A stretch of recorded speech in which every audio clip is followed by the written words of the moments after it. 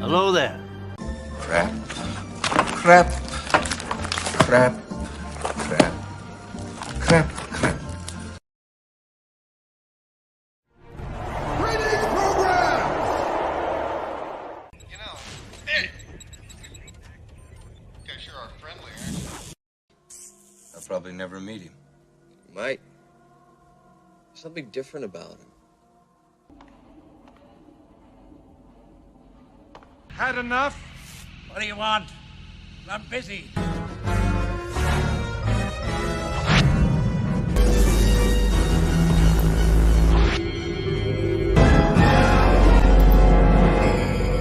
No, we have Test. a race. Greetings. There's nothing special about you. You're nothing. You will each be part of me. Together, we will be complete. Use the Force. Let go. The Force is strong in this one.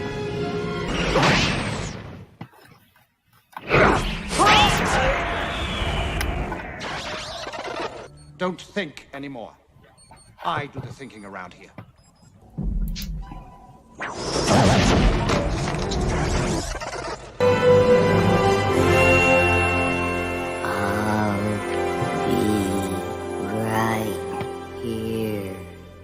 Have you not?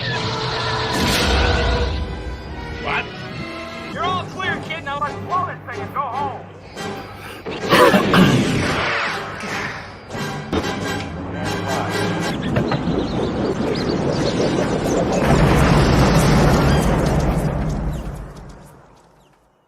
He saved us. He really did it.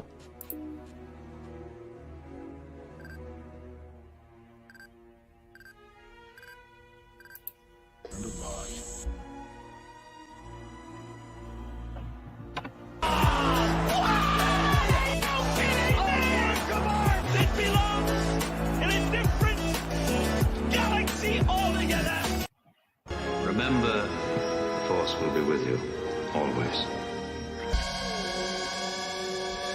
Greetings, program.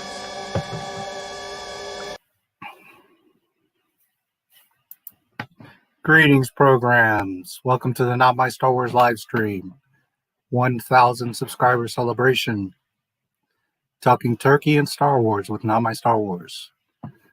I hope everyone had a very great Thanksgiving. A little bit different this year for everyone, I suppose, but hopefully you guys got to get together with some family and friends and enjoy some turkey. There's quite a bit going on, both with Not My Star Wars and Star Wars in general, so plenty to talk about today.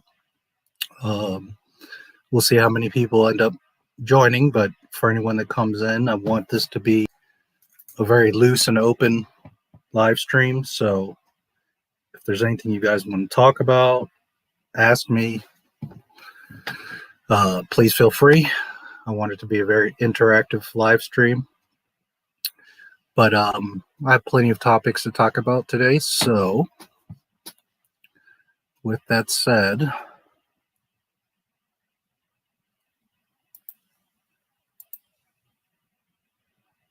where shall we begin? I have so many different things we can talk about.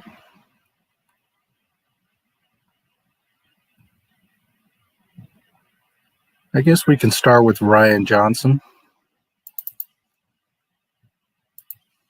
Just a moment.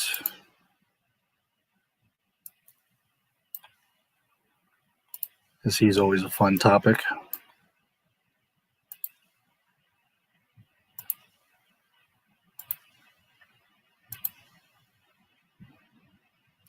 Okay. You should be able to see this, hopefully.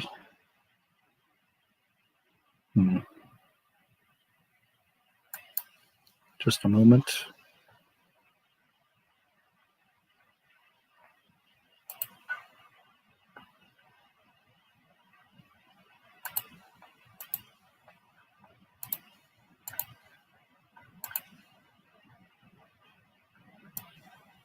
There it is.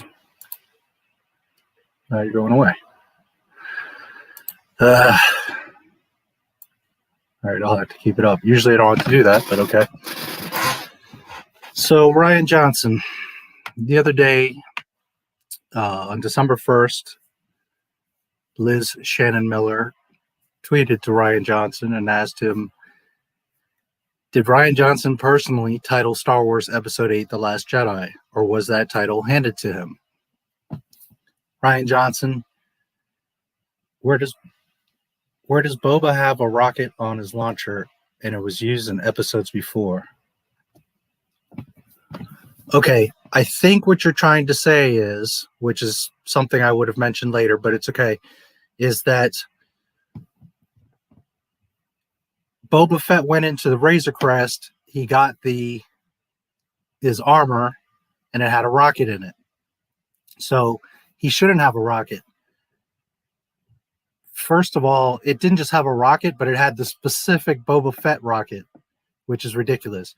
Mando doesn't have a bunch of rockets just hanging out in the back of his ship. So for there to be a rocket on Boba Fett's jetpack was stupid. I think that's what you were talking about, and yes, it was dumb. It was great to see him fire the rocket and take out those ships. That's awesome, but you have to use some logic, and there's no reason why he should have a rocket. So, but that's Disney. They don't think. They just want it to look cool, so that you'll be like, oh, look. But they don't think, and you have to have logic in Star Wars. That's what made Star Wars. Give me just 1 second. I'm gonna because one thing I didn't do is share this out, and I just want to share it out to like 2-3 places real quick.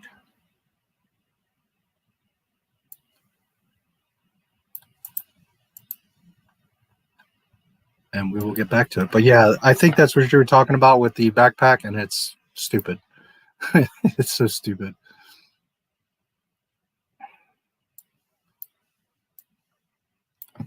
You have at first Cobb Vanth that has a rocket. Now, Cobb Vanth had the armor for a while, so you could say, being a marshal on Tatooine over time, he thanks for subscribing, Ajax.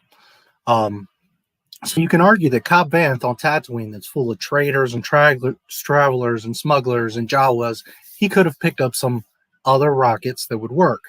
So he would have one or two. Fine. He used one to shoot the pirates as they were leaving. He used at least one against the Krayt Dragon. And I'm trying to think, did he use a third one? I think he might have used a third one, but that's okay. I could understand Cobb Vanth having 3 or 5 spare rockets because over time. But for just coming along and finding his armor and it having a rocket in it was just dumb.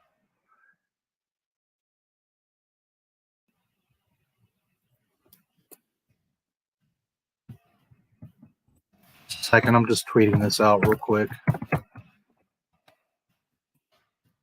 Should have done earlier. Sorry about that, guys. I just trying to get all this stuff together. Anyways, I have a lot of cool stuff that we'll talk about today. And again, if you just came in, you know, I want this to be a very open stream. So let's talk. If you guys have any questions for me, Star Wars stuff, whatever, I want us to have a pretty open conversation. Happy turkeys to whoever just came in.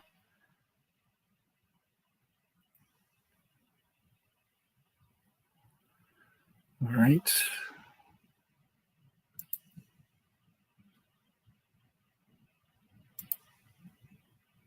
Just sharing it real quick, and we will get with it.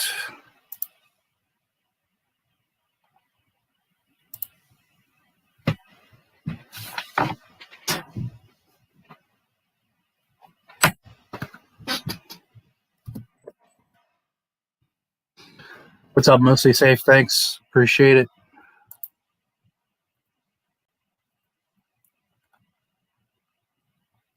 Everything like blew up in this last week. I'm over 3,000 subscribers now. It's crazy.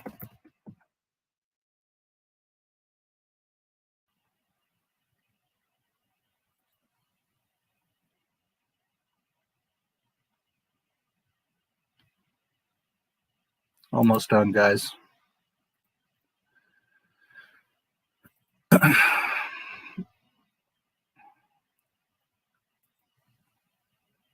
There's a bunch of I got some good stuff for you guys. Some juicy Disney stuff, some Rian Johnson stuff, some Mandalorian stuff. So we'll have plenty to talk about.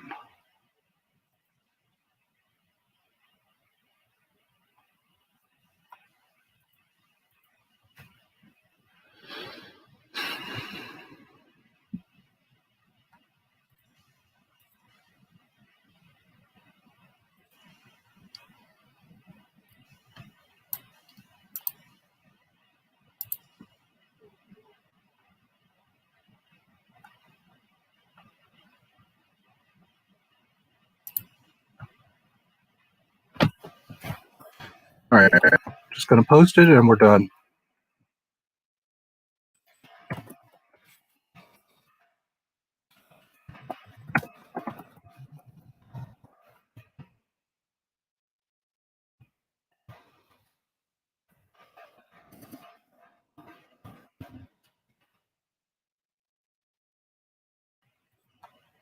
Okay.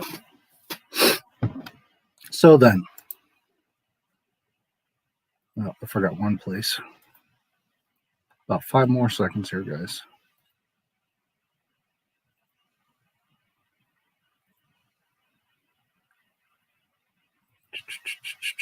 Come on.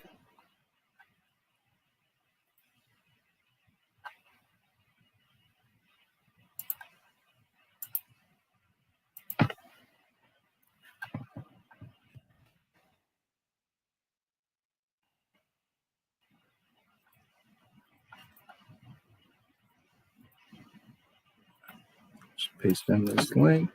We're good to go. All right. Apologize, guys. So, Rian Johnson.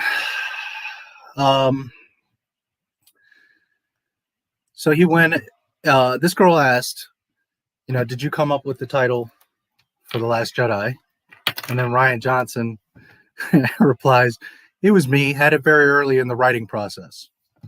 All right. Did you now, Ryan? Is that what happened?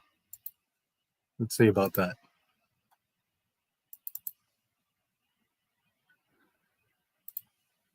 Just a second.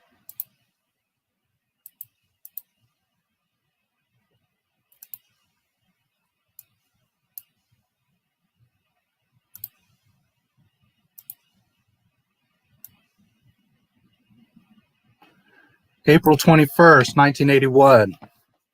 Marvel Comics, Star Wars, The Last Jedi. So, Rian Johnson continuing to lie.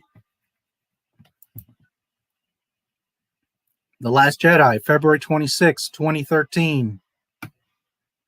Not long after Disney had bought Lucasfilm. Hopefully that's showing up for you guys. Yeah, it should be. So, Rian Johnson making shit up.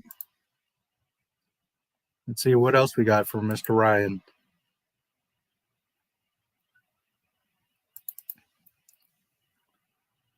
So then, later in that thread,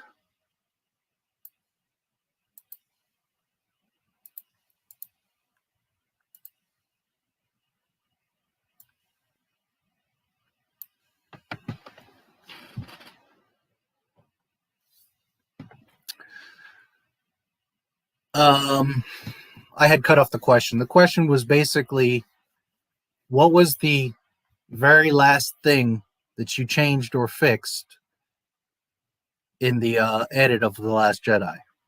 So then Rian replies, boy, that's hard to remember. Like with any movie, you're adding and changing all the way until you lock the edit. And many of the screens evolved in rehearsals, working with the actors. Okay. All movies go through changes throughout the entire film. But historically, Hollywood is very on the money. They give you a budget and they expect you to finish the project on time.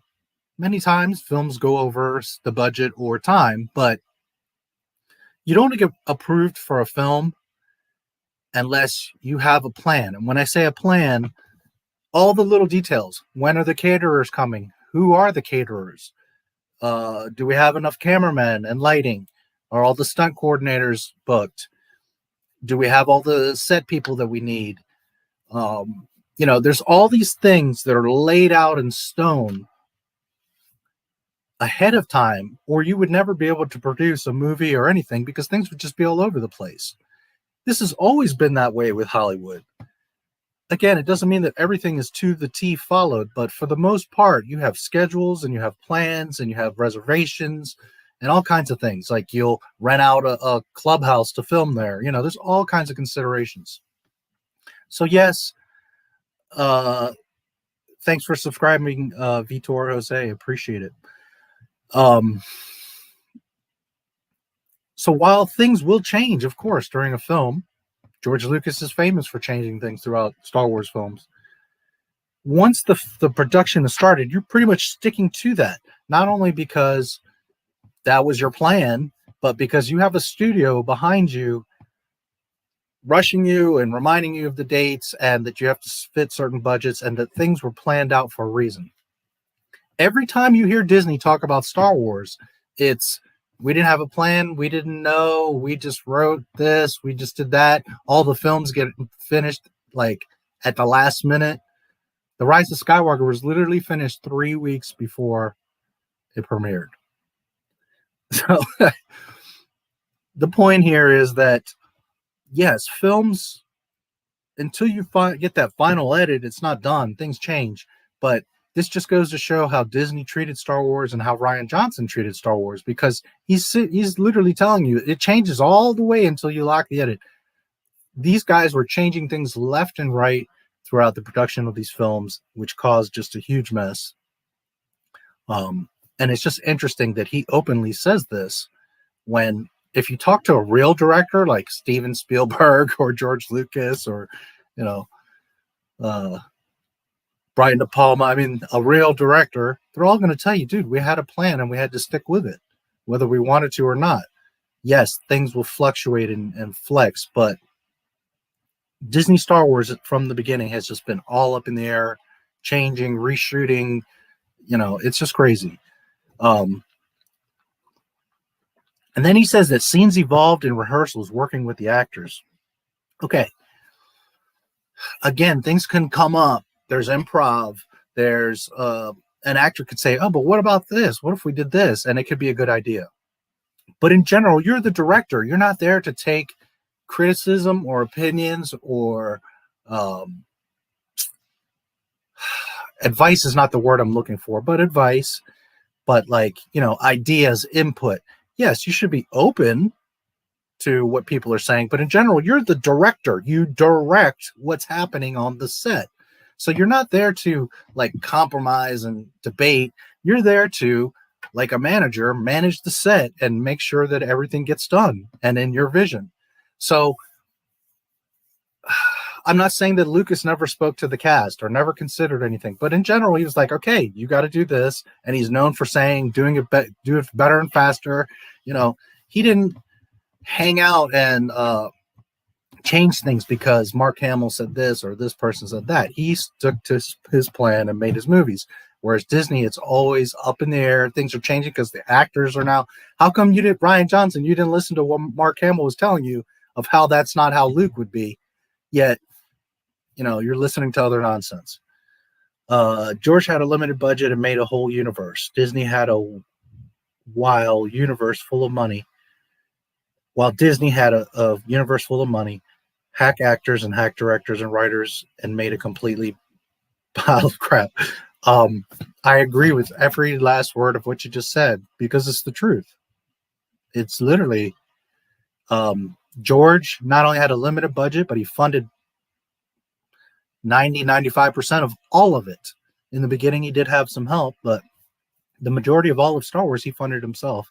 I can't argue. Do JJ and dumbass here, Rian Johnson, both hacks. The actors, I didn't care for them either. I didn't think they were that great. Although, to be fair to the actors, it was more so the script's fault and the director's fault. So I can only go by what I see there. If I see them in future movies, maybe they'll do much better. But as far as what they did in Disney, in Star Wars, was terrible. And it is a pile of crap. Yeah, absolutely. So, he just once again confirms that he doesn't know how to make movies. They're all loosey-goosey, and that he's talking with actors and all this, and that's just not how you do movies, Rian Johnson. And it shows. It shows in the product. Anyways, did you ever consider Anakin's ghost showing up to speak with Luke and or Rey? And this is the best part. Briefly for the tree burning scene, but Luke's relationship was with Vader, not Anakin, which seemed like it would complicate things more than that moment allowed. Yoda felt like the more impactful teacher for that moment. Okay. Now, I know a lot of people have covered this, but, I have to.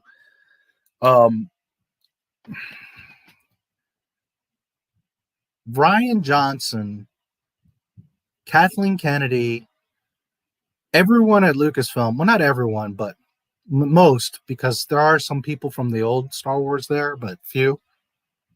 But pretty much like 95% of Lucasfilm and Disney have never watched Star Wars because they are so completely clueless as to what the fuck Star Wars is.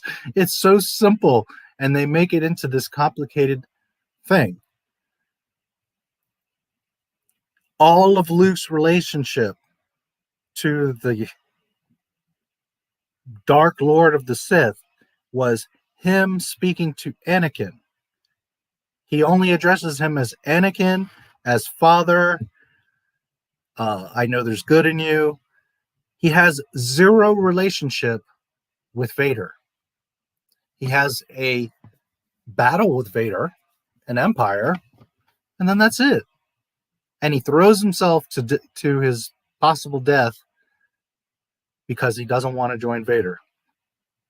So he has no connection to Vader, no compelling moment where he was going to maybe join the dark side or none of that nonsense. He, from the beginning, accepted that his father was, that Anakin was in that suit, and he related to him as Anakin. No other way. Not once does he call him Vader, Darth Vader, Evil Lord, none of that. He always refers to him as father and Anakin.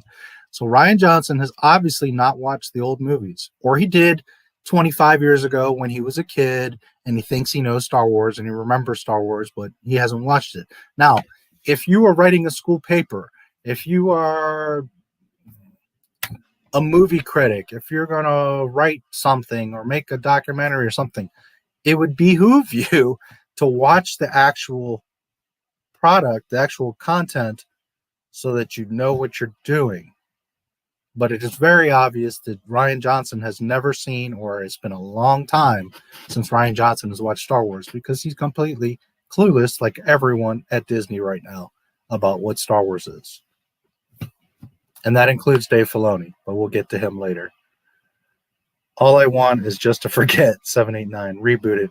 That would be amazing. That's, to me, that's what has to happen. That they need to just wipe them out. That's the first step, and then they should redo them the way they should have been done. We'll see. I'll be talking about Disney finances a little bit later, but they're way billions of dollars in the hole. They're not bringing in money. And I've said it for months now, probably in 2021, they're going to have to start selling off IPs. And the IP that has performed the worst for them is Star Wars. So Star Wars will be the first thing they sell off. So we'll see what happens. All right. So anyways, for the 10 millionth time, Rian Johnson has put his foot in his mouth, looked like an idiot.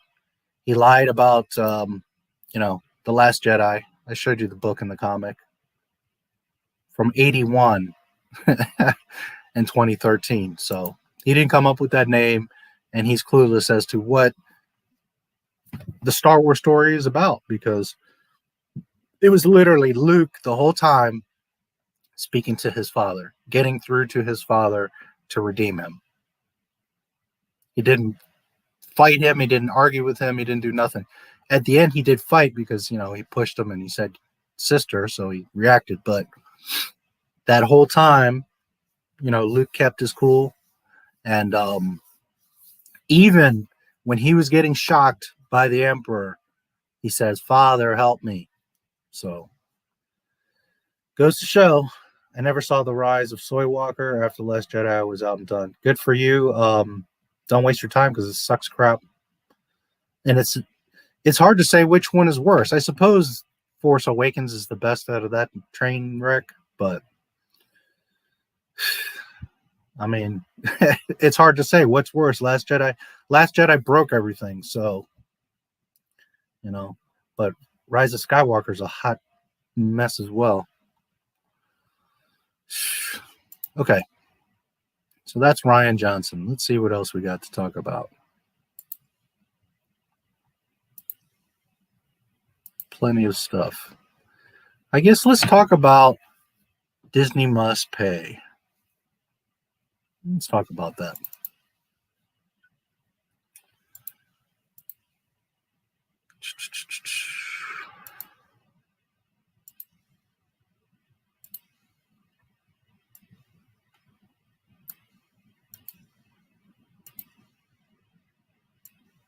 Okay.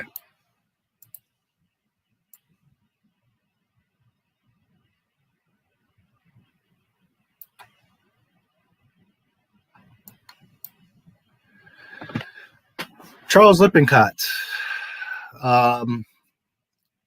He was with Star Wars back from the beginning. He was essentially the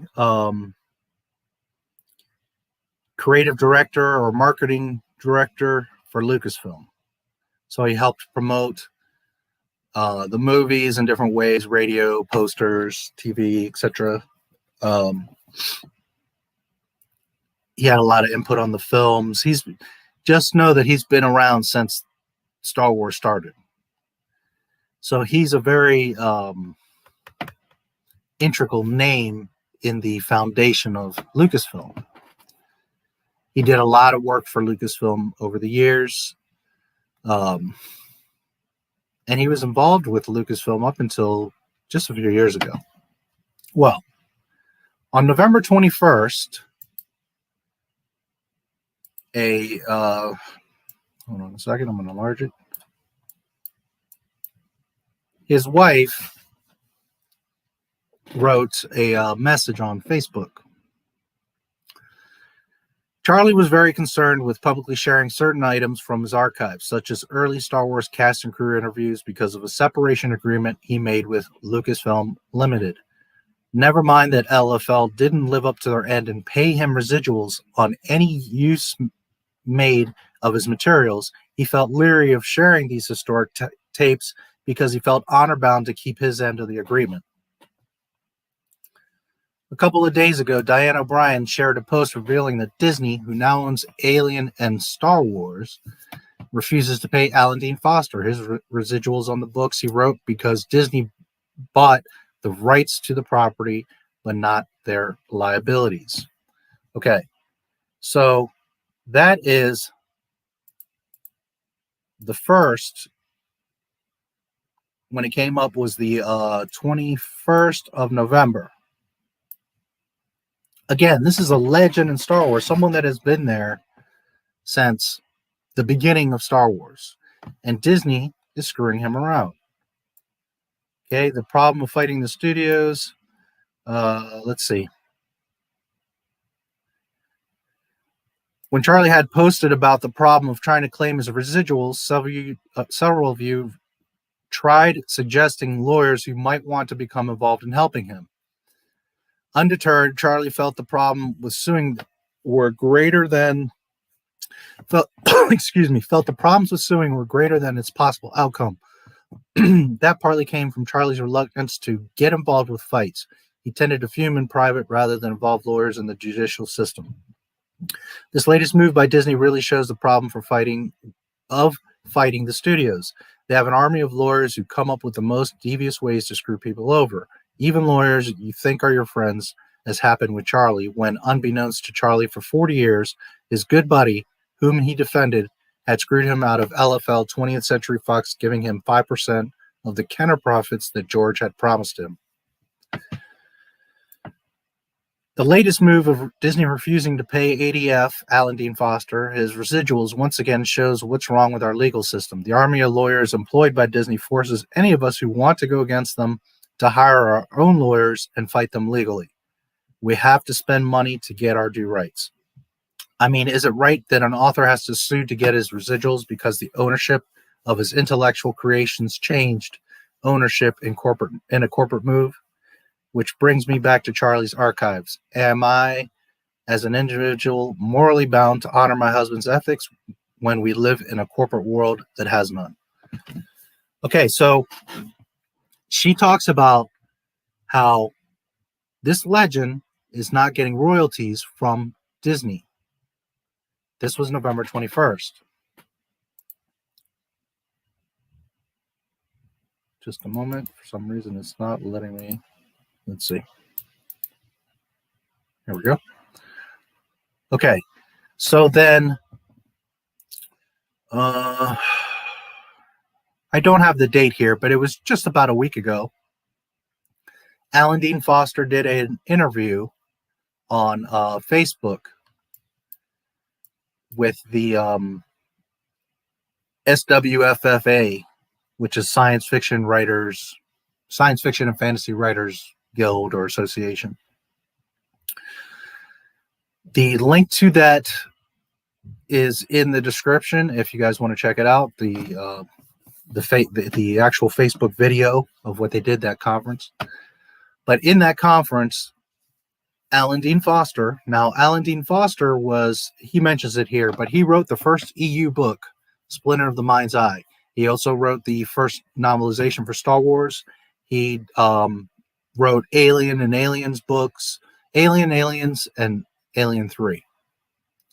So Disney now owns Lucasfilm, which was the Star Wars stuff, and they own Fox, which is the Alien stuff. And Disney is also refusing to pay Alan Dean Foster. Alan Dean Foster has been involved with Star Wars, again, from the beginning. He was there when they were preparing the set for A New Hope. So he's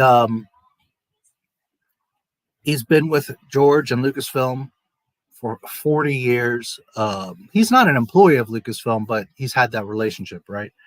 And now Disney is pulling the same trick, saying that because we purchased Lucasfilm doesn't mean we purchased its liabilities, although that is not how it works. You do, in fact, gain all the good stuff, but you also get all the liability. So during that press conference, Alan Dean Foster read a letter that he wrote. He just said, this is the easiest way. I'll just read the letter. Let's take a look. Dear Mickey, we have a lot in common, you and I. We share a birthday, November 18th, today. That's when it was, November 18th. My dad's nickname was Mickey, and there's more. When you purchased Lucasfilm, you acquired the rights to some books I wrote. The novelization of Star Wars, the very first film, Splinter of the Mind's Eye, the first sequel novel in the expanded universe. You owe me royalties on these books. You stopped paying them. When you acquired 20th Century Fox, you acquired the rights to other books I had written, the novelizations of Alien, Aliens, and Aliens 3, or Alien 3. You never paid any royalties on these or issued any royalty statements for them. All of these books are still very much in print. They still earn money for you. When one company buys another, they acquire the liabilities as well as its assets. You're certainly reaping the benefits of the assets. I'd very much like my minuscule, though it's not small to me, share. You wanted me to sign an NDA, a non-disclosure agreement, before even talking. I've signed a lot of NDAs in my 50-year career. Never once did anyone ever ask me to sign prior to negotiations. The obvious reason, once you sign, you can no longer talk about the matter at hand. Every one of my representatives in this matter with decades of experience in this business echo my bewilderment. I'm not a lawyer, but I have looked into it. Most places it is, especially with big corporations, it is normal to sign an NDA first. That way, whatever is discussed can't be discussed outside of, right, and after that NDA. But from what I understand in the writing world, especially in the past, it wasn't this way. Again, I'm not a lawyer. I don't know all the details of everything happening, but I'm going by what a trusted author and others in the writing community are saying. You continue to ignore requests from my agents. You continue to ignore queries from Science Fiction Writers of America. Sorry, of America, not association. I had said association earlier. And it's actually SFFWA because it's Science Fiction and Fantasy Writers of America. You can continue to ignore my legal representation. I know this is often what gargantuan corporations do, ignoring petitions and inquiries, hoping that the petitioner will simply go away or possibly die. But I'm still here, and I'm still entitled to what you owe me, including not to be ignored just because I'm only one lone writer. How many other writers out there are you similarly ignoring? So, as we just talked about Lippincott a minute ago, and now this. My wife has serious medical issues. In 2016, I was diagnosed with aggressive variety of cancer. We could use the money, not charity, just what I'm owed. I've always loved Disney, the films, parks, growing up with the Disneyland TV show. I don't think Uncle Walt would approve of how you're currently treating me. Maybe someone in the right position just hasn't received the word. But after all these months of ignored requests and queries by accountants, and as a guy named Bob Iger once said, the way you do anything is the way you do everything. I'm not feeling it. Okay, so a couple key takeaways here. It's been several months that he's been going at this with Disney. I also want to mention that he says, I've always loved Disney, the films, the parks, growing up with Disneyland TV show. For those of you that are new to Not My Star Wars, I was that kid. I grew up with Star Wars. I loved it. I grew up with Disney. I loved it. I was fortunate to grow up with all the 80s cartoons. So I love all that stuff. Transformers, Mask, G.I. Joe, all that cool stuff. And I, like anybody, grew up, Mickey Mouse. I went to Disney World. You want to believe in that magic that they show you. But when you pay attention to Disney and you see how they really move and the things that they do and say and how they act, and now they've gone into this new era of like virtue signaling everything and diversity and representation, and then you compound that with how they utterly destroyed Star Wars. How could you screw that up? And they managed to kill Star Wars. So, I mean, kind of an impossible task, but they managed to do it. So I, like him, I don't hate Disney. I didn't grow up like, witch hunt Disney. No, on the contrary, I very much grew up with it and loved it. But when you pay attention to what they do, it forces people to speak up. And that's what Not My Star Wars is. So, some of you have been with me for a while and will recall that I did an interview, or one of the What Star Wars Means to Us episodes with Jonathan Rinzler. Thank you again, Jonathan, if you happen to see this. It was a really great time, and I'll try to have you on again. So you can find that in my What Star Wars Means to Us playlist on the channel. If anybody wants to see it, I'll also put a card up here to that video, that live stream. Jonathan he came in right during Attack of the Clones, and he was with Lucasfilm for several years. He did all of the making of Star Wars, making of Empire Strikes Back. He also did Alien stuff and a bunch of other books. He's a very accomplished author, and he was the executive editor of Lucasfilm Publishing for several years. So anyways, check out his episode. I think it's episode 4 of What Star Wars Means to Us. Jonathan was awesome. So I mentioned Jonathan because he's another guy that had been, not from the beginning, but with Lucasfilm a long time. He worked very closely and personally with George Lucas. He had access to the vaults and saw all kinds of things that a lot of us can only dream of ever having access to. So, when I took this, it had been 13 hours. I believe it was the same day, or maybe a couple days after what Alan Dean Foster had written. So then Jonathan says, seems normal that Alan Dean Foster should be paid. After all, I have similar concerns. I support Alan Dean Foster. So I don't think that Jonathan is saying anything has happened yet, but apparently he's concerned as well because,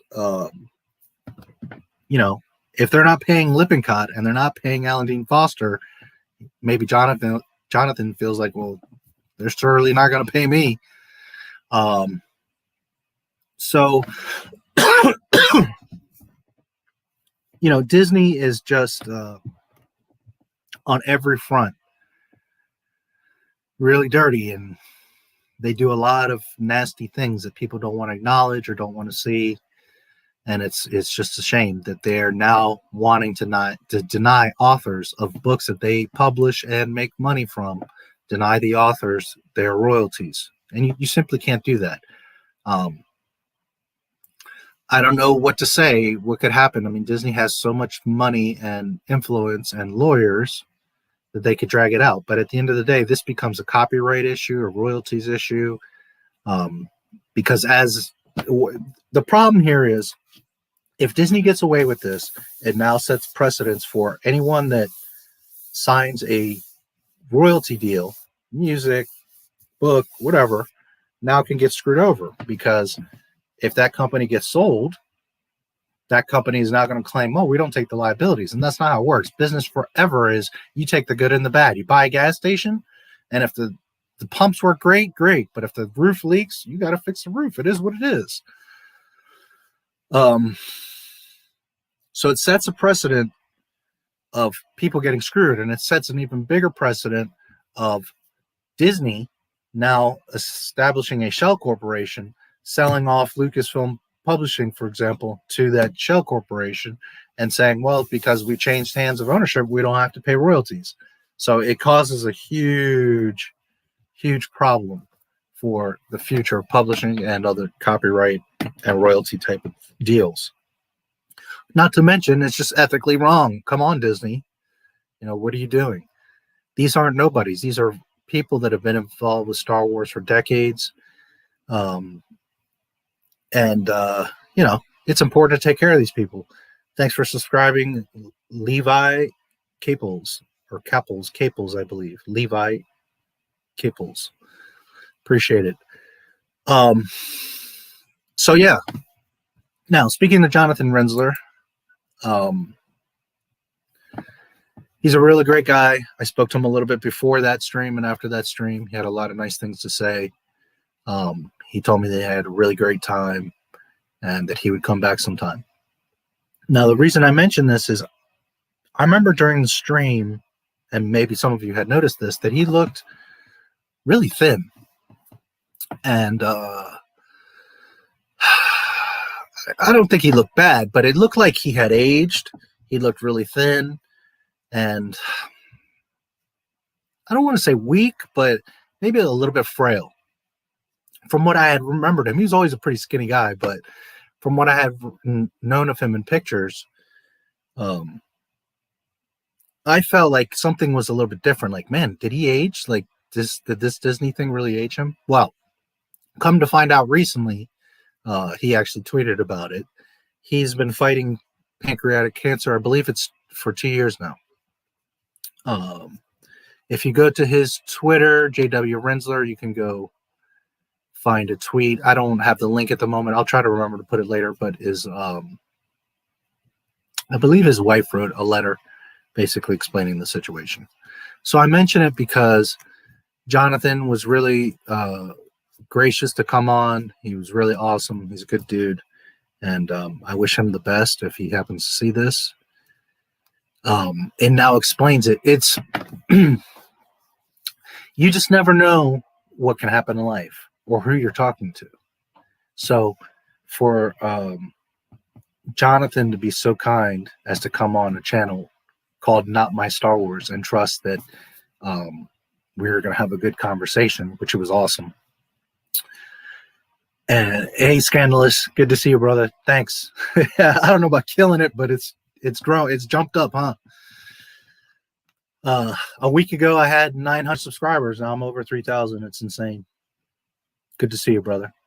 If you want to come in, if anybody wants to come in and say hello, just let me know. I'll give you a link and you can stop in or, hang out. Either way, I appreciate it. So, Rinzler, not only was he kind enough to come on, but now in hindsight, you never know who you're dealing with or what's going on in their lives. So now in hindsight, I know that he's fighting pancreatic cancer and he's on my stream, and just being himself. And we had a great time and we had a great Star Wars conversation. So just really awesome. So anyways, just wanted to say thank you to Jonathan again. If you guys don't know him, check him out. JW Rinzler. Again, there's the What Star Wars Means to Us live stream. It was really a good time. I hope you check him out and support him. Some kind words I'm sure he would appreciate. And he, as mentioned in that stream, sent me a copy of his book. He signed it for me. That was awesome. See if I can find it. I won't let you really see it because it's personal, but there you go.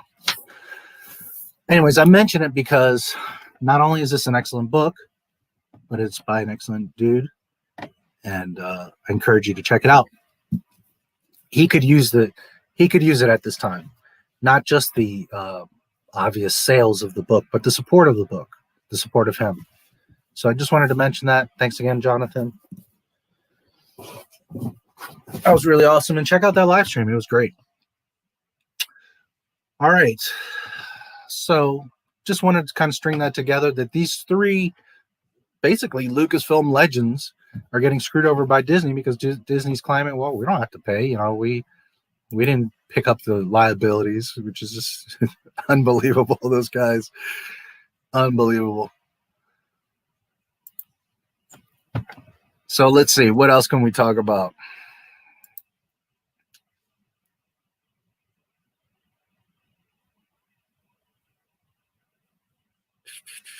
Ryan. Okay, let's take a look at this, the Star Wars archives. I recently did a stream where Darth Maul and Darth Talon in George's sequel trilogy. If you're curious about that, check it out. I'm not going to go over that whole thing again. It was a lot, but I bring up a lot of interesting points and facts in that stream. The long and short of it, no, it was just a concept. It was just an idea. And a lot of people were like, oh my God, this is what it was going to be. And it wasn't. Anyways, there's, I don't know if that day I got to really read this stuff. So I keep thinking like I missed it. So just in case, I want to read it because there's some interesting stuff here that is Star Wars in general related.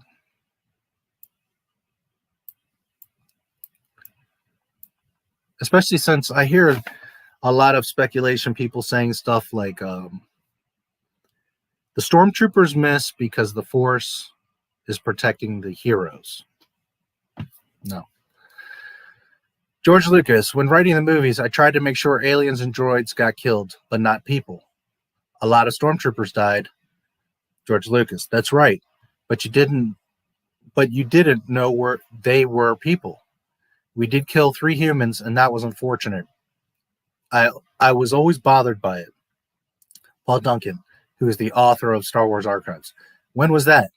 On the Death Star, when Han and Luke go into the prison with Chewie to rescue Leia, they shoot 3 Imperial guys. The guards drew their guns and fired first, but it's still a shame. Really? Yeah. We very consciously didn't kill very many humans in those movies. What about the stormtroopers? They look robotic, but they're not. How do you know what they are? Okay, so the first interesting thing is early, and I'm talking like 78, 79. Well, even when Star Wars first came out, a lot of people were talking about the Clone Wars. Like, what was that? Are we going to see that? What happened? How did all this come to be, right? What the Clone Wars must be important. So we always kind of perceived there was different theories that the stormtroopers were leftover clones. They were maybe new clones. They were new people that are hired throughout the galaxy to become Imperial soldiers. Apparently, none of that is true. How do you know what they are? Did you have a different idea of what they were? Yeah, they started out as clones. Once all the clones were killed, the Empire picked up recruits like militia. They fought, but they weren't very good at what they did. That's why they kept missing. That after the Rebels won, there were no more stormtroopers in my version of the third trilogy. Okay, so apparently the stormtroopers and the Empire wasn't so organized, at least when it comes to the mass forces. Because George Lucas himself, this interview was from last year, by the way, November 2019. He himself says, that they're just loose militia that the Empire is hiring. They're not like going through training school and the Imperial Academy and all that, like Solo kind of implied. And different stories have implied that they are like this organized army, and they're not. They're just militia that are hired, and this is why they're not good shots, because really they're just a bunch of rookies from around the galaxy that they're recruiting. George Lucas says it right here. The Empire picked up recruits like militia. So I'm not saying that the Empire didn't have any organization or any training or anything, but I pretty much envisioned it, and like as he said, that they just were getting people from around the galaxy that wanted a job, give them a uniform, pretty standard uniform. You would have to be a standard size, and that was it. You were thrown to it. The stormtroopers never showed that they were very organized or lethal. I know everybody gets clung up on the this couldn't have been sand people. These are precise bolts. Okay. When you're standing in front of the treads are taller than you, this massive sandwalker, you get up pretty close to it and you're just shooting at the treads. I don't think it's such a great accomplishment. One of the EU books says that I don't remember the vehicle, but some like scout drone thing comes and is actually the one that shoots the treads from a ship. So whatever the case, I think everybody kind of assumes that the stormtroopers are supposed to be great. And I even myself get frustrated with, like the Mandalorian, the scout troopers missing that can right in front of them. That's just dumb. But it is what it is. And Lucas is sitting here telling you that they missed because they're just not that good. Not because of the Force, not because of plot armor. That's what they are. They're just... Here's another thing. Imagine wearing that stupid helmet. Like, you wouldn't be able to move around or see very clearly. I mean, it just... You have this clunky armor. It's not... Stormtroopers were more a visual. You would see 100 of them or 1,000 of them and they would be intimidating. But were they truly on their own at any time that special? No. So anyways, I had planned for the first trilogy to be about the father, the second trilogy about the son, and the third trilogy about the daughter and the grandchildren. I guess I'll go ahead and read this because I don't remember what I did read or what you guys may have missed. So episodes 7, 8, and 9 would take ideas from what happened after the Iraq War. Okay, you fought the war, you killed everybody. Now what are you going to do? Rebuilding afterwards is harder than starting a rebellion or fighting the war. When you win the war and you disband the opposing army, what do? The stormtroopers would be like Saddam Hussein's Ba'athist fighters that joined ISIS and kept on fighting. The stormtroopers refuse to give up when the Republic win. They want to be stormtroopers forever, so they go to a far corner of the galaxy, start their own country and their own rebellion. There's a power vacuum, so gangsters like the Hutts are taking advantage of the situation, and there's chaos. The key person is Darth Maul, who had been resurrected in the Clone Wars cartoons. He brings all the gangs together. Okay, so as he said, the stormtroopers are just like outcasts. They're just like loose cannons around the galaxy that they're just opposed to the Republic. It's not so much that they're like highly trained Imperial troopers that are dedicated to the Empire. They're just outcasts. And it's not to say that the First Order couldn't begin taking them as slaves and training them that way and doing their thing, but it just shows another inconsistency of what Lucas had created and what Disney is creating it. Okay, the rest of this I had read in the other stream. I guess I'll read it because it's not much left in case anyone missed it. Was Darth Maul the main villain? And again, keep in mind that this was just one of the ideas Lucas had many years ago.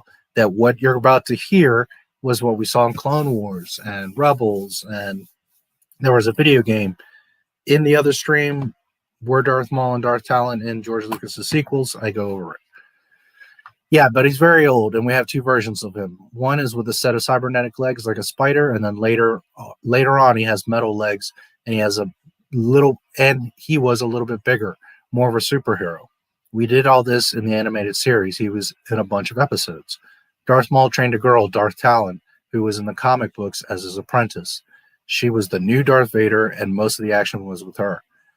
So these were the two main villains of the trilogy. Maul eventually becomes the godfather of crime in the universe because as the Empire falls, he takes over.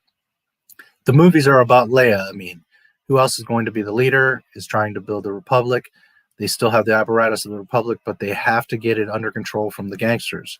That was the main story.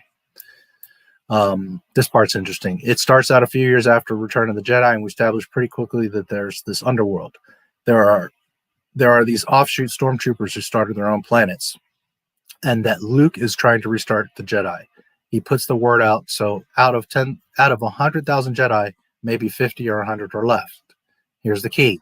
The Jedi have to grow again from scratch, so Luke has to find 2- and 3-year-olds and train them. It'll be 20 years before you have a new generation of Jedi. Okay, so as I've said in many streams, all the Jedi are dead. Order 66 finishes the Jedi. That's why Ahsoka cannot exist in Mandalorian. That's why she's a problem. And we're going to talk about Ahsoka, Miss Ahsoka, in just a little bit here. But that's the problem with Ahsoka, because there are no Jedi. That was the point of A New Hope. Luke is the new hope. There are no Jedi. Now, are there children, 2- 3-year-olds that he goes out and finds and brings them up over 20 years? And as we all know in the EU, Luke brings back the Jedi Order? Absolutely. But any viable Jedi that's going to fight, have an influence, do anything, doesn't exist. All the main adult Jedi are gone. All of them.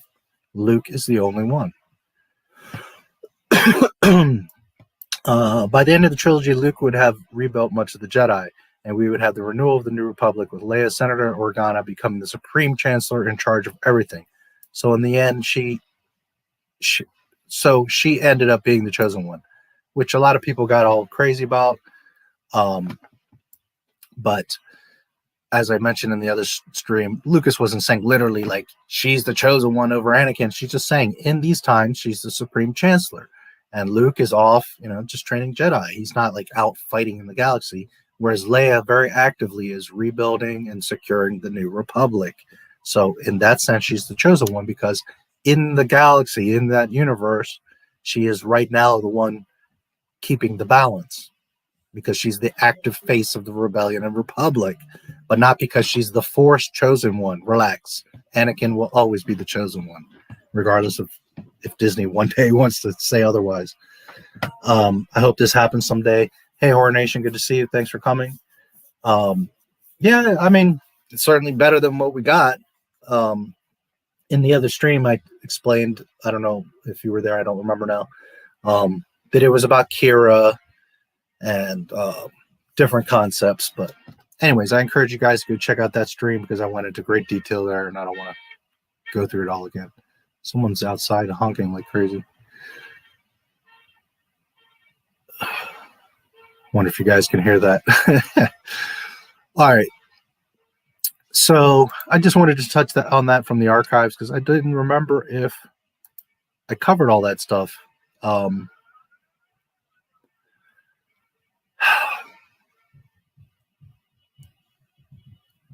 what is going on outside?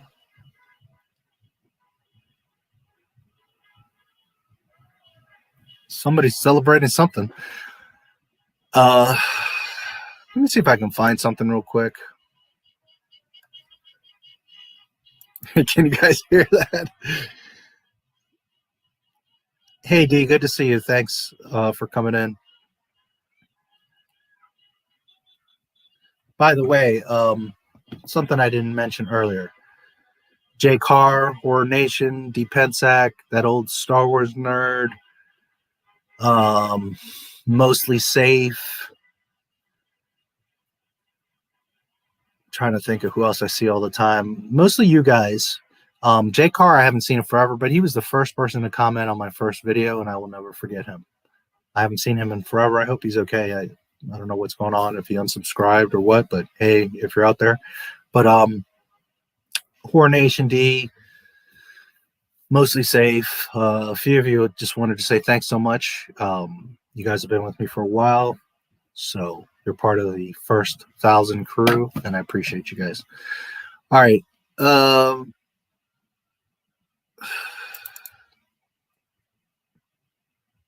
want to see if I can find something real quick for you guys, because it's a lot of people have been talking about that in my other video, so I want to just address it.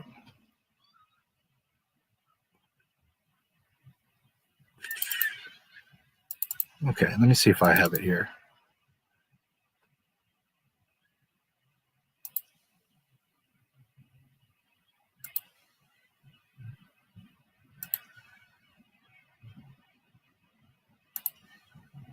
Something's going on. I can hear a bunch of kids outside honking and hooting.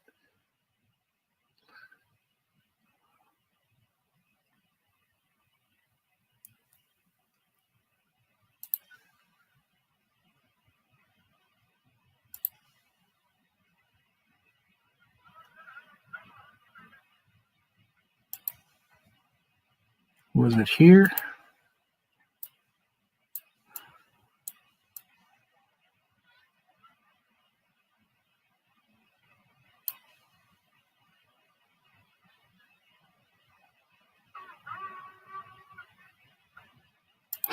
Something.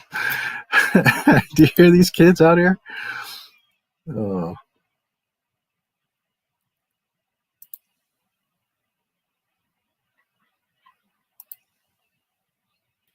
Okay. Here's I want to show you guys 3 pages from the book that I didn't cover last time.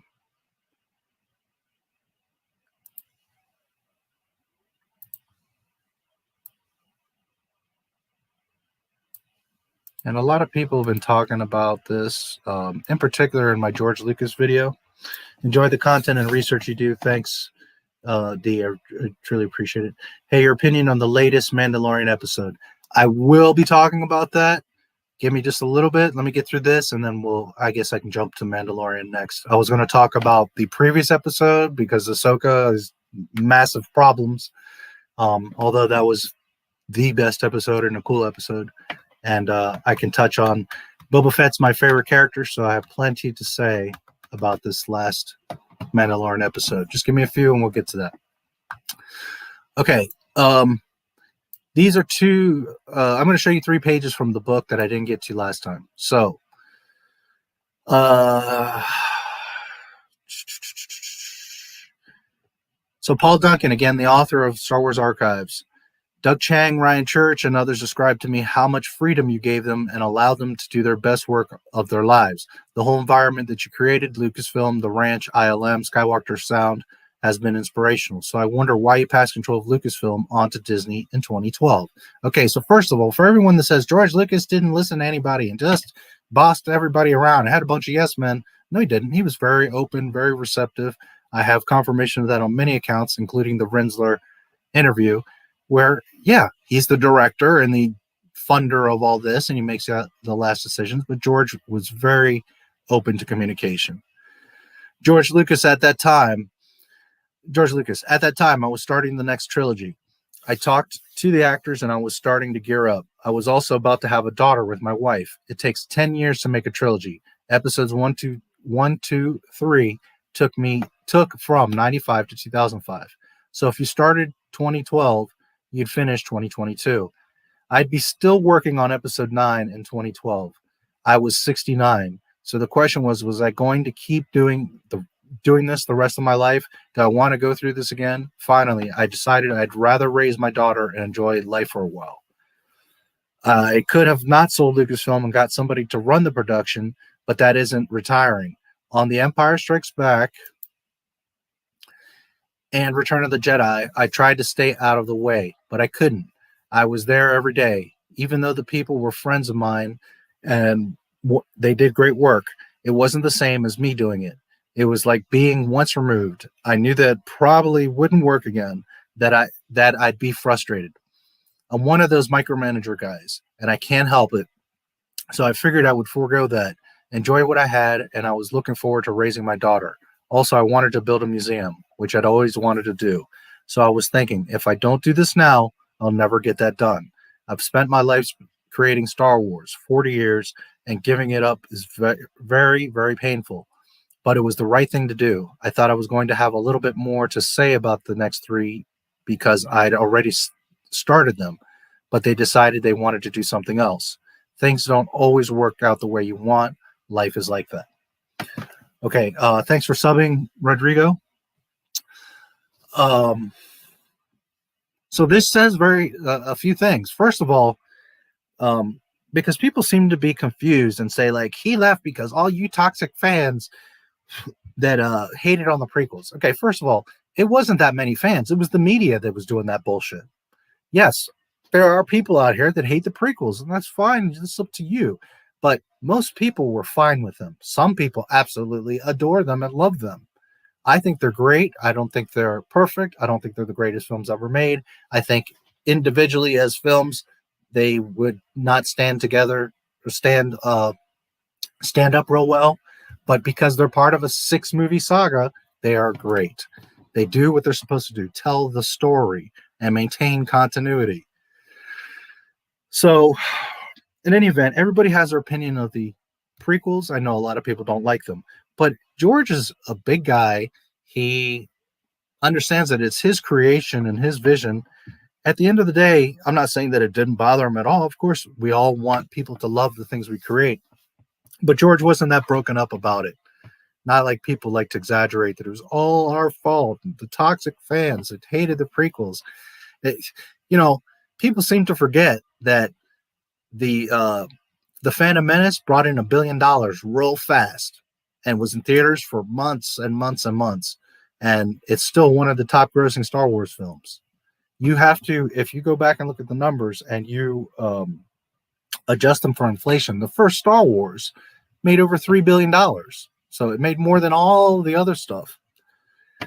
So the prequels, I know a lot of people don't like them, but they were far from failures. They made a ton of money. They sold a ton of toys. They wrapped up and continued the Star Wars saga, and they served their purpose. So Lucas wasn't that broken up about it. Furthermore, he made the cartoons. So if he was that broken up about it, he wouldn't have made those cartoons. So it was really about him freeing up his life. Imagine if you were doing something for 40 years and now you're going to make another commitment to another 10 years. He had a newborn daughter. He wants to do his museum and do other things, and I don't blame him. I think the smarter thing would have been to keep control, ownership, and just have somebody, whether it was Filoni or whoever you chose, have Kathy, give her a trial run. Once she screwed up in the beginning, well, you fire her. But you should have kept control. That's his one mistake. So anyways, he wanted to do other things. He didn't need the money. Guys, he had much more than $4 billion already. That's another thing that's funny to me. People are like, he sold out. He just wanted money. He had probably 10 times that. And not to mention Star Wars was worth a lot more money. So in a way, it was just him trying to continue the torch, hoping that Disney would respect it and keep it going. But we know what happened there. And don't forget the technology innovations the prequels provided, which was essential in getting us where VFX are today. The prequels totally changed Hollywood. Something sometimes people forget is Lucasfilm isn't just Star Wars. It's Skywalker Ranch, Skywalker Sound, ILM, Lucasfilm Publishing. It was Lucasfilm, Lucas Games, Lucas Arts. I mean, there's a lot of stuff there. So with that said, they worked on a lot of projects. The Abyss, Jurassic Park, Avatar, just so many huge films were because of ILM. The first digital character, for those that don't know, is the stained glass knight in The Young Sherlock Holmes, which was made by ILM. That's the first truly digital character in a film. So, Lucasfilm, George, the extension of George Lucas, right, has impacted every blockbuster in Marvel, whoever you want to think of, ILM. Whether directly or indirectly, ILM is responsible for any big name film you can think of. Anyways, there's a lot of people commenting on that Lucas video that he sold out and he's stupid and he's this and why'd you sell it, blah, blah, blah. And, people are so narrow-sighted sometimes. The guy spent over 40 years of his life, while you were having a family and traveling and doing other things. And not that he had a bad life. I'm sure he's had a charmed life, but not having the freedom to go places, not having the time to enjoy your own art because you're constantly on this 10-year schedule. There was space between the OT and PT, but still. So I think it was a huge mistake that he sold it, but it is what it is. And at least he did it for the right reason. First of all, he gave all the money away from selling it. Second, he's building a museum for not only California, but, that whole area. But it's a free for kids museum, an art museum. I mean, that he's building with his own money. Well, I don't know. Maybe the state. I don't know the terms there, so I don't want to say that. But I know it's a lot of his own money for sure. And he just wanted to spend time with his family. You can't be mad at him for that. He could have been a little bit smarter about it, but it wasn't about money, guys. It wasn't about the prequels. People hate the prequels. They did just fine. There's a lot of people that love the prequels. Okay. This page has some cool information on it as well that I wanted to share with you guys. Here on the left is what I had read earlier. So, Hope and Faith. And by the way, so you can see a page. It's a pretty cool book. Has a lot of the behind the scenes, unseen artwork and photos and stuff like that.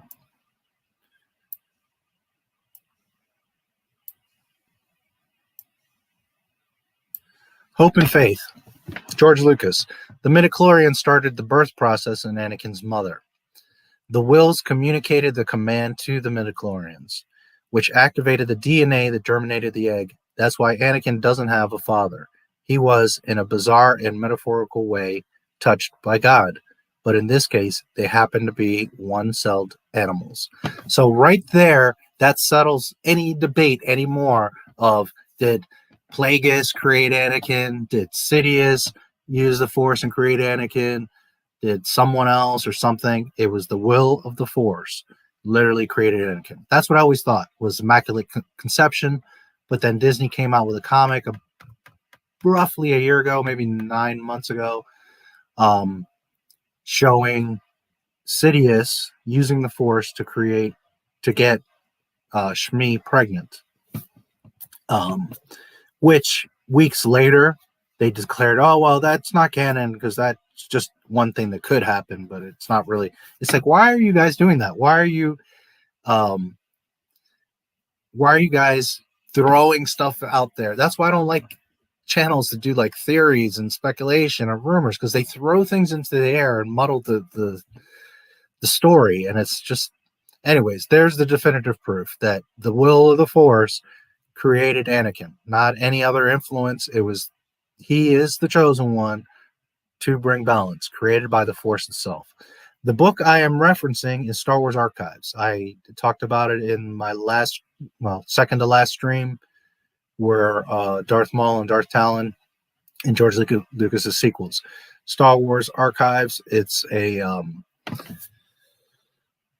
like a really wide book, something like 600 pages. It's got, it's like huge, long horizontal pages, and it's all kinds of behind the scenes. And that's where I showed you the picture, the George Lucas with the Star Wars saying on it when they were in Tatooine for the Phantom Menace. Star Wars Archives. So the big beautiful one is like $250. Apparently there's a smaller version for about $25. I'll probably pick it up because there's lots of stuff in there. Anyways, let's continue on. Paul Duncan, it reminds me of the Perseus and Heracles and other heroes of mythology who receive their powers from the gods, usually because Zeus fathered them. Zeus is an absent father. The theme of fatherhood, or lack of it, runs through the saga. Qui-Gon doesn't quite become a father figure for Anakin. I don't think, but he's certainly somebody in authority who he then loses. Then Obi-Wan becomes a father figure, and later Palpatine, the theme, and later Palpatine. Sorry guys, it's a little blurry. I'm trying to make it big for you, but it's making it blurry for me. Okay, maybe that'll be better. And later Palpatine. The theories continue with Luke and even Jango Fett. The Kaminoans are making all of these clones of him, yet he asked for one to be unaltered so that he can raise him. George Lucas, Jango was a father to thousands, but he wanted a son that was not altered to be obedient. He wanted him to have his own personality and his ability to be self-sufficient. Do the other characters, Qui-Gon, Obi-Wan, Palpatine, have that fatherly feeling also? I think so. I think ultimately they want to mentor someone, to pass on their knowledge and training to someone else. That's a part of fatherhood. I don't know whether you'd call it fathering, but it comes very close. Mentor and father are pretty much the same issue. Paul Duncan, Palpatine acts in a fatherly fashion. George Lucas, he's acting as a father, but what he's trying to do is recruit Anakin to be his trainee, his apprentice. And he's doing that because he knows that he has a high midichlorian count, so he could be a powerful Sith Lord, even more powerful than he is. It's like he's trying to build a better spaceship or a better gun, more than it is he's a father. He sees him as a weapon for the dark side. So he's a false father wanting to control him. Obi-Wan becomes more of an elder brother. Okay, so there's just some interesting stuff there. Main thing is we have confirmation of Anakin being created by the Force. All right. What do we got next? Go back here.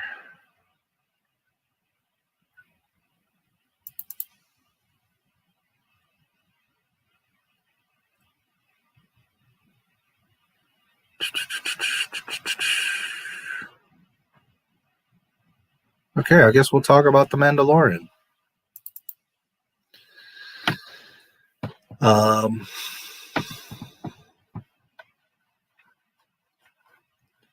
I'm not sure if Taurus Robot is still here, but if you are, per your request. Okay, let me begin with, because I think sometimes people are confused on how I feel about The Mandalorian. I don't hate the show. I would love for it to be authentic Star Wars and to bring us some glimpse of hope and bring back Star Wars. But there's a lot of caveats to that. Hello from New Mexico. Hello, Las Cruces. Thank you for being here. I hope you enjoy the stream. Feel free to ask any questions or comments. I'm here. Cool. I'm glad you're still here. Torres Arroba. So I don't want The Mandalorian to fail, but there's a few realities here. First of all, no matter how many cutesy shows they make and how many subscribers they get and how many people watch it, which they're not getting a bunch of subscribers and not a lot of people are watching it, but regardless if they get like record-breaking numbers and all this stuff, regardless if they come out with a new toy, regardless if they come out with new comics and cartoons and everything else, Star Wars is the movies. Star Wars is a spectacle. Star Wars was something that when a movie was coming out, there was lines for blocks and blocks and blocks. Not like now where you go to an empty theater. When I saw The Rise of Skywalker, there was 8 of us in the theater. I was one of those 8. On premiere opening day, December 18th. So no matter what all this other stuff does, at the end of the day, if the movies are successful, Star Wars is not ever going to be what it was. So The Mandalorian isn't going to save Star Wars, and it's certainly not going to save Disney. Disney is a massive debt. And even if this show became the greatest show of all time, which it's not, but even if it did, it's only going to go so far because the movies, the blockbusters, are what are going to make a difference. That's what sets the tone for Star Wars. All the other stuff is expanded universe, essentially. So while theaters may change next year, maybe we won't even have any more movie theaters, although I doubt they'll ever totally go away. And everything is now, through Disney Plus or HBO or what have you, Netflix. That's okay. Still, the main property is the movies, the films. So unless they get the films corrected and back on track, Star Wars is never going to get to where it was. Nor do I know that it ever can. At this point, there's so much damage. Now, with all of that said, The Mandalorian is a fun show. It looks pretty. It's got good effects. It's trying to be Star Wars. It's trying its damnedest. If you just watch it as a TV show, it's a lot of fun. It's got cool effects and characters, and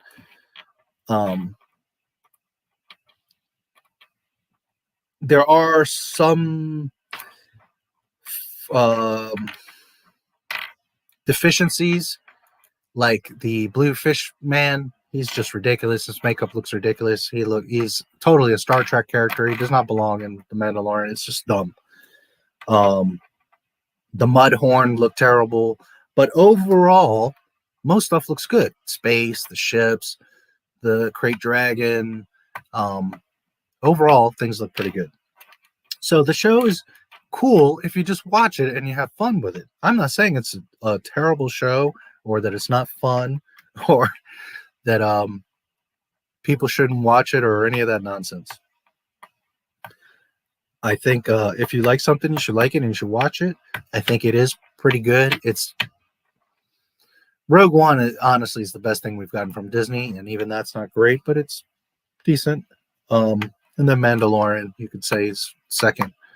But that's not saying that they're perfect or great. That's just saying that's the best we've gotten from Disney. So the problem with The Mandalorian is 2 things. First of all, it breaks lore every episode like 20 times. It's ridiculous, and we're going to talk about Ahsoka here in just a minute. So that's the first problem, is that it's breaking, first and foremost, George Lucas canon. Second, it breaks Disney canon. Third, it's breaking its own in-show canon. Like, the show is literally contradicting itself. So there's no logic. There's no true story. It's little episodes, and it's fun, and it's cool, and it's fine and it's dandy, but it has a lot of Star Wars story problems. It breaks a lot of things, and it's just nowhere on the level of what it should be. The other major problem is production problems. Every movie, every TV show has problems, guys, but not like this show.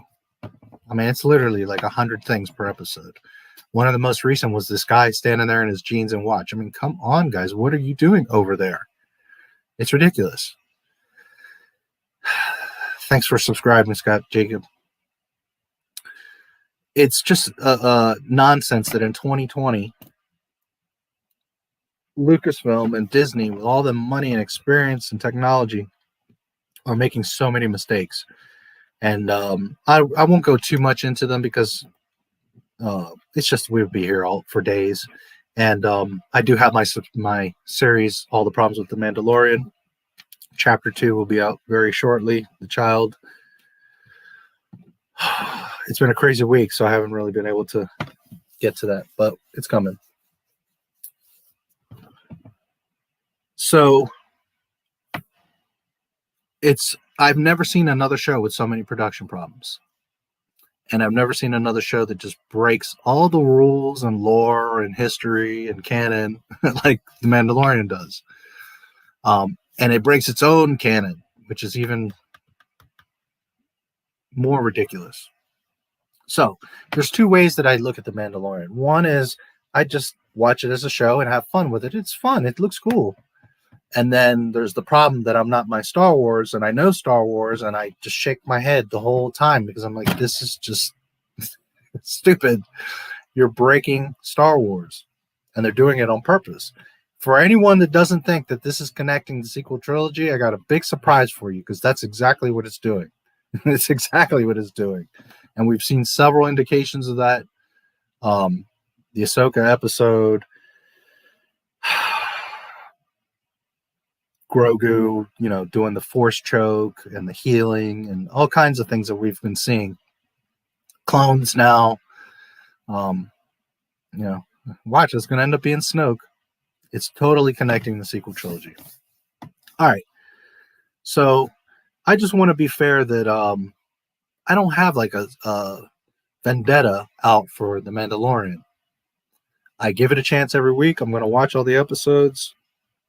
And, I would love for it to actually become Star Wars and to actually be great and to actually help keep Star Wars afloat, but it hasn't reached that. Every time I see a sequel reference, I just sigh, yes. Do you have any video mentioning the lore fails stuff? That's an interesting topic. A lot of my videos, a lot of my live streams talk about that stuff. Look at the titles of my videos. Right now I have like 80 videos, so I couldn't even begin. But I can't even. Here's the thing. If I had one or two videos like that, I'd be like, go to this one. But the problem is, like, most of my videos do that. Show where Disney is failing and breaking the lore and all that. I go maybe more in depth on live streams. So if you want to look at some of my live streams, like did George Lucas have a plan for Star Wars? The Darth Maul and Darth Talon, I talk about a lot of stuff. Ironically, it's hard for me to say because most of my videos, I talk about these types of things. So if you go through my videos, you're going to find all kinds of, even my very first video, The Rise of Skywalker, was finished yesterday. It just shoots tons of holes in all of Disney's mess. So I'm glad that you're interested in that stuff. And I wish I could point you like more direct, but the thing is like literally this is what I do is I talk about the lore problems and the problems with Disney. Obviously, there's some videos that are like, box office or something like that. You'll know that those videos are about that. But in general, it's what I talk about.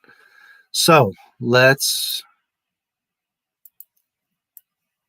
I want to talk about the last 2 episodes of The Mandalorian. The previous ones, I mean, they have their little things that are cool. To me, this is still not Star Wars. It doesn't feel like Star Wars. It doesn't look like Star Wars. Just because it says Star Wars and just because they show you a character, look, it's Ahsoka, doesn't mean it's Star Wars, guys. Star Wars has a heart. Star Wars has magic. One of the biggest failures of this show is that I'll have plenty to say about Dave Filoni in just a moment. Big serve. I'm not a fan, I can tell you that, and I'll have plenty to say. Dank for Eric. Yes. So, what was I saying? Oh, just because they put the name and throw characters in there doesn't mean it's Star Wars, because Star Wars has a magic. And one of the biggest failures of The Mandalorian is that they are making it as if it's this tiny, like it's 3 planets. And something that I think a lot of you are forgetting, whenever you would see George Lucas Star Wars, there was activity, whether they were on Tatooine or Coruscant or on Geonosis. There's a million things on the screen. Now, I understand a scene like this, they're like in this burnt down forest. Okay, but there still could be other creatures or ships flying around. There could be distant lights. There could be other things happening, little wildfires. Just, it's very lazy, The Mandalorian. Yes, they can create these beautiful sets. This is actually in that dome thing. It looks great. It's amazing. But the problem comes from Filoni and Favreau. They're not truly looking at the details of the show. And Star Wars, one of the biggest things about Star Wars was that it always had a lot of activity. There's always something going on. The idea that you don't know who's listening or watching you, or what this person's reaction to this other creature's action is going to have. And you used to see that in Star Wars. You don't see that in The Mandalorian. The Mandalorian is always like isolated to a planet, the same planet over and over. How many times have we been to Tatooine? And you see like one droid in the background. That's not Tatooine. Tatooine is thousands of merchants, smugglers, raiders, bounty hunters, droids. I mean, all over the damn place. They did, I guess it was in episode 1 where he goes underneath, where he walks through the market and goes underground. The market was pretty bustling, so, you know, I guess they got that kind of right. But in general, every episode, it's like there's no activity. Okay, a few episodes ago, he lands on the snow planet with the spiders. And yes, the whole spider thing was cool, and there was lots of spiders, but there's not a deer, an elk, a caribou, a wampa, a tauntaun, nothing. I mean, this planet is just void of any life. It's not to say that every planet has to have life, but that was Star Wars, that there was animals and life, you know, some sort of life, whether it was a lava planet or a green planet. I mean, there's something going on. Yeah, remember the Battle of Mustafar? They're fighting over the lava, and there's still like droids coming by, right? There's still things happening in that isolated scene. So that's one of the things, is the Mandalorian is always very isolated. They're only thinking of this shot. And while this is a beautiful shot and it's created in the dome, and you've got Ahsoka with baby Grogu, and you know, the whole thing is cool. It's the best episode in my opinion. But it just goes to show how nearsighted they are when they're making this in several ways. The production, they're not looking at the detail and giving it that Star Wars life. That's something that, I don't know, everybody seems to think that Filoni understands Star Wars, but no, he doesn't. He truly does not, because he does not capture the magic of Star Wars. You cannot tell me that you watch this and you feel the same way as when you saw Star Wars. And here's another question I want to ask everybody. There's people that are like, oh my God, this is amazing. How many times have you rewatched this episode or the last episode? How many times have you watched the Star Wars movies? Okay, so if this show was so amazing, people would be all day long just watching it over and over and over again. That's what happens when you love a show. And I'm not saying that nobody is, but in general, you've got people saying, well, man, I really like this episode. And then ask them 2 weeks later, and have you watched it again? No, I've been busy. No, that's one of the truest tests is the rewatchability of it. Star Wars didn't break box office records because every Earthling went to see the movies. It was because a large group of people went to see them, but then they also went to see them again and again and again. And then back in those days, the average person probably saw Star Wars 3 to 5 times in the theater. Not everybody, some people once. And then there's people that saw like 30 times in the theater in 77. So that's the difference, is that, yeah, this might be fun for a half an hour, for 45 minutes, for an hour, but then you've already forgotten about it. I'm sure this Ahsoka episode got a lot of views, and it probably still is. But let's be real. When's the last time anybody watched season 1 of The Mandalorian? Right? Maybe a few people did because they were getting a refresher for season 2, but I promise you, for most of the year, people weren't watching it. Why? Because people aren't talking about it. If people were talking about it, it would be in the papers and all the online articles. We would all be making videos about it. Did you notice how it was quiet? The only thing that people were talking about was who's in season 2. Nobody was talking about, man, episode 7 was amazing or whatever. No, because these aren't rewatchable. They're fun. You might watch it twice, and then that's it. 10 years from now, are you going to be, is this like a stellar TV show that everybody's going to be watching again? No.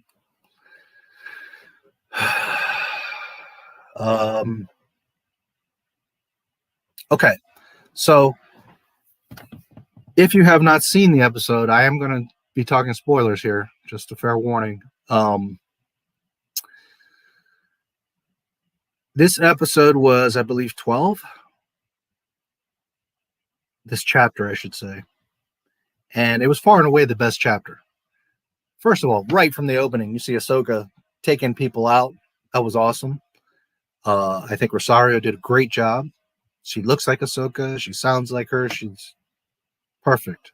I think Ahsoka looked very natural. She didn't look like forced into the world. Her lightsabers looked really awesome, and they were white, and they looked as good as any other lightsaber, so there was no problem there. She did a lot of cool things, like she cut a guard in half and a bell, and the whole thing comes crashing down. That was pretty awesome. I like Rosario's Ahsoka, and she's a pretty lady. I've been a big fan of Rosario's for decades. She's a great actress. She's an A-list. She's beautiful. I don't know why people were crying about her being Ahsoka, but, people are funny. But she did a great job. I think that the cinematography, and listen to this. Dave Filoni not only wrote, but he directed this episode. And I'm giving the highest praise to this episode of all the episodes, ironically. Okay. It was very much like a kung fu movie. A lot of black and white, a lot of those kind of still scenes. It was really beautiful. It was a nice looking episode. It had a lot of really great things. And unfortunately, had every episode been like this one, The Mandalorian would be on a whole other level right now. Like if we weren't dicking around with all this nonsense that he's doing and going here and there and talking to this person, constantly getting his ass whooped, Jawa was stripping his ship and people making him look stupid all the time, or him making himself look stupid. You get all that nonsense out of there. If they would have taken this much more aggressive approach, and maybe not season 1, chapter 1, Ahsoka Tano, but they could have done so many things. And it would be on a whole other level now. But they, screwed around, played it safe.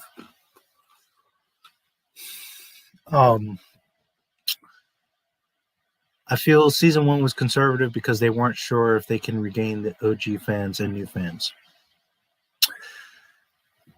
First season was very safe, but that's not Star Wars. Again, this is why it's partly not feeling like Star Wars, because that's not Star Wars. Star Wars is very bold. From the very second you see it, bold letters, Star Wars. Then you see a crawl, very bold. It takes up the whole screen. And then you see massive ships coming in. Star Wars doesn't play around. Star Wars isn't for the faint of heart. It's the ultimate sci-fi film. So it has to go big at all times. If George Lucas was in control of this show would be completely, action-packed. It's totally different. Here, they're trying to cater to people and be safe, and it's not the way to go. Had they done all the previous episodes like this one, Mandalorian would be a whole different ball game, and people would have a different opinion of it. There were still a lot of production problems, and there's lore problems I'm going to talk about here in just a second. But by far the best episode. So let's see. To be sincere, I watched a couple of times Mandalorian episodes. However, the new piece of Disney trilogy only once is so bad. Yes, it sure is. I've only seen, I've seen each of the Disney trilogy once. Yep. No interest in seeing them again. It reminded me of Kill Bill. It was cool. It was cool. It was, again, by far the best episode. It had a very cool tone. Michael Biehn should have done a little more. At least let him kill somebody. We get that he was like an ex-military and a badass and an enforcer, but at the end of the day, he just kind of stood there and didn't do anything. Let him kill one or two people to make it count. I kind of didn't like that. He was a cool character, but it's like, so briefly, the beginning starts with Ahsoka. She's attacking this city that has big walls around it, right? And she basically says to the magistrate, you're up to no good. You got to release these people. And you have one day to decide. And then Ahsoka takes off. In between that, she kills a whole bunch of people, which is cool. Right from the beginning, she goes in and she's just tearing people up, flipping around and doing all kinds of stuff. That's another thing. She didn't look like overly exaggerated or out of place. Like the stunts that she did, number one, it looked like Rosario was doing them. I don't know. It sure looked like her. But it looked natural the way she flipped and moved. It didn't look like plasticky or out of place. It looked really awesome. There's a scene where she gets up on one of the roofs and a bunch of them are shooting at her and she's swiping and blocking bolts. The way she moves, she looked just like Ahsoka. I think she did a phenomenal job. I think she did a great job, and it looked very believable. And I remember up on that roof, it looks really cool the way she's swiping the bolts and takes off, the way her robe moves and everything. Really cool. Okay, so she attacks the city, says they have one day. Mando, with, at this point, still Baby Yoda, arrive on the planet. Mando goes to the town.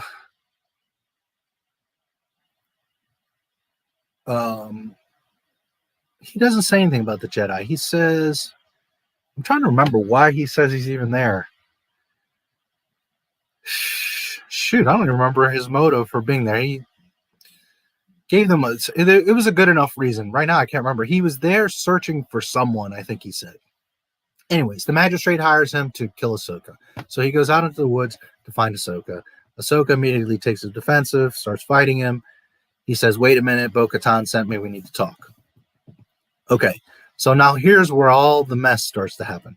There was already production stuff that I didn't even talk about, and I'll cover that when I cover that episode. But here's where we start to get into the stupidity that is Dave Filoni. Okay. So Mando says to her, I need your help to train him. I need a Jedi to train him.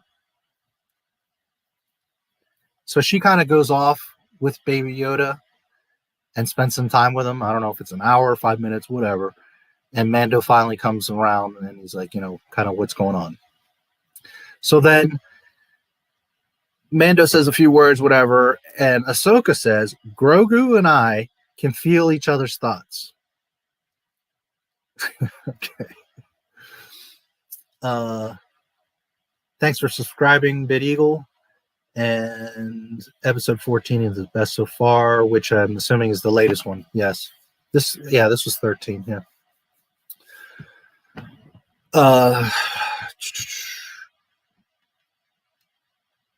The Force doesn't work that way, guys.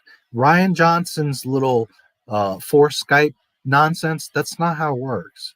You don't just mind meld or read each other's thoughts, or that's not how it works.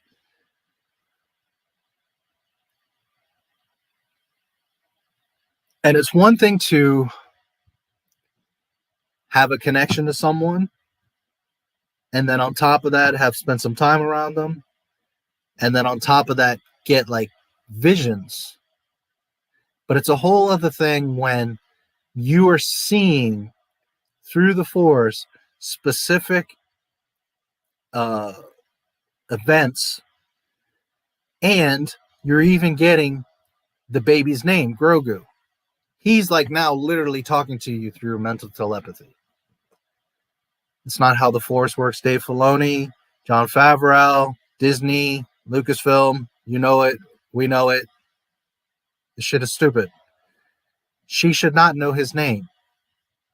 Could she potentially see visions? Maybe. But let's remember something. Ahsoka's not a Jedi. She did not finish her training. She denounced the Jedi. And she still was a child when she got separated. Ahsoka, of all people, would not be properly trained as a master to even have the ability to pretend to speak to someone or see the future or the past or any of that. That's something Yoda does. Not Ahsoka Tano.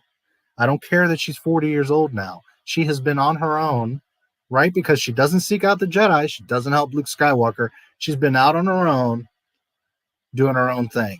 Doesn't mean she didn't learn anything. Doesn't mean she didn't become a better fighter and survivor and all that. Oh, by all means. But for her to have the mental capacity to mentally connect with a child and get out his name and all his history, it's nonsense. I can feel, Grogu and I can feel each other's thoughts. I mean, come on. Then she says, he was raised at the Jedi Temple on Coruscant. Oh, really? Really, Dave Filoni? Is this where we're going? No, he was not. Come on. This is ridiculous.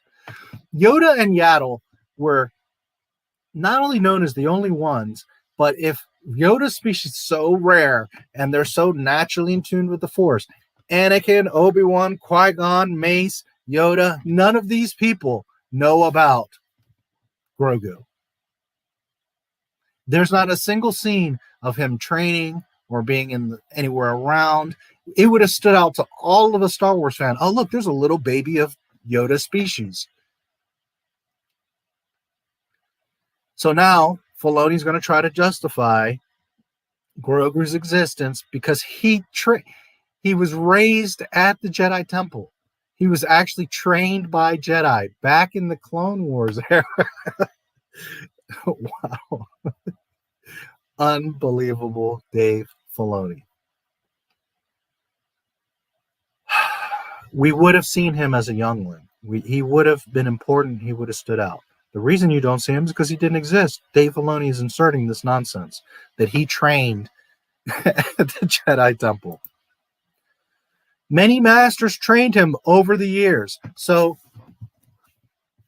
not one master, not he was there for a year. Many masters over years trained Grogu. None of us ever saw him. He never existed. He never had an effect on anything. Nobody tried to protect him. But Yoda didn't say, oh, no, we need to get Grogu because Anakin's going after the younglings. None of that. It was just like, Many masters trained him over the years. Oh, really? The kid can't talk. The kid is basically doing Force stuff on accident, which I guess they're trying to say he's doing it on purpose. But many masters. Now, his age is somewhat like a small child for us, right? But still, he's got 50 years of experience trained by many masters in the Jedi Temple on Coruscant, has traveled around, has now got involved with the Mandalorian. And this kid can't speak a single word.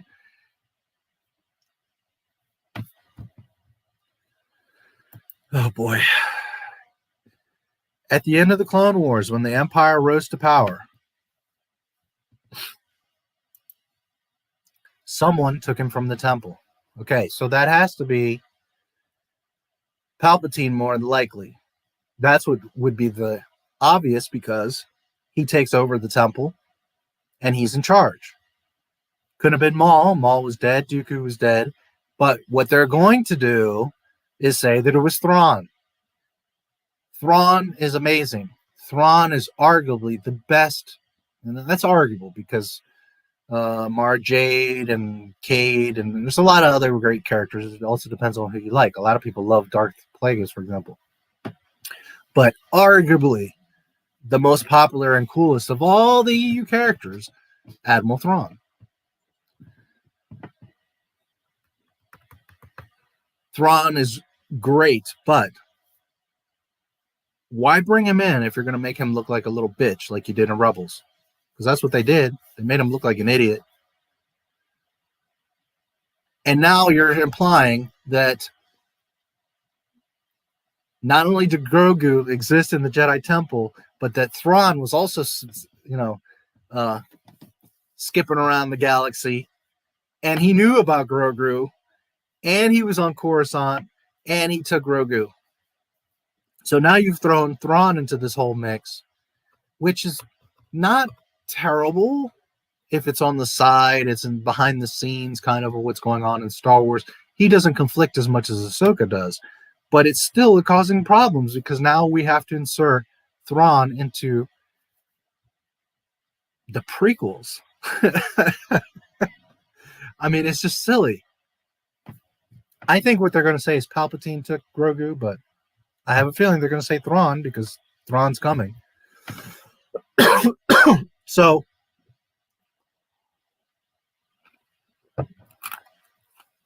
at the end of Sith, Yoda says to Obi-Wan, all the Jedi are dying. I got to take on the Emperor. You got to take on Anakin. Oh, and by the way, we can't forget about Grogu, the only child of this rare species that automatically is all wise and all powerful in the Force that no one ever spoke about. You see how this complicates and breaks things? You can't have Grogu at that time because we know the story. And now inserting him isn't just a small plot point of a droid on the backside of a EU book. We're talking about a main focus, a youngling in the Jedi Temple in Coruscant, trained by many Jedi. Nobody knew this kid or talked about him or protected him. And furthermore, the Empire knew about him. Why would they take Grogu and not all the younglings? Maybe he's more special because he's a Yoda species, but still, why would you kill all the younglings? Why wouldn't you take them and train them to grow up and be evil? It just, when you think about it and you start to connect the dots, you see that it's a huge freaking problem.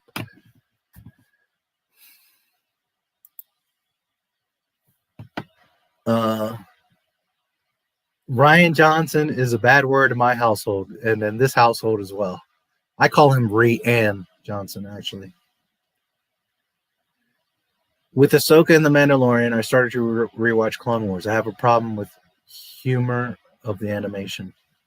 Well, and that's another problem with everything that Disney makes retcons itself. It all breaks its own canon. Mandalorian contradicts Clone Wars. Clone Wars contradicts the movies. Rebels contradicts both.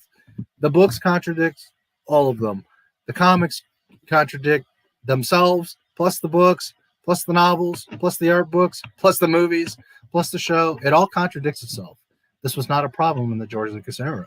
There was a ton of loose side stories, but none of them conflicted. None of them, well, that's not true. There were a couple books that conflicted, but they didn't conflict with the movies. Whereas you're making shows that are now breaking things. So she's telling Mando all about his past, Grogu's past, and how he got taken, and then his memory becomes dark, which I don't know. I mean, we assume that's their way of saying that the dark side took him, okay, but that doesn't mean he loses all his memories or just becomes dark. I don't know. He's a child, maybe suppressing things, but it just seems silly to me. Like, you remember that stuff, but you don't remember anything else, the important stuff of your recent history, so that we know what's going on with you. Of course not.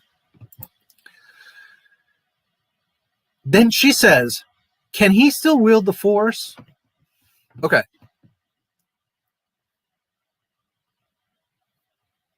Back to the first problem. If Ahsoka was around during the Clone Wars, Ahsoka isn't like a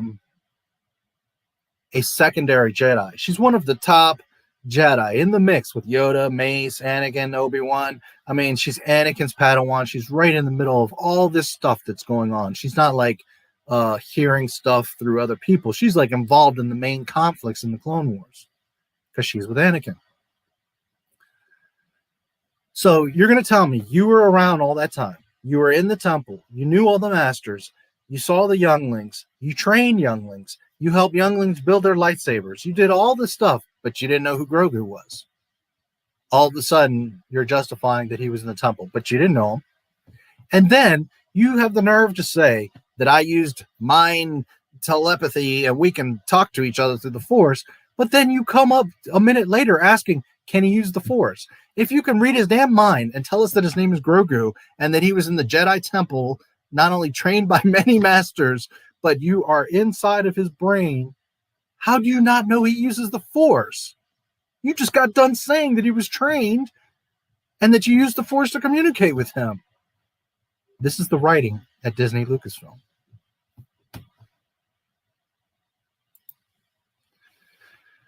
Then she turns around and says, the Force is what gives him his powers. Well, didn't you just ask if he can still use the Force? And now you're saying that that's where he gets his powers.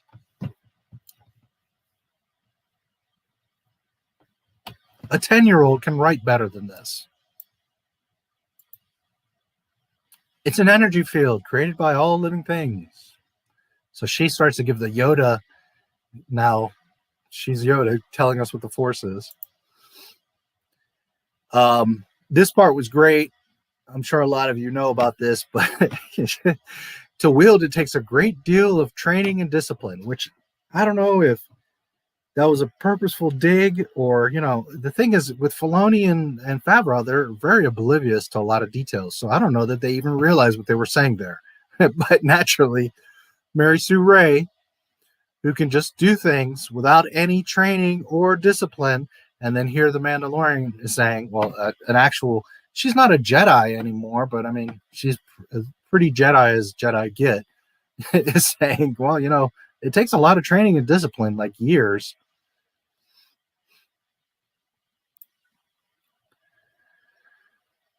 So then she wants Grogu to grab a rock out of her hand using the Force. Mando says he doesn't understand you. So then she says he does. So again, 2 seconds ago, you say, I could talk to him through the Force. Wait a minute. Can he still use the Force? Oh, well, the Force is what gives him powers. And now you're reconfirming it again that he does understand because I've been in his head and I know what he's thinking and he does have the Force. So why are you questioning then? Can he still wield the Force? This is what happens when you have poor script writing and you film things in pieces and out of order. It's just stupidity. He does. Well, yes, we know he does. And you, Ahsoka Tano, of all people, should know that he has the Force. Not to mention the Mandalorian sought you down to train him. Why? Because he has the freaking Force. Then she triples down on it and says, I sense much fear in you. So you can sense his fear. You got his name. You got his story. But you're unsure if he can use the Force.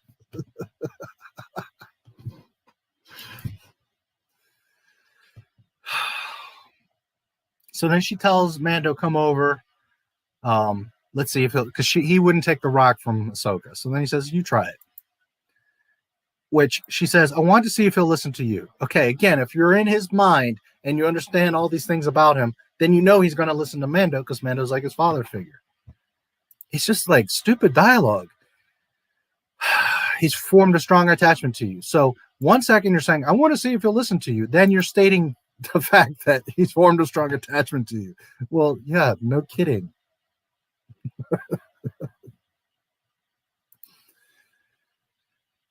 His attachment to you makes him vulnerable to his fears. I've seen what such feelings can do to a fully trained Jedi Knight. Of course, she's referring to Anakin. That's a whole wormhole. I mean, part of Jedi's not having attachment is so that you don't have the fear of losing something. But that doesn't mean they can't ever care about anything or anybody. I mean, that's never been a strict rule. Just because you care about something doesn't mean you're going to rush to fear or go to the dark side. You know, we all fear losing our child or pet or spouse or whatever, but it doesn't mean that you're going to just turn evil and go crazy. Anyways, it's just ironic because she's, you know, saying 1 second, like, I don't know if he can do this. And the next second, she's like, oh, well, I can sense the fear in you. So it's like, you do have a Force connection or you don't. Make up your mind, Ahsoka.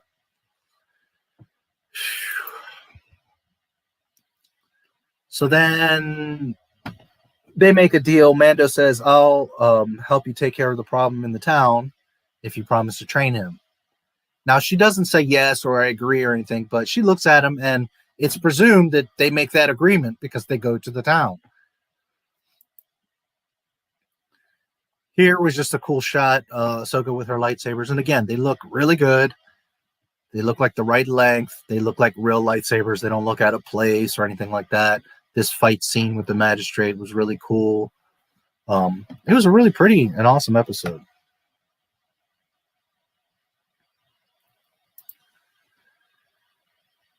She beats the magistrate, which I think Ahsoka Tano should have shredded her very quickly, but they're trying to make this girl special. She's, by the way, related to Bruce Lee.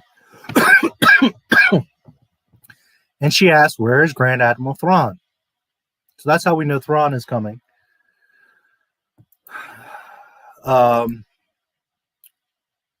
Okay. So let's talk about Thrawn for a moment.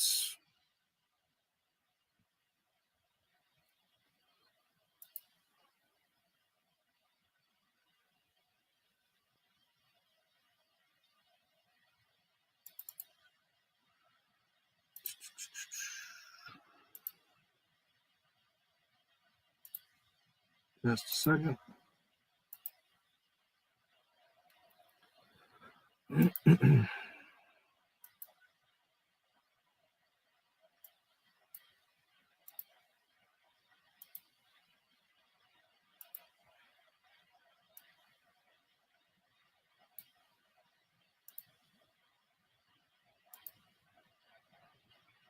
All right. So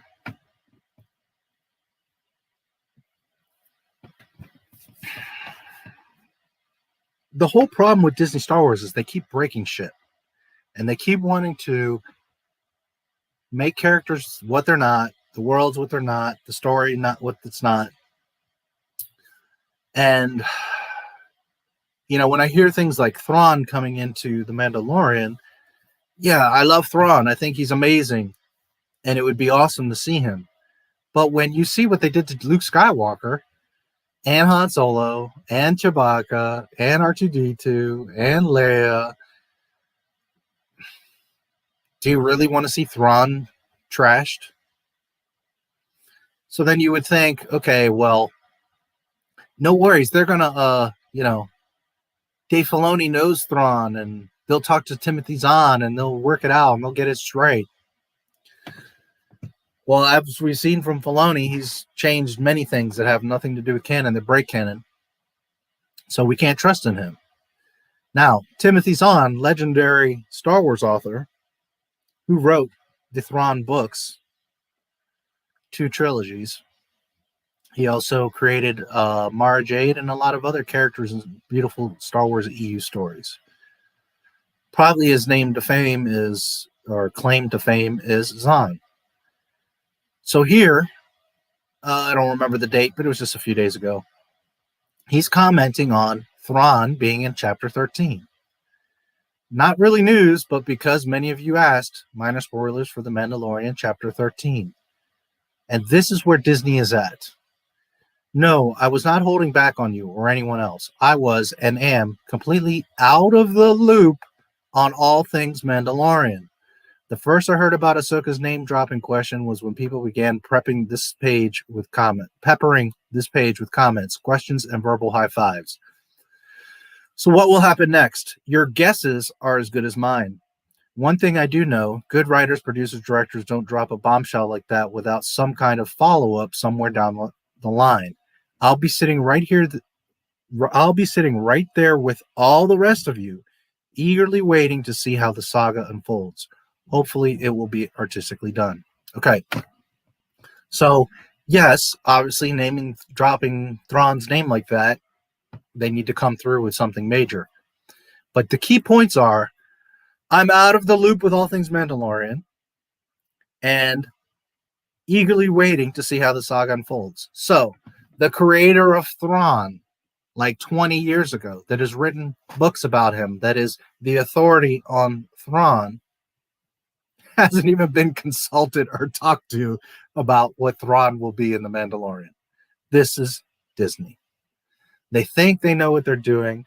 They think they know better than the creators themselves. And get ready for a hot mess of Admiral Thrawn. Oh, boy. If you have a brain, the first person you're going to go to, Dave Filoni, is Timothy Zahn. You're not going to start making shit up and breaking canon like you do.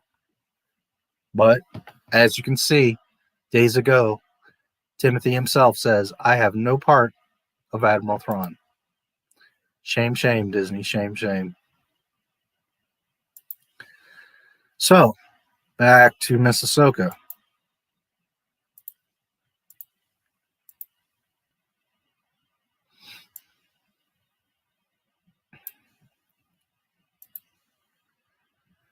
She then says, go to the planet Tython. Tython has a lot of EU history. Some of you may or may not know it.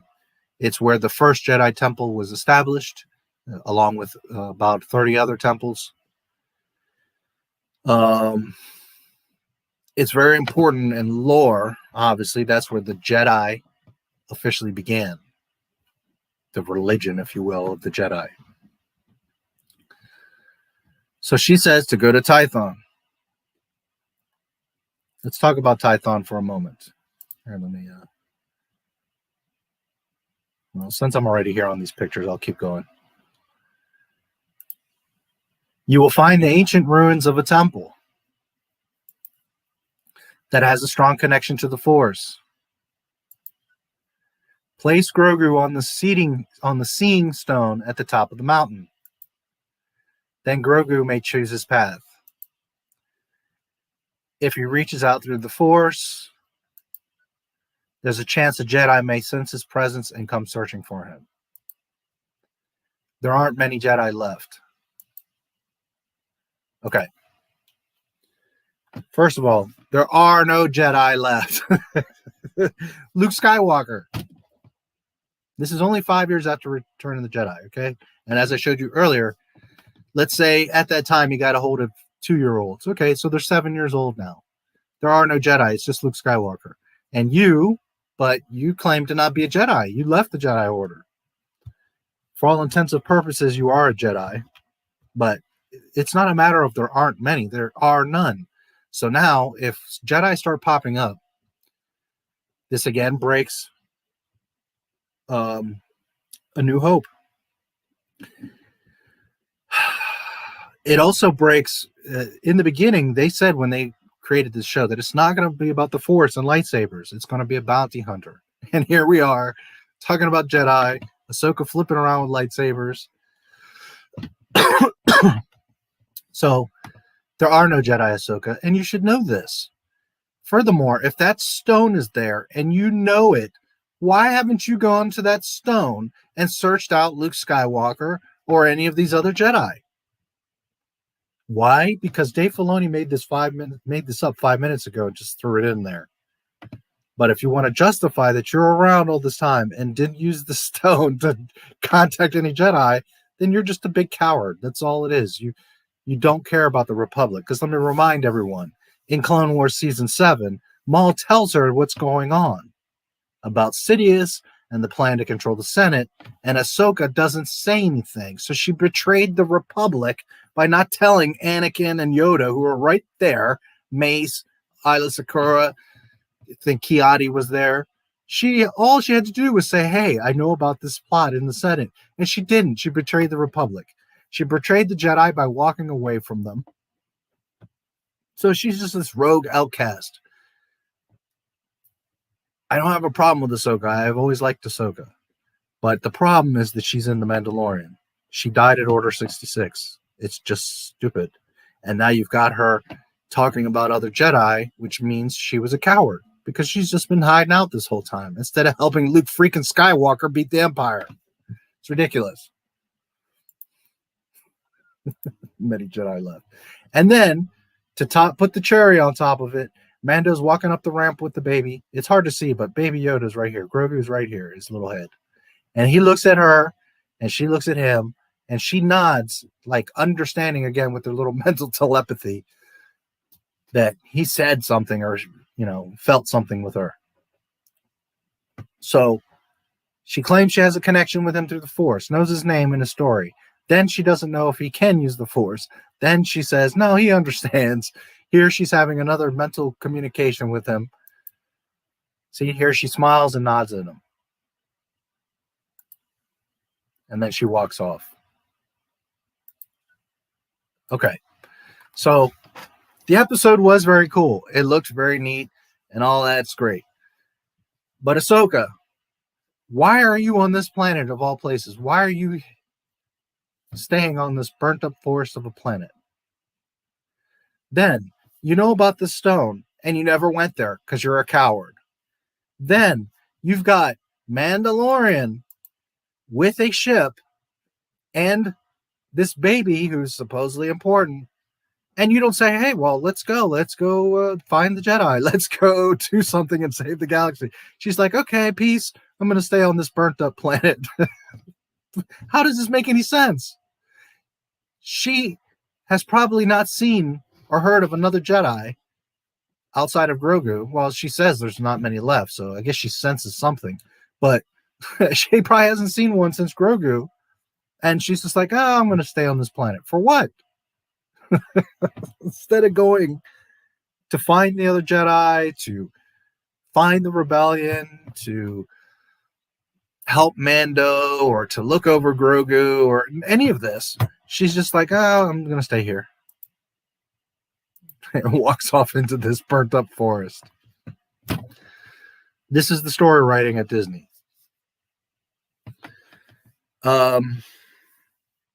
I don't know that we're going to see Ahsoka again, to tell you the truth.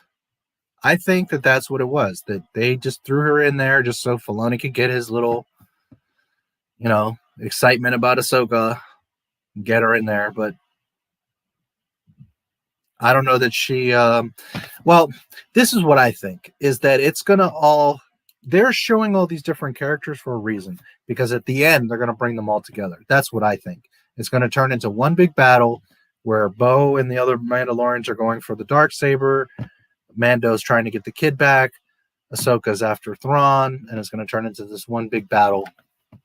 That's my presumption. I don't know what will happen, but oh boy, what a mess. She cannot be alive right now. For those of you that are new, let me explain. Luke is the last Jedi. This is why it's called A New Hope. That's why he's so important, because Obi-Wan and Yoda die off. They're not going to face Vader. The last hope for the galaxy is Luke Skywalker to defeat Vader. Regardless of how he does that, that's the point. Why? Because all the Jedi died in Order 66. Lucas said this 1,000,000 years ago. It's been known 1,000,000 years ago. There are no survivors. None. From Order 66. Except for Obi-Wan and Yoda. It is what it is. And then, of course, the twins. So Ahsoka dies in Order 66. She can't be alive in A New Hope because either A, she would have known about Luke. She can feel it through the Force. She would have known that the Empire took over and all this stuff is going on, and she didn't do anything, so she's a total coward. Or she just wasn't there. And that's the answer. She wasn't there because Filoni wanted to bring her into it. But she's dead at Order 66. It is what it is, out of George Lucas's mouth. So Ahsoka's a massive problem now because now there's other Jedi and she's alive. And they're sending Grogu, who was trained in the temple, and all this stuff that is making that Filoni thinks he's clever. He can make it fit in, but it still causes problems. Because if Ahsoka was here the whole time, why the hell didn't she fight and help Luke and the damn rebellion? It's ridiculous. All right. So, I think it was Big Serve. Let me see. What's my opinion on Filoni? Well, you just got part of it. Who was it that asked me about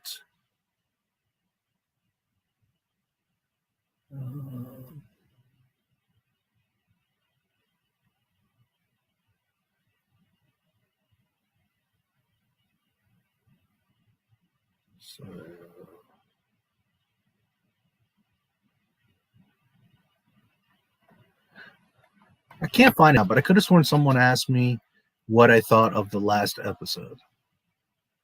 Pretty sure somebody did.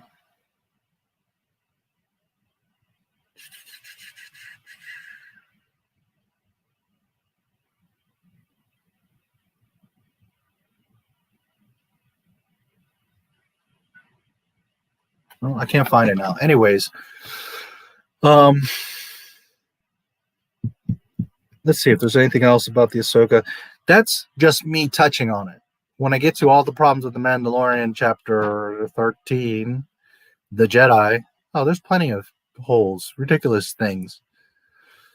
She's out in the middle of the woods. Let me see if if I have an image here. Here's just one really obvious and stupid one.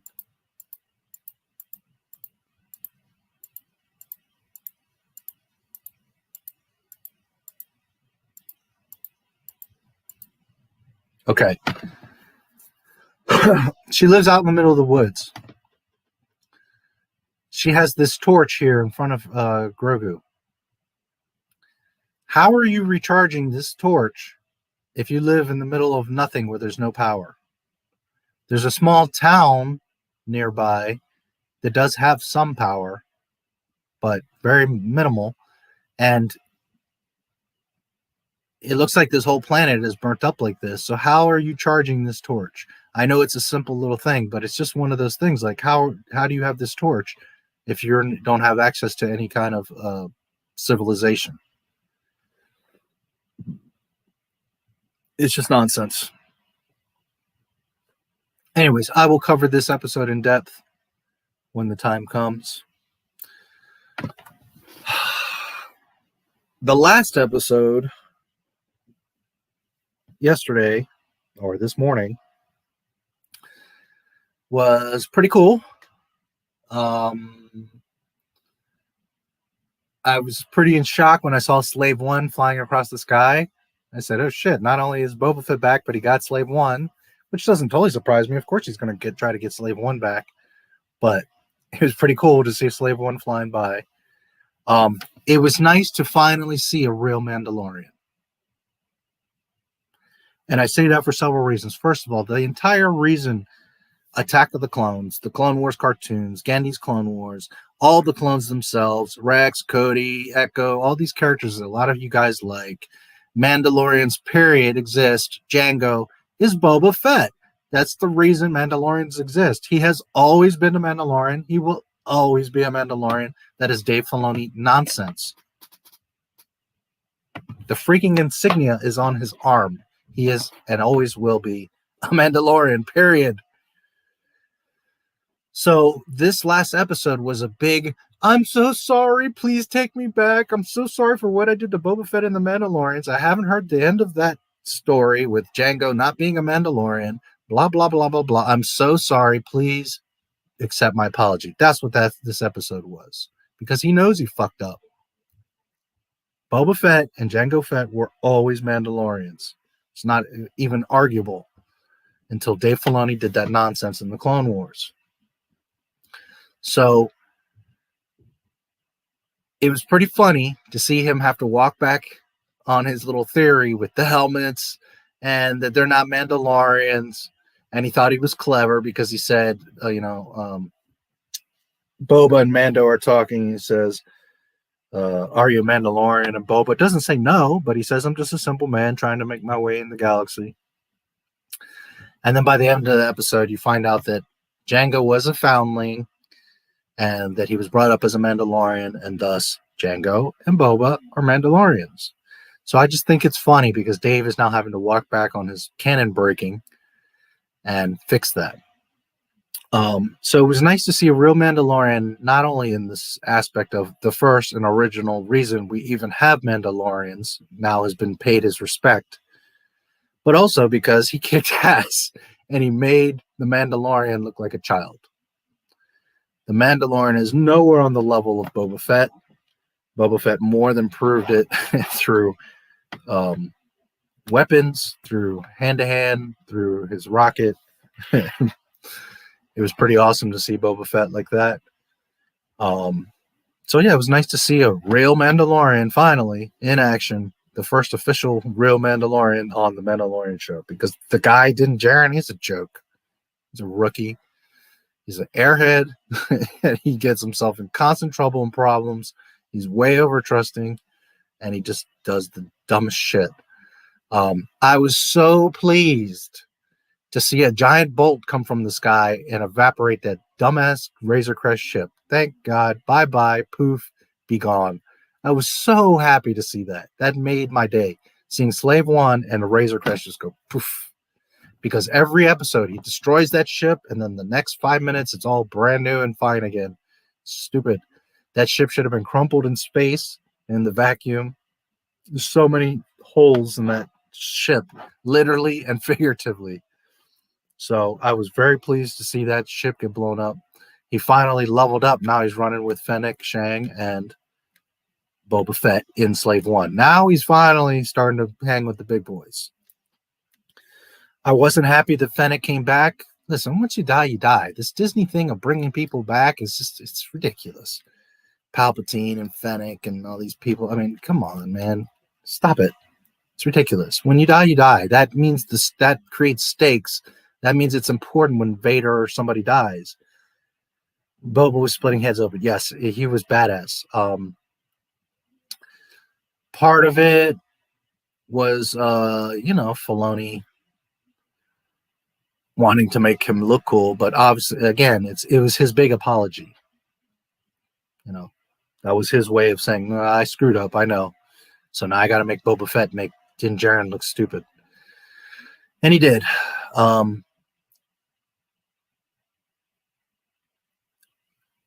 This episode was pretty good. And again, if episodes 1 and 2 were the Ahsoka and then this one, it would be like, okay, the show was pretty cool. It still has tons of problems. Still, like I was mentioning earlier in the stream, how does Boba Fett have a rocket? He shouldn't have a rocket on the back of his jetpack. The last rocket was used by Cobb Vanth on Tatooine. He hands him the rocketless jetpack. So now Din Djarin not only has a stock of backpack rockets, his rocket doesn't have his jetpack doesn't have a rocket slot. So he doesn't even need them. But now he's got a stock of rockets, and not just the stock of rockets, but that specific Boba Fett rocket. Come on. Stupid.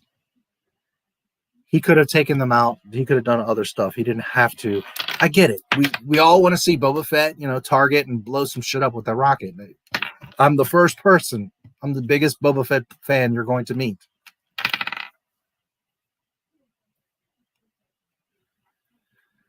But they could have done other innovative stuff instead of him having the rocket. Why? Because the rocket matters. Because we notice. Because it's Star Wars, and you can't make those stupid mistakes where there's no rocket, and then all of a sudden, oh, I got my armor and my rocket's here. That kind of dumb shit is what ruins it. George Lucas didn't make those mistakes. George Lucas wasn't perfect. He made plenty of mistakes. But he didn't screw up the stories. Everything was consistent.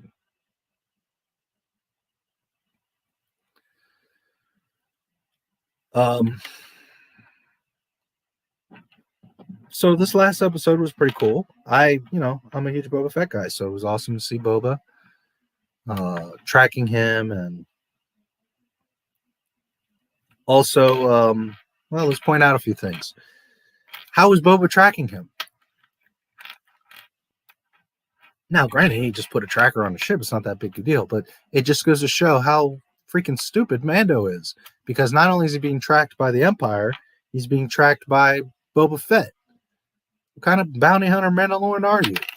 You never lock your door. The ship is always open. Always. The Empire comes, blows up his ship. They take the baby, and they don't blow up the temple. They don't blow up the Seeing Stone. The Empire is ruthless. The first thing they would have done is, boom, blowing up that damn site. They wouldn't have left a Jedi temple standing. Another oversight, Dave Filoni. And if they knew about that place, or Ahsoka again knew about that place, then why doesn't Luke? And if the Empire and Ahsoka know about it, then why weren't they there before? Why wouldn't Ahsoka have gone there, try to find other Jedi, secure the site, see what's going on? It's just the first Jedi temple. Who cares? And then the Empire, they know it's there, and they didn't ever destroy it or attack it. And even if they just found out because they followed Mando with a tracker, so they left the planet with a Jedi temple standing, bullshit. The Empire would have bombed that thing. And that's because they're not thinking. They're not thinking through. They don't understand Star Wars. Understanding trivia and knowing what Ahsoka Tano looks like doesn't mean you understand Star Wars. Not missing details like the Empire would have left a battalion or blown up that Jedi temple. That's knowing Star Wars. Knowing that it's ridiculous that Grogu was trained by many masters in the Coruscant Jedi temple. Come the fuck on, Dave Filoni. You're really pushing it. You're desperately trying to explain and justify things, and it's ridiculous. It's ridiculous. So, anyways, the last episode was pretty cool. It was nice to see Boba Fett.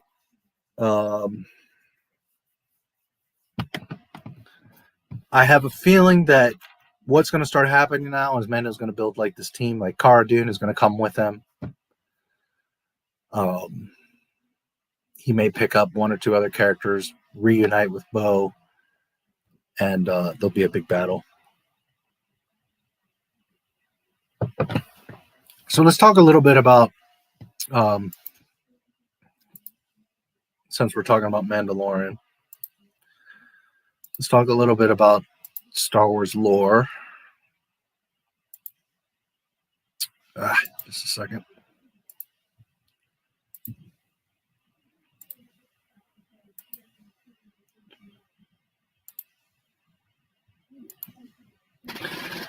Because as I mentioned, Tython was important in the EU. So I just figured I'd read a quick synopsis about it and give you guys a little idea. Tython was a planet in the Tython system of the deep core that played a pivotal role in the histories of the Jedi Order and its successors, the Jedi Order. A verdant world that was incredibly rich in the Force.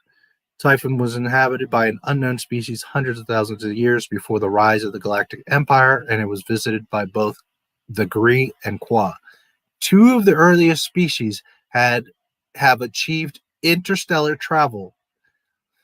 In 36,453 BBY, the Great Pyramid ships known as Thoyor brought pilgrims from over a dozen species from across the galaxy to Tython, where the pilgrims learned to harness the Force and establish the Jedi Order, basing their philosophy of balancing upon Typhon's two moons, Ashla and Bogan.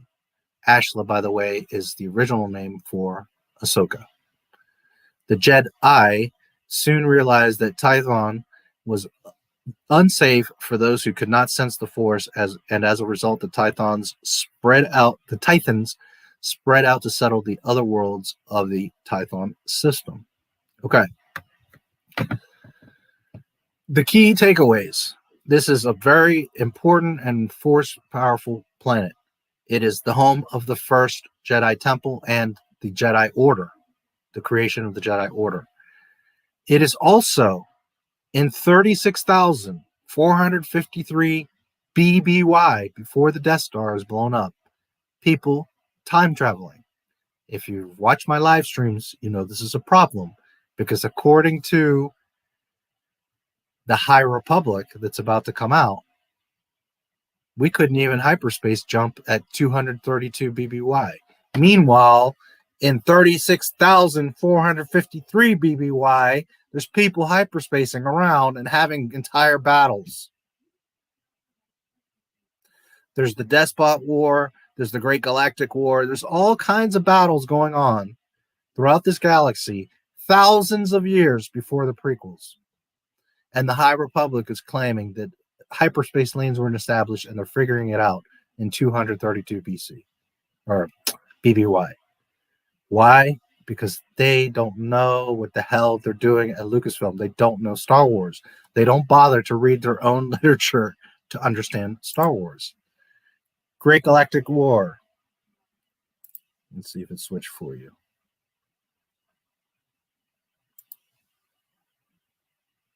I think that switched. Hopefully it will. Okay. Great Galactic War, known as the Great War during the conflict in the years afterwards, was a war between the Sith Empire and Galactic Republic between 3681 BBY and 3653 BBY, lasting a total of 28 years, also known as the Republic-Sith War. The conflict was ultimately the culmination of a 1,300-year grudge held by survivors of the old Sith Empire against the Republic for the defeat in the Great Hyperspace War, yet another war. And here, at 3681 BBY, there's hyperspace. There's traveling around. There's battling with each other. High Republic. The High Republic that is coming. I don't know if the screen is switching for you guys. Let's see. Looks like it's not.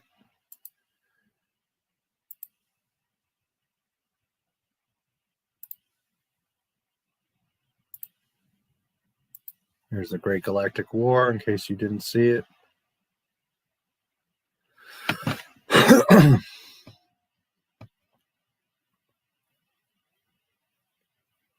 I hate that there's this delay. I can never see what I'm doing in real time. Come on, are you going to switch? All right, well, here's the Great Galactic War. It should catch up, and you guys should see it. The point is that the Great Galactic War is 3681 BBY. Tython is 36,000 BBY. And then you got these geniuses at the High Republic that are now talking about, which comes out January 6th, 2021 is the main issue coming out, where they're talking about the beacon, the Starlight Beacon, and how the great disaster. I went over this in previous streams, how there's a great disaster because hyperspace isn't figured out. There's not hyperspace lanes, and all these ships blow up, and it's this huge problem. And this is 232 BBY. In other words, 200 years before the Phantom Menace. They're claiming that hyperspace doesn't exist and or isn't figured out. And yet in lore, you can go back over 36,000 years, and they were traveling all over the damn Republic or galaxy. Let me make sure that shares for you. You know, it used to share correctly. I don't know what's going on that it doesn't do this anymore. It should just share the tab I'm on, but for some reason. So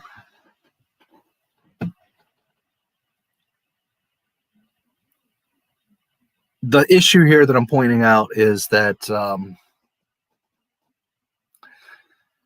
Tython is an ancient temple. Luke, Ahsoka, nobody goes to this place. Granted, Jedi of old, right, throughout history, but none of the modern Jedi go here. And it's proof that 36,000 years before the destruction of the Death Star, there's hyperspace.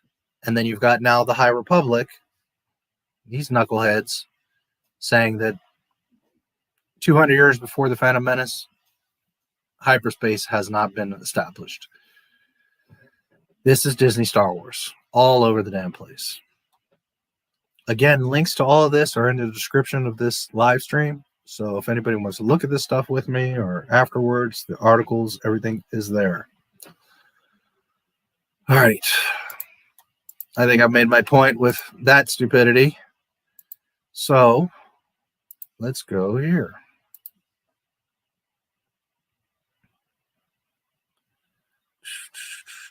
All right. A couple more things to talk about.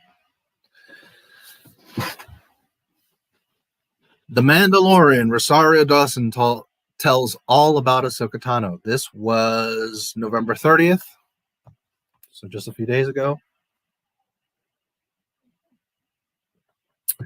The actress and writer-director Dave Filoni discussed bringing the animated hero to live action, Baby Yoda's name, and real-life controversies and influences. This article is long, so I will be reading up quite a bit of it, but I'll try to skip the stuff that doesn't matter.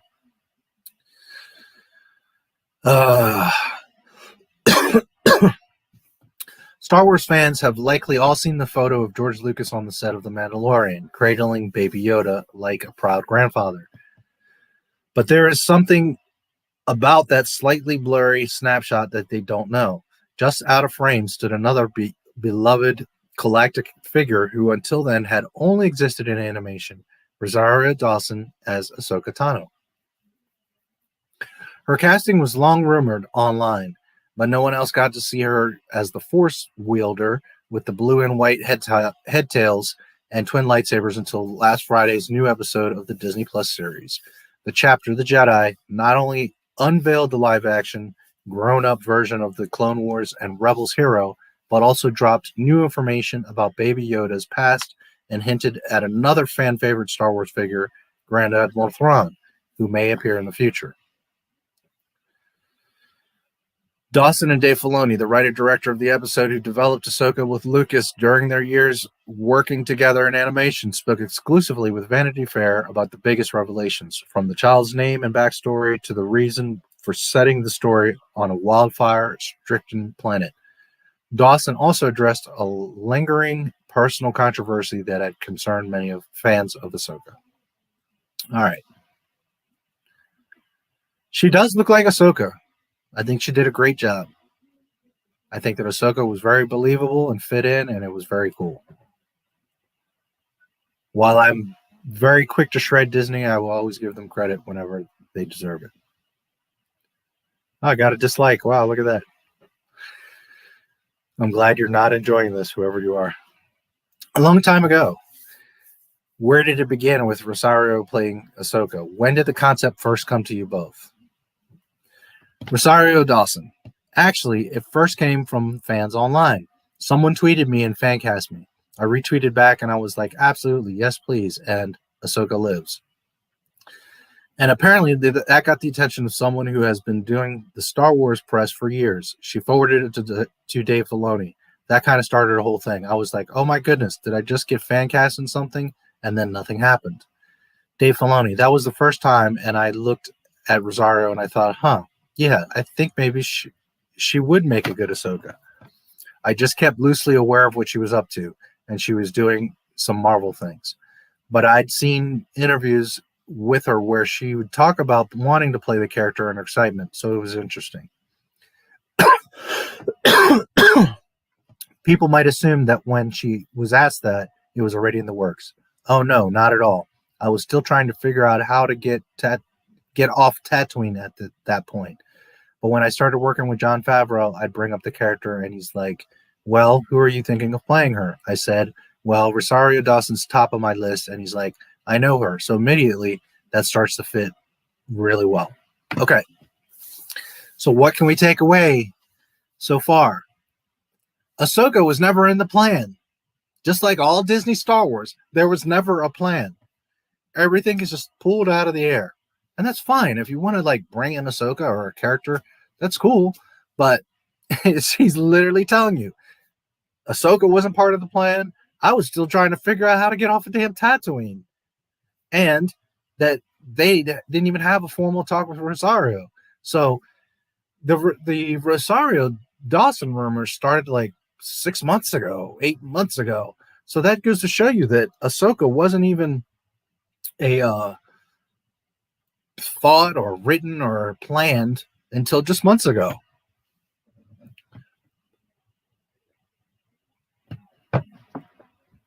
Point is, Disney, like everything they do, is not planned at all. Thanks for subscribing, Cito Gonzalez. Appreciate it. People have been fan casting me on all kinds of things, like She-Hulk and stuff. And I always just think it's really fun because I get to see myself different in different kinds of art. But then I got a FaceTime call with Jon Favreau and Dave. They were building out The Mandalorian, and I got to have a behind-the-scenes look at visuals and concepts from what they were planning on doing with this second season. So you see, they didn't even talk to her until they were planning the second season. And okay, maybe you don't have everything planned years ahead, but Dave Filoni wasn't already planning on Ahsoka Tano. When was this? They were just about to drop the first one, and they had all this art that had me as Ahsoka. They had already been preparing, knowing that they wanted to have her be a part of the story in the second season. They'd just been visualizing me in the role that whole time, and it was mind-boggling. Okay, so November 12th was the first episode. We'll say October, November, So literally like a year ago. What was it like seeing yourself in concept art as this alien warrior? I actually was glad because I had really bad reception, so I ended up just going to the audio. So I was pacing and jumping up and down, trying to really keep cool in my voice, but I was freaking out. I mean, this is real Star Wars. The font, the look, the art, the everything, and my face in there. I couldn't. I was beside myself, and they were asking, do you want to do this? I mean, we appreciate if it's not something you want to do. And I was like, oh, no. That would be cool. Actually, I think we could maybe work this out. Trying to play it cool, but I was sweating. The Anakin connection. So you were a fan already? I'd seen some of Clone Wars, and once I got the role, I actually went and started watching everything in its order. I started seeing a lot more of the connective tissue. There was always that conversation around Ahsoka leaving the order, and that being a major trigger for Anakin going towards the dark side. It was just really incredible that the character started off as a teenager, Okay, this is what a professional in Hollywood does. They get a role and they study that freaking role. This is what Al Pacino does. This is what, name any real actor out there. This is what they do. They research their freaking character and the story.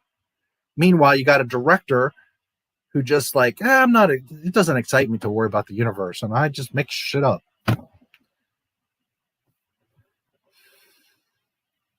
Ahsoka stands out as the first lead female Jedi in Star Wars storytelling. What did you connect with personally? Okay. I mean, that's arguable. First female lead, Shakti, Lumi, Isla Sakura. I know they're not really leads per se, but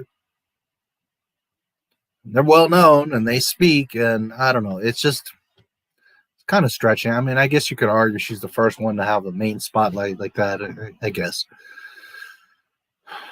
I mention it because people seem to forget there was plenty of women in Star Wars always, including female Jedi and Sith.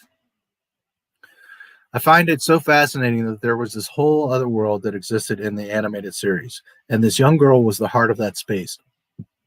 I had a particular kind of interest in her and in that character because when I first started acting at 15, I did this movie Kids, and I got paid like $1,000 to work on it. When the movie came out, I decided at 16 I wanted to continue pursuing acting. My dad's mom said, well, if you're going to do that and you're 16 years old, then you need to start studying acting, and put me in Strasbourg. And it happened to be the summer when Hayden Christensen was there. We had the same class. The reason I read that is because, ironically, they were in a class together, and here they are. It's funny. This was 2017.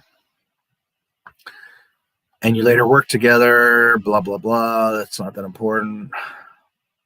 Okay, so when I was first exploring the possibility of directing live action, I asked Lucasfilm president Kathleen Kennedy, for those of you that think they aren't friends and they don't talk and they don't hang out, I asked Lucasfilm president Kathleen Kennedy about casting and when you knew someone was right for a part.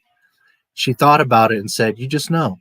And she was right. When I met Rosario, I just knew she was right for Ahsoka. Yes, there was the tweet and her interest in the part. Yes, she has been in live action movies and is a huge fan of sci-fi and fantasy stories. Yes. She knew Hayden Christensen, and pictures of them together look like Anakin and Ahsoka.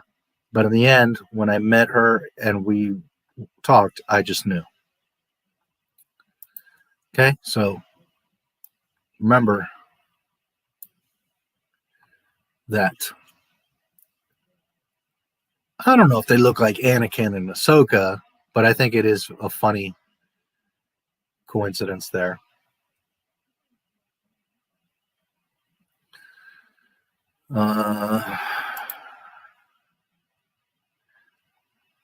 Speaking of casting, can you share any insight into choosing stunt legend Diana Lee Insanato as the robber baron magistrate and Michael Biehn as her enforcer? Diana Lee is the magistrate that fights Ahsoka in the end. She is related to Bruce Lee. Filoni, I needed the performance from the magistrate to challenge Ahsoka and be someone that could go toe-to-toe with her instantly. Diana brings such experience and knowledge about martial arts to her performance. The instant she takes up the Beskar spear, you can tell that she is a lethal opponent. For me, as a director, it was great. It was a great advantage to have someone of Diana's skill and experience with fight choreography and one of the main players, especially for the final battle in the courtyard. I didn't get a chance to really look through her history, but she has choreographed a lot of fight scenes and films. She's related to Bruce Lee. She is a professional fighter herself. So that's cool. I like that I'm okay with that he tried to make her a challenge for Ahsoka, but really Ahsoka should have shredded her. But anyways. And Biehn, he's had to share battling in both space and the Old West. Filoni, the moment came when I penned this script and created an experienced gunslinger to go up against Mando. Michael's experience and understanding of the language of Westerns were really valuable on set. He had a whole philosophy about how his gunslinger would attempt to go up against someone like Mando, which we wove into his scenes. He thinks of every detail, even the number of times he would fire his weapon. And both Michael and Diana, I had two people who knew their characters. They brought so much to the roles through their personal skills and experiences. As the villains of the story, I felt we had a good matchup of Mando and Ahsoka versus the magistrate and her gunslinger. Okay, that's ironic because his character was cool. It was awesome to see him, but I don't think he shot a single shot. He didn't kill anybody, which was just dumb. Not only is dumb that you didn't do anything, but here you're saying it was a good matchup and to see his skills, he didn't do anything. He just talked to Mando. Another lost opportunity. Creating Ahsoka's look.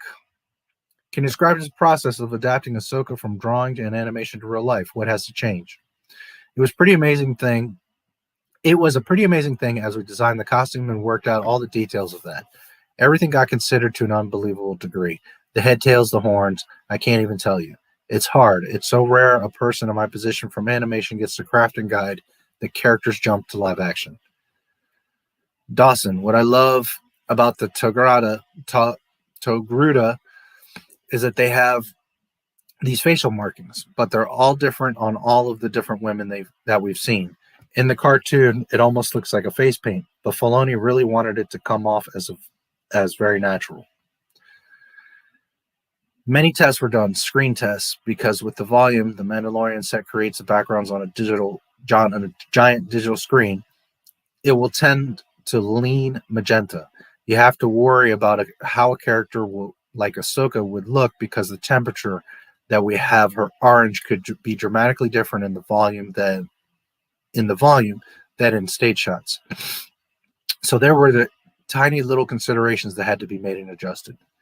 They definitely wanted the makeup to be very warm and natural. In the animation, it's very different and bold, and the lighting is so different. But in the real world, they wanted it to have a different kind of energy.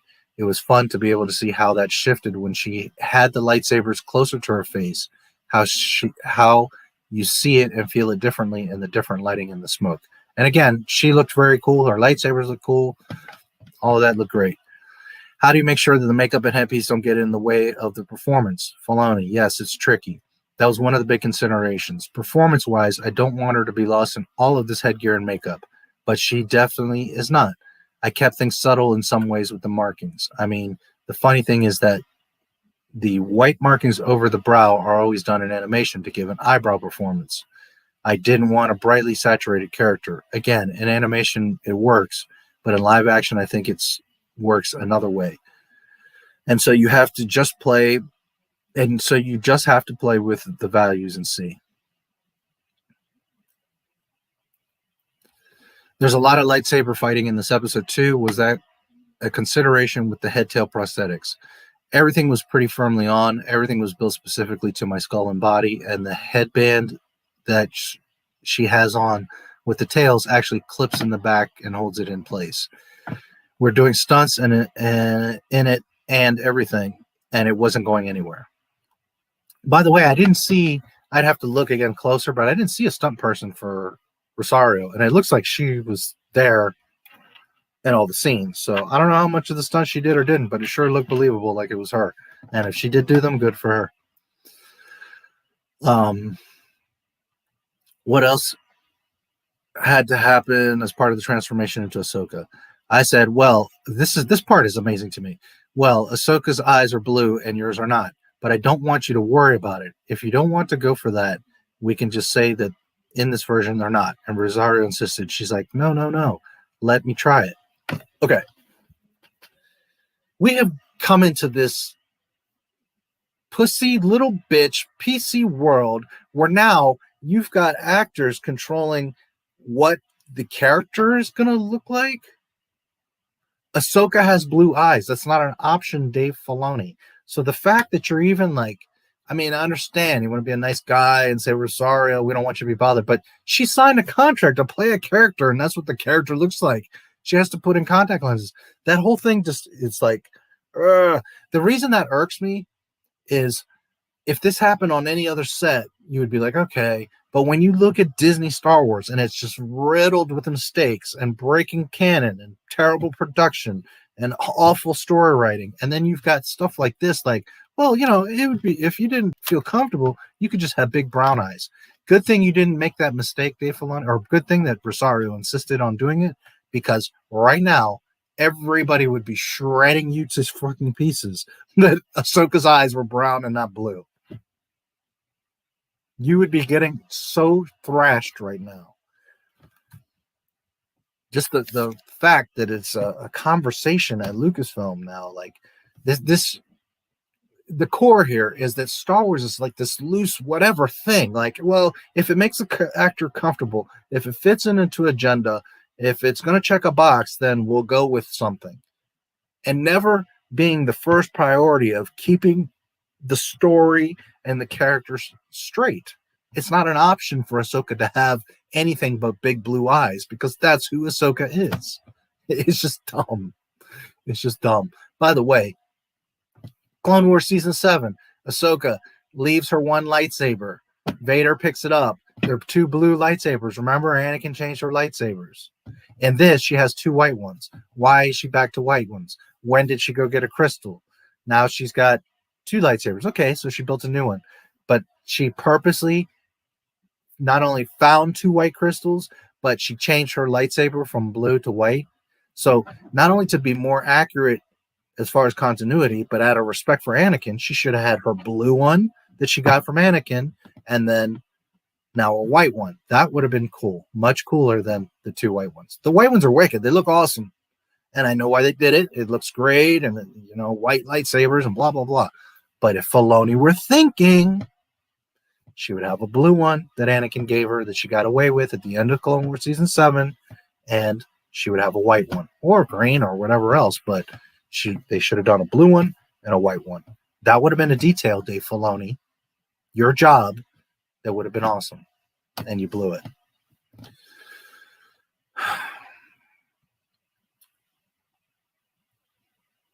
We can just say that this version, they're not blue. I mean, come on, Dave. That is not an option. This is the problem with Disney Star Wars, is that you're making things options that are not an option. If her eyes are freaking blue, they're freaking blue, period.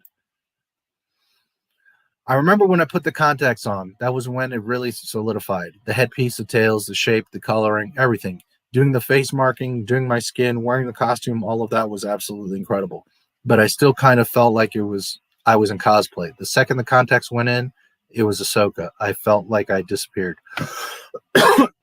And again, Ahsoka looks awesome. She doesn't look like some orange Muppet or freak or something. I mean, she looks really cool. George Lucas encounter. We heard a lot of stories about Werner Herzog being obsessed with Baby Yoda, and he was right on the. When he was on the show last season, I wondered, Rosario, what it's like to be around. I guess after this episode, we can call him Grogu now.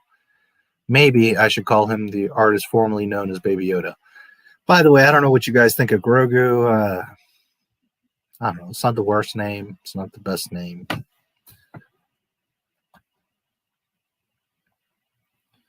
I think we've gone too far with the Baby Yoda thing to begin with. He should have been gone a long time ago, and they were even worried about his name, but whatever.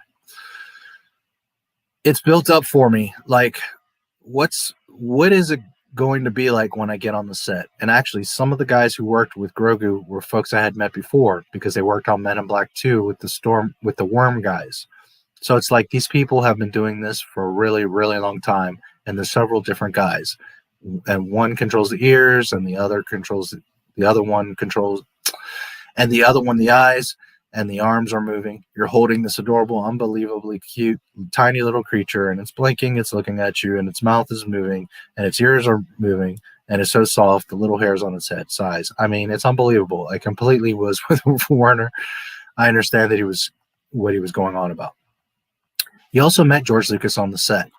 Dawson, I actually got to be there on the day that there's that photo. Someone who took a picture of George Lucas holding Baby Yoda.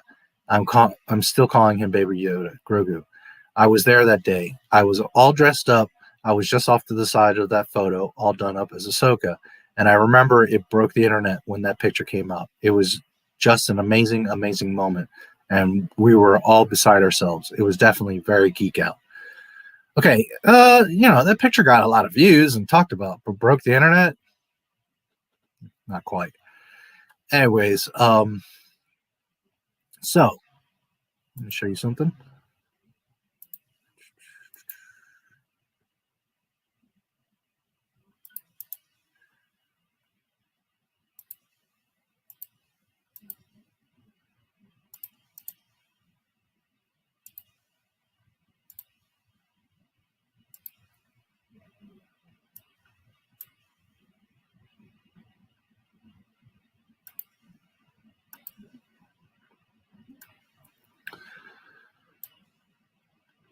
October 19th, 2018 was the first of 2 times that Lucas was on the set of The Mandalorian.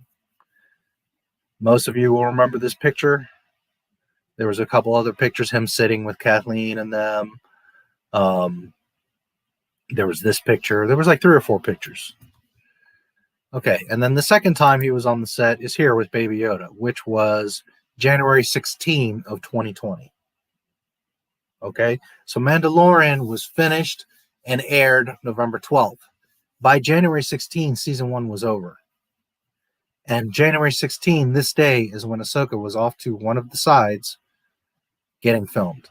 So just to kind of give you an idea of what was going on, but also, like I said earlier, that Ahsoka wasn't even planned, because in January, just now, they brought her in. So anyways, there you see him with Baby Yoda and what she's talking about.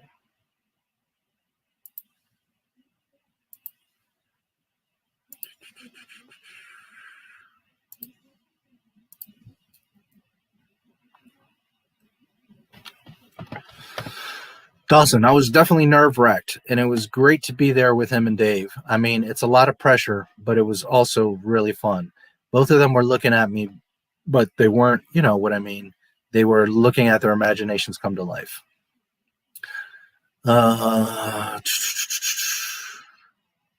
Okay, here's where it starts to get interesting. Ahsoka's spirit. Fans have watched Ahsoka grow up on the Clone Wars. They've seen her go off on her own, seen her fighting as a lone wolf in Rebels. What did you want to reveal about her at this point, much later in her life? Filoni. She is, for the lack of a term, a master. Because she's largely an independent at this point. I play her much more as a knowledgeable knight. A wandering samurai character is what she really is at this point. I've always made comparisons to her heading toward the Gandalf stage, where she is one that has the knowledge of the world and can help others through it. I think she's reached that point. Okay.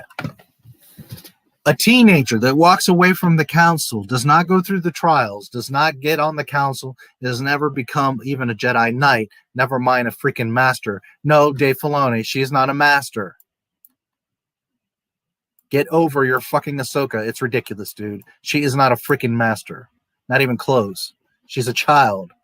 I mean, seriously. Well, now she's 40, but she grew up by herself. And then you're sitting here saying that she's really the Gandalf stage, where she is the one that has the knowledge of the world and can help others through it. So fuck Luke Skywalker. You know, 5 years ago, he only saved the galaxy and defeated the Sith. But Ahsoka is the one that has the knowledge and can help others. Meanwhile, she was hiding like a coward while Luke Skywalker is on the bridge with Emperor Palpatine and Darth freaking Vader. She's reached that point. How does she reach that point? She never even fought the Empire, or I mean, what the hell is wrong with you, Dave Filoni? Thanks for subscribing, Jeffrey Lowers. I like it. I'm not sure which part you're talking about, but I mean, you're such an idiot, Dave. She's a master? No, she's not a master. Is Ahsoka awesome? Sure. Would she have learned a ton of stuff? Sure. But if she's not around Jedi, she's not going to the temples, she's not seeking out Yoda, Obi-Wan, or Luke, or Leia, or anybody in the Republic. She's just out somewhere. Who is she fighting against? Sand people? I mean, seriously, a master, and she is the one with the knowledge of the world and can help others through it? Again, so fuck Luke Skywalker. Luke doesn't exist. He's only rebuilding the Jedi freaking temple and the Jedi Order. He only just saved the galaxy. But, you know, it's all about Ahsoka. Dave Filoni, you freaking... Can quitters save the world? No, they can't. Not only did she quit the freaking Jedi, she didn't finish her training, she didn't pass the trials, she didn't kill a Sith, she didn't, you know, and of course Filoni's going to justify it with she survived Maul in the Clone Wars, and she fought Vader in Rebels, and all that shit is bullshit. It's nonsense. It's all non-canon stupidity. So no, she didn't do any of that. She's died at Order 66, and for him to have the nerve to say she's a master and the one that has the knowledge of the world, really, Ahsoka? How would you describe her overall journey? We saw her basically hit the scene as a Padawan, young and naive and brash and aggressive. Then, in Rebels, she's more of a traditional knight, trying to figure out how to fight a war. There's a lot of hesitation around what she wants to be and who she can be and how her life's been guided. Guided by who? By what? I think that now I've taken that a step further. When you see this version of the character, she's world weary from everything that she's experienced and lived through. She's seen so much happen in her time. Where? When? How? Because apparently she was in hiding while Luke Skywalker and the rebellion were fighting the Empire. So when and where and how was Ahsoka experiencing the world?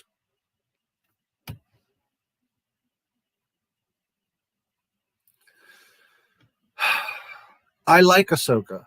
When she first came out in Clone Wars, I wasn't one of those people that like, oh, she's annoying. Oh, she snips. I thought she was cute. I thought she was awesome. I thought she was a good compliment to Anakin. I thought she was an awesome character. I always liked Ahsoka. But this bullshit with her surviving Order 66 has destroyed her. It is destroying the OT. and it just makes me not want to have anything to do with her. I can't stand her now. I love her up until Order 66, but all this nonsense afterwards is ridiculous. Master.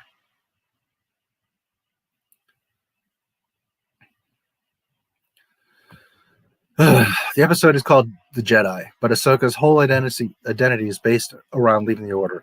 Yeah, I think something fans like about the character is that she's rather complex. They all focus very hard on the line, "I am no Jedi" from Star Wars Rebels, but it's undeniable that she's trained by the Jedi. I think to most observers, she is very Jedi to them. I would argue in some ways, by being so selfless and rejecting a lot of paths that would have given her power, she's more Jedi than even some characters who claim to be Jedi. Well, who exactly, Filoni? People that are on the council and have been training in Coruscant all their lives are less Jedi than Ahsoka Tano because she's your little pet character? I mean, really? She left the Order, therefore she could not get proper training. She was a child, for Christ's sake. So from being 15-ish to 40, okay, she would have learned a lot of things in life. But without a proper guidance from a master, because she didn't seek out Yoda or Obi-Wan, without teaming up with Luke Skywalker, without even teaming up with rebels to fight, what is she learning? What is she doing? How is she mastering anything?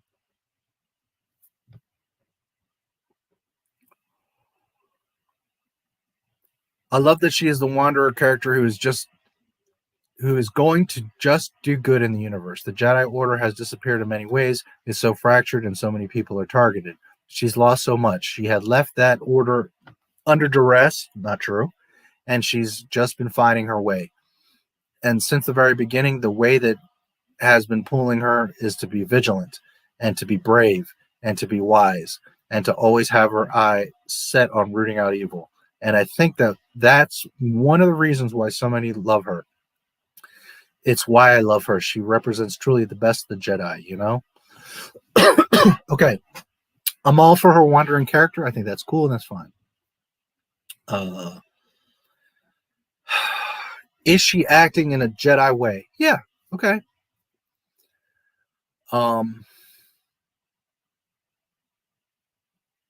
She left under duress. No. She was on trial for the explosions. What was it, in the Jedi Temple? I don't remember exactly right now. In the Senate or something. Something blew. It was Barris, right, that had planted some bombs. I don't remember because it's been a while now, but she's on trial for those explosions. She never was found guilty, accused of anything, banished, none of that. They said, we need to find out what's going on. We need to have an investigation. And after they said, hey, Ahsoka, we realized that it wasn't you, she chose to leave because her little pride was hurt that they didn't believe her. I get it. It would suck.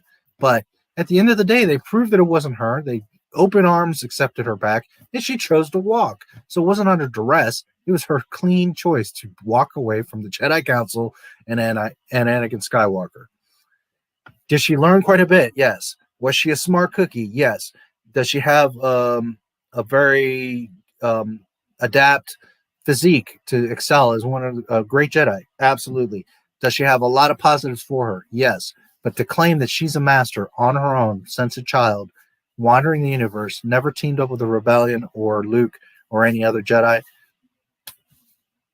Dave Filoni, you know that she's not a master. I mean, seriously, it's just dumb.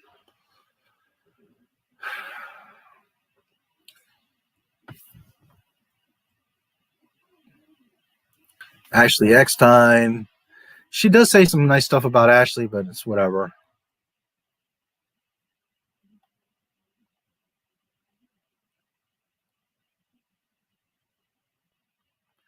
This talks about the claims against Rosario being a transphobe, which is not true. Anyways, someone made a bunch of claims like 2 years ago, 20 claims. 18 of them have been willingly dropped by the person that made the claims, and nothing's ever come out of it. So whatever.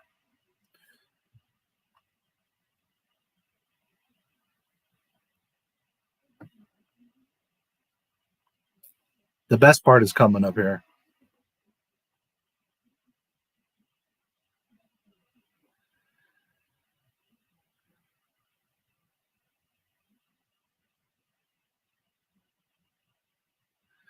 Dave, in writing this episode, you set it on a forest world that has been turned into a scorched wasteland.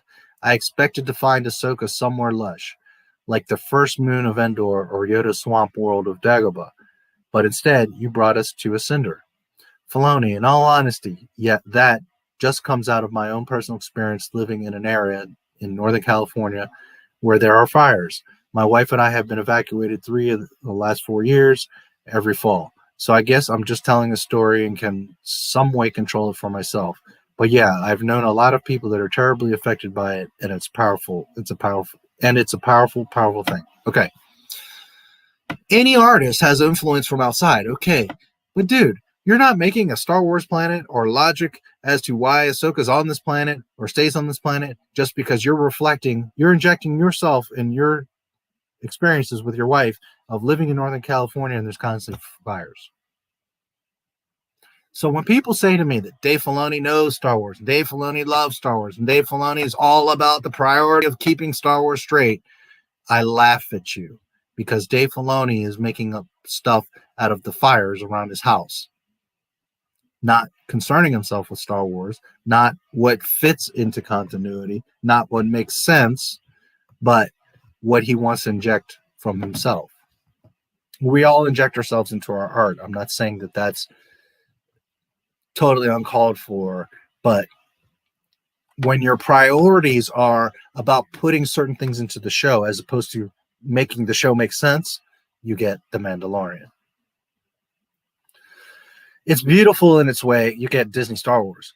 It's beautiful in its way, but also terrifying. I just thought it would be really haunting. There's a foreboding feeling, I think, through the episode and what transpires in it.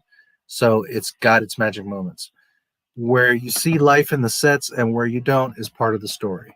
Most of the sets are dead and burnt. But then when you encounter Ahsoka, there's a little bit of green and life around her. That's all just emblematic, little visual cues that you can tell to reinforce story points. Is it a blessing or a curse for Ahsoka to have these powers? Dawson, it's a gift, but it's one that requires discipline. And we all have gifts, but we're not all very disciplined. And I think that she is such a strong reminder of what that looks like to be that steadfast, to be that clear, and not to do it because she's got all the support and love and company, but because she knows deep inside of her, this is who she is and what she's meant to do, and this is her purpose. And she is going to honor that every single day and choose it every single day, even when it's hard. Or not. She advises stepping away from the Force completely in this episode when it comes to the baby. Dawson, you saw that with Anakin's story, and you see that with Ahsoka as well. She recognizes that. That's why she brings it up with the child as well. He has these incredible abilities, and you've seen him able to wield the Force. He's been trained in the Jedi Temple, but as she says, because of his attachment, it makes him vulnerable to fear, which makes him vulnerable to anger, which means that he could be dangerous. That means maybe we shouldn't just let his Force sensitivity just wane, you know? Okay.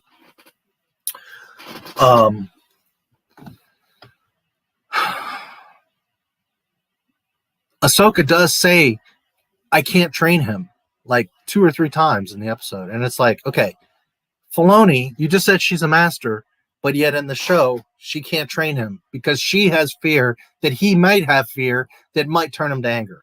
Well, if we give up on everybody that might have an issue, a problem, a question, a stressful moment, well, then we just give up on everybody.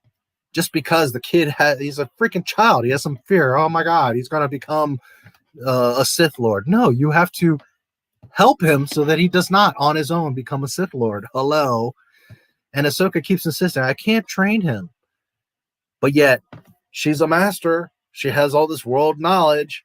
She knows where the temples are. She knows there's other Jedi. And yet, she wants nothing to do with this child, which is another just stupid, like, why wouldn't Ahsoka take him or want to be involved? Even if she says, listen, I can't just take him, but I'll come along with you and let's, figure this thing out. Instead, she stays on this burnt up planet and says, nope, I can't have anything to do with the child. That's your hero? That's your master? A coward?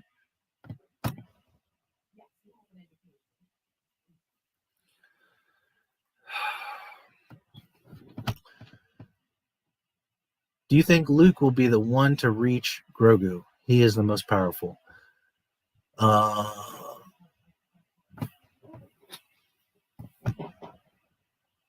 At this point, I don't know what Filoni is going to do, because according to him, there's 3 Jedi around, and Jedi survived Order 66. So at this point, they could do any damn thing,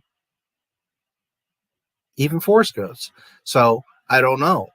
What should happen and what has to happen is Luke, the only Jedi, yes, should get a hold of Grogu. He's still young, and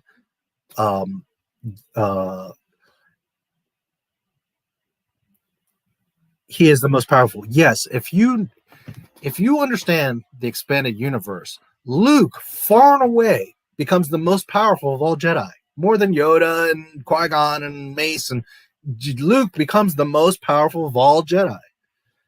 He's like on a whole other level. It takes him a while to learn, and he's catching up and all this other stuff, but he becomes the most powerful of all Jedi, according to the EU. So it is only logical that Luke should meet up with Grogu and train him with the other younglings. Here's the problem. According to Force Awakens, well, Luke did have students, but okay, so then Kylo just chopped down Grogu like it was nothing?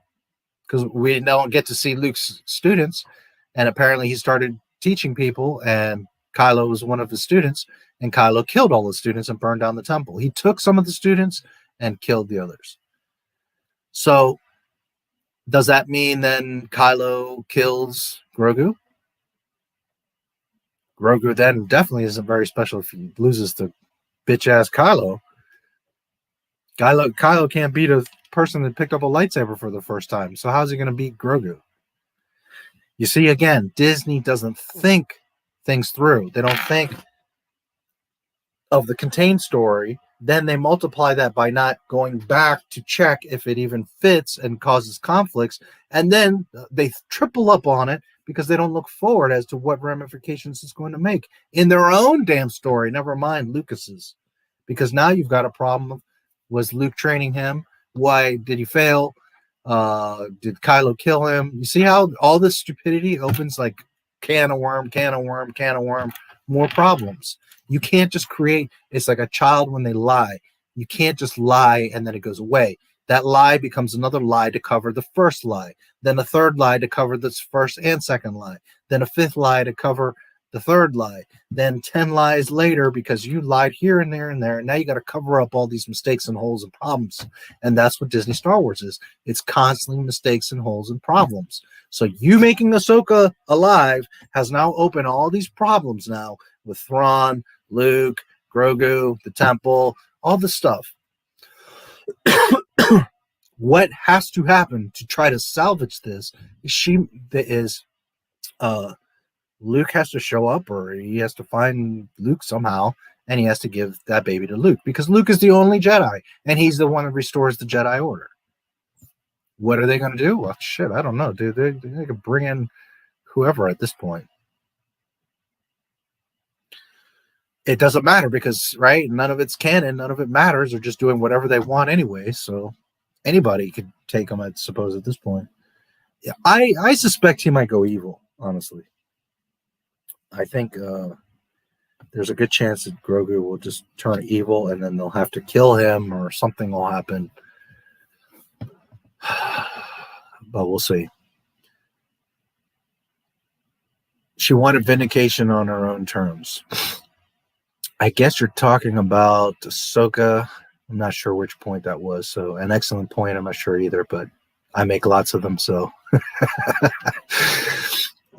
thanks for subscribing, Brian Roby. So I mean, it's just a mess. It's amazing in one article how I can show you like 10 problems with just this one article. Never mind when I start to piggyback off of other stuff. It's amazing. What's the story behind Grogu, the name of our little green friend? The name has been around for a while. John told me early on in season 1 what it would be, which made me start to think about how people could learn the name. This gave me the idea that Ahsoka, who is very compassionate, would be able to connect with the child, and that without words, they could probably communicate through memories and experiences. Through that connection, she learns the name and then tells Mando and the audience. Like Rey in The Force Awakens, the Mandalorian doesn't really know the full Star Wars story. He has no idea who Yoda is. Is that why you turn to Ahsoka for this? So she can say, "Oh yeah, I know what this is. What this thing is. It's a baby Yaddle." Okay. So again, it goes to the problem of if the Empire's in control, everyone knows about the Death Star, all this stuff is going on, and Ahsoka does nothing. Then you've got in the first episode of the season, they show a flashback of Cobb Vanth when he's like, yeah, we were celebrating the night of the Death Star exploded. And they show the Death Star explosion in a hologram, and they even show those letters, which, by the way, is from the crawl of A New Hope. They thought they were clever, but okay. Luke had discovered the plans of the Death Star, blah, blah, blah. Okay, so if the entire galaxy, even out in Tatooine, in some offshoot part of Tatooine, knows that the Death Star was destroyed, Ahsoka Tano isn't at all involved, doesn't seek out Luke Skywalker, doesn't try to help restabilize the Republic. She just doesn't give a fuck. Ahsoka literally is like, whatever.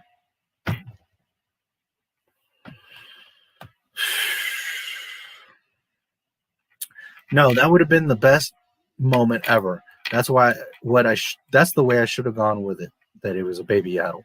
Again, I thought one of the most compelling things about introducing Ahsoka is that she is one of the few people that we could encounter in the story, and she would say, all right, I met someone like him. I've only ever seen one other being like this. I had to stop myself from doing something ridiculous like her say, is that a baby Yoda? It's almost demands to be said. Okay. So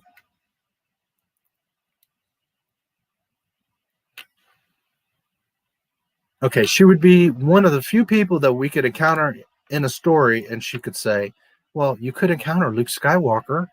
You could encounter Obi-Wan or Yoda's Force Ghost or Anakin's Force Ghost.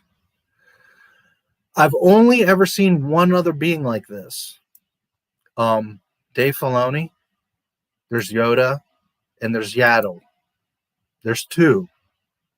They're both canon in the films. And there's two other Yodas in EU. So Ahsoka's only seen one. And if Ahsoka only saw one and it's so important, Grandmaster Yoda, she didn't say, oh my God, it's a baby Yoda. I need to train him. I need to protect him. Instead, she says, no, I'm going to stay on this burnt up planet in peace. You go to that stone. You see how he doesn't think things through? And how he knows trivia, but does he really know Star Wars? Because no, there's not just one other being like this. There's four of them. And two of them are canon in the movies. This guy is getting paid, I don't know, I would imagine $1 million a year to keep Star Wars straight. Better hope I don't get a hold of Star Wars, because Dave Filoni is one of the first people getting fired. She invokes his name, but there's another illusion. Filoni sees this child and names the name Yoda for the first time in our show. Blah, blah, blah. They did something with the music, blah, blah, blah.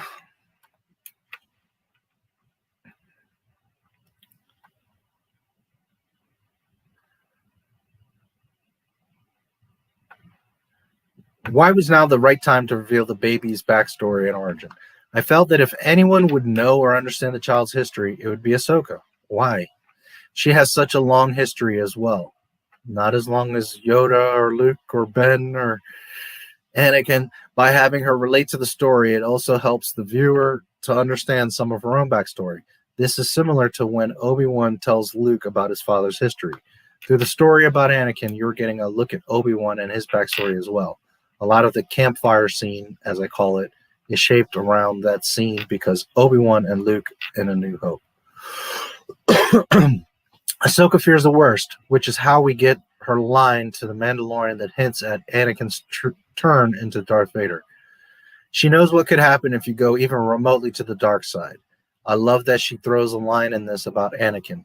She knows what could happen even to the best of us when fear and anger take root, and she's so vigilant about that. She's a lonely character, I think, but the Force is compelling her to just continue to do good. She wants to do good and help people, but rather than do it like the Jedi did, which was all wound up in the politics of the Republic, she's doing it on an individual basis in the galaxy. Plus, she's a larger quest. She has a larger quest, which is always more fun when they have a larger quest. Okay.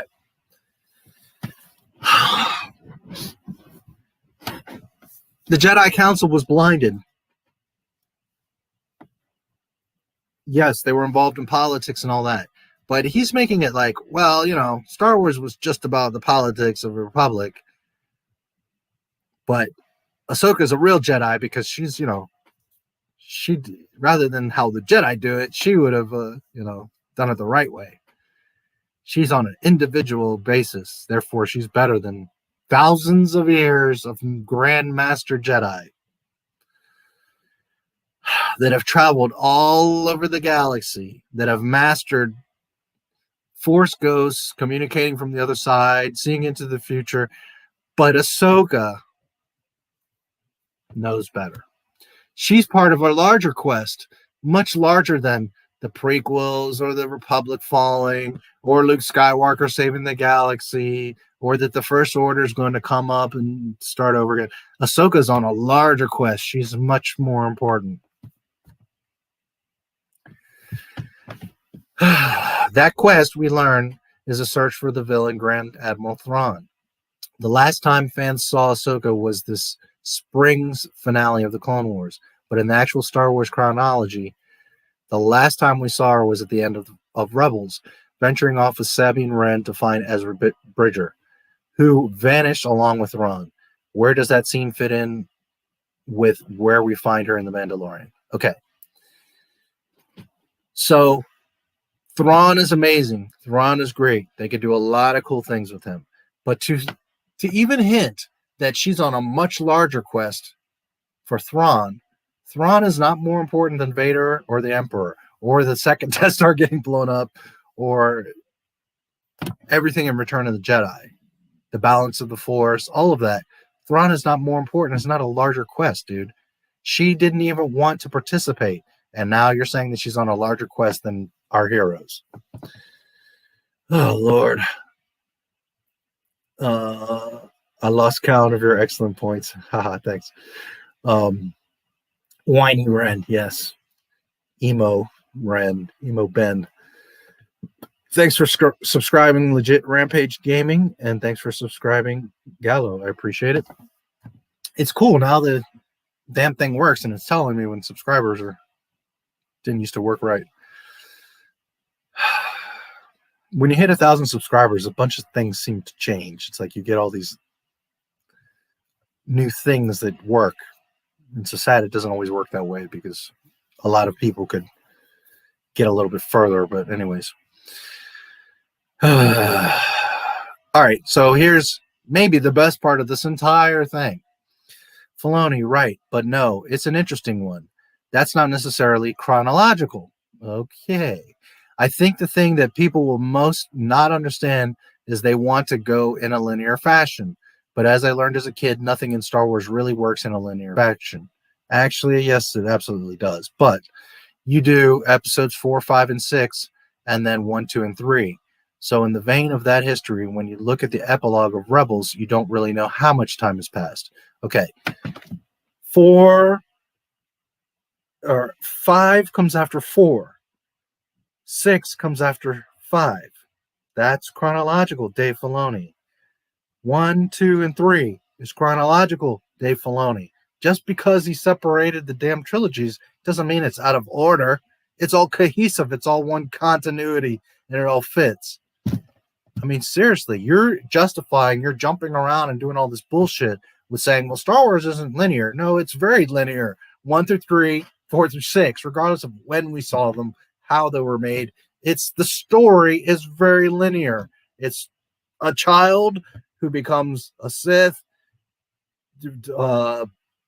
demonizes and terrorizes everyone, and then gets redeemed by his son. It's very simple. It's a very linear story, Dave Filoni.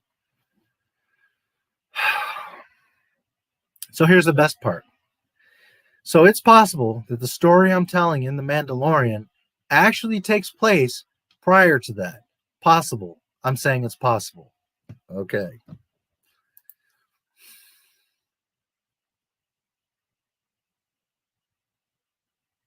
It saddens me that someone getting paid all this money and works at Lucasfilm doesn't fucking know his own shit. Never mind Star Wars, his own shit.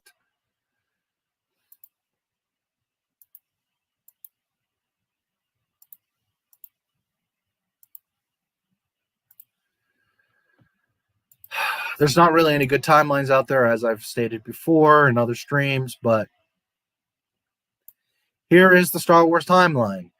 Phantom Menace, Attack of the Clones, Revenge of the Sith. You got Clone Wars here, obviously, between 2 and 3.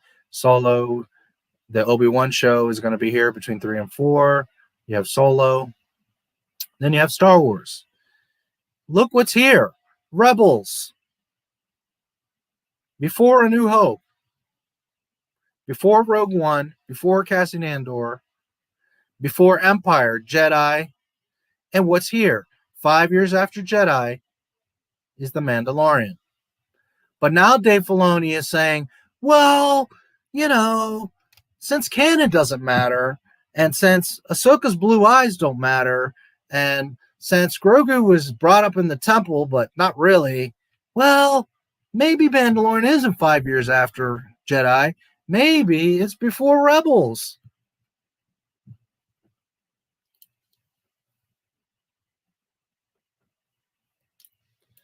George Lucas never had these problems. George Lucas knew the story he was telling, and he stuck with it. Disney has been literally just fit shit in wherever we can fit it in. And if it doesn't fit here, well, then retroactively, we'll just move it around and say that it's this and that it fits and that the Emperor survived because he made clones, even though we all saw him die. And, Mandalorian actually will make it fit because it might be before Rebels. You see, because in Rebels, Ahsoka's like this big hero, and she survives Vader and does all this stuff because Filoni wanted her to be special. But then you have the problem of, if she's in The Mandalorian, then why doesn't everybody know about Ahsoka? Where's Ezra? Where's the Veil of the Force? You see how when you open a can of worms, you now open 10 others, Dave Filoni. You want to jump around and invent shit, and now you've backed yourself into, well, maybe actually The Mandalorian has to be 5 years before Rebels. So if you're going to make it fit in for Rebels, well, then it screws it up because Mandalorian has been everything after Jedi. Now you're going to have to reconcile how some of these events are happening before Jedi, which you can't because Boba Fett goes into the Sarlacc pit in Jedi. So how would he get out of the Sarlacc pit if it was before Rebels? This is Dave Filoni's brain. His little pea brain that thinks he's fucking clever and he doesn't understand Star Wars. Because someone that understands Star Wars, especially the lore and that cares and pays attention to the details and works at freaking Lucasfilm, would know that you can't move The Mandalorian before Rebels to reconcile your little pet Ahsoka Tano, because now you've created a huge problem with the main timeline. So what does this now do? Either now none of this is canon and we're just going to swap it all around because fuck it, or we're going to retcon the OT, and that's what's happening. They're retconning the OT because they've already made this piece of trash, which destroys the OT. They've connected it with Mandalorian because Baby Yoda healing justifies Rey. Now they're going to reconcile with Snoke. Those were probably Snoke clones in those tanks. We don't know, but they're cloning. So now they're going to reconcile Palpatine with the Mandalorian because they're cloning. And now they're trying to go back and reconcile Ahsoka because of Rebels. You see how they've created this whole freaking mess? Lucas did not have these problems. I can't believe Galaxy's Edge is in the timeline. Yeah, I know. Some idiot made this crap.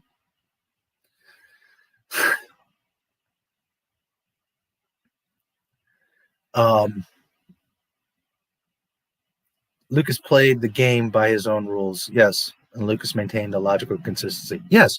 No matter how much Lucas changed things and how much you like it or not, remember something. Star Wars is not yours, and it's not mine either. Star Wars is George Lucas's, no one else's. So whether you like the battle droids or you like Jar Jar or you don't, it doesn't fuck you. It doesn't matter because it's George Lucas's story to tell. Either you love that story or you don't. You don't have to love it. But you don't have a say, you don't have a voice. So it's funny to me when people say, but the prequel's this, and this movie that, and they didn't do that. It's none of your goddamn business. Either you like the story or you don't, because the only person that has any say over it is George freaking Lucas.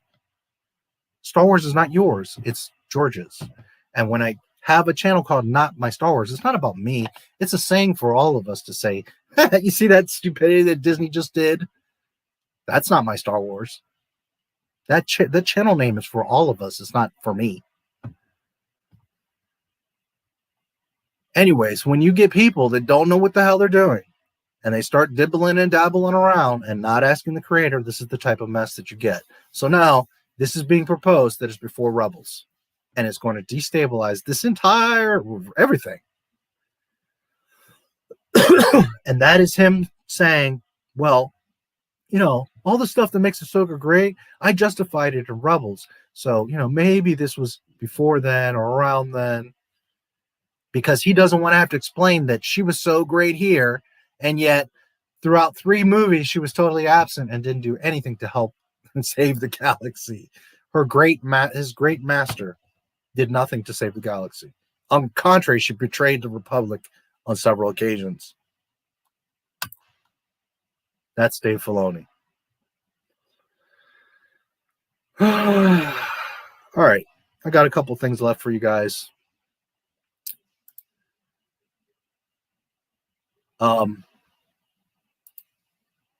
Just to bring it up real quick again and to drive the point here.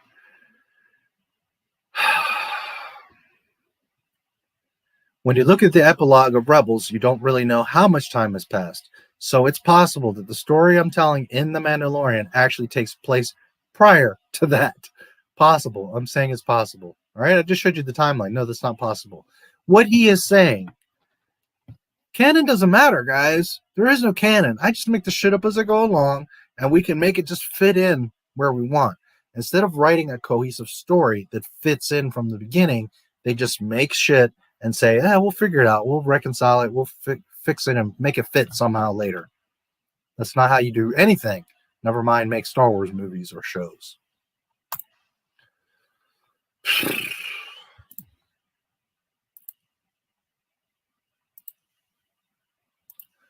Okay, this came out November 26. Forbes. Disney will lay off 32,000 workers as theme parks face restrictions to COVID-19. Okay.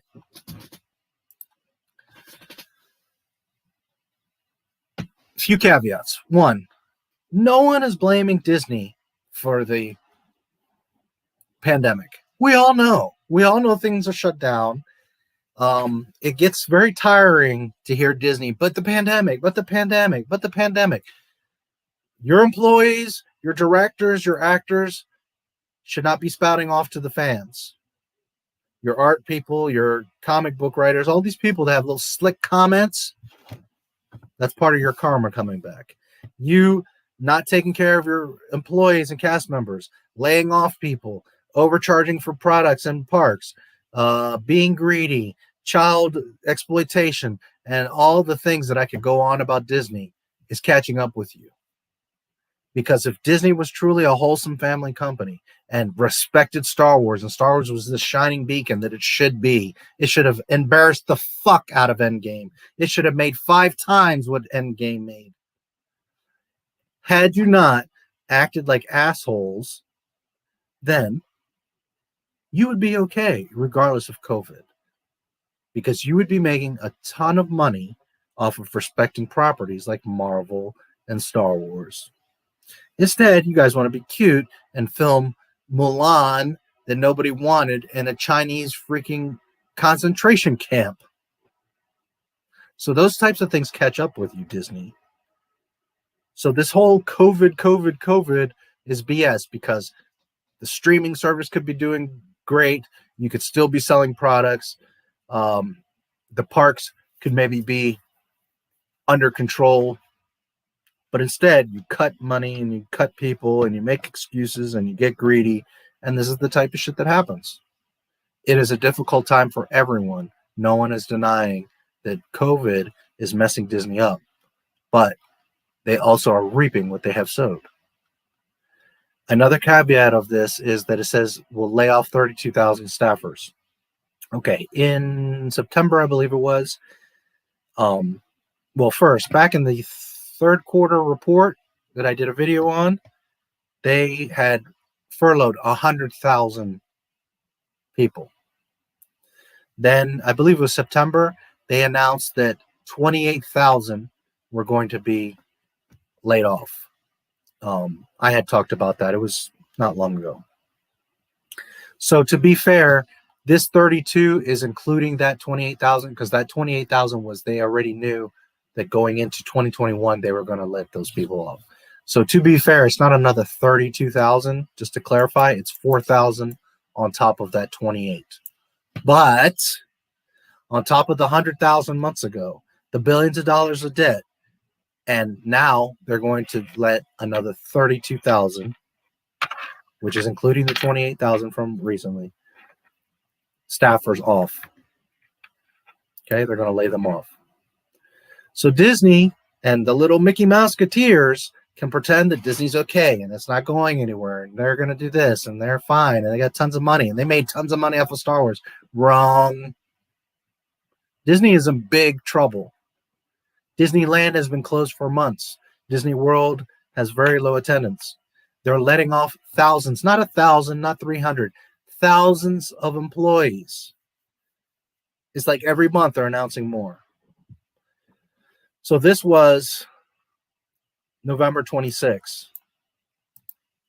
They just publicly confirmed they're going to release 32,000 people by 2021. Here you go. In September, the company announced 28,000. Okay. So roughly 2 months later, they're announcing more.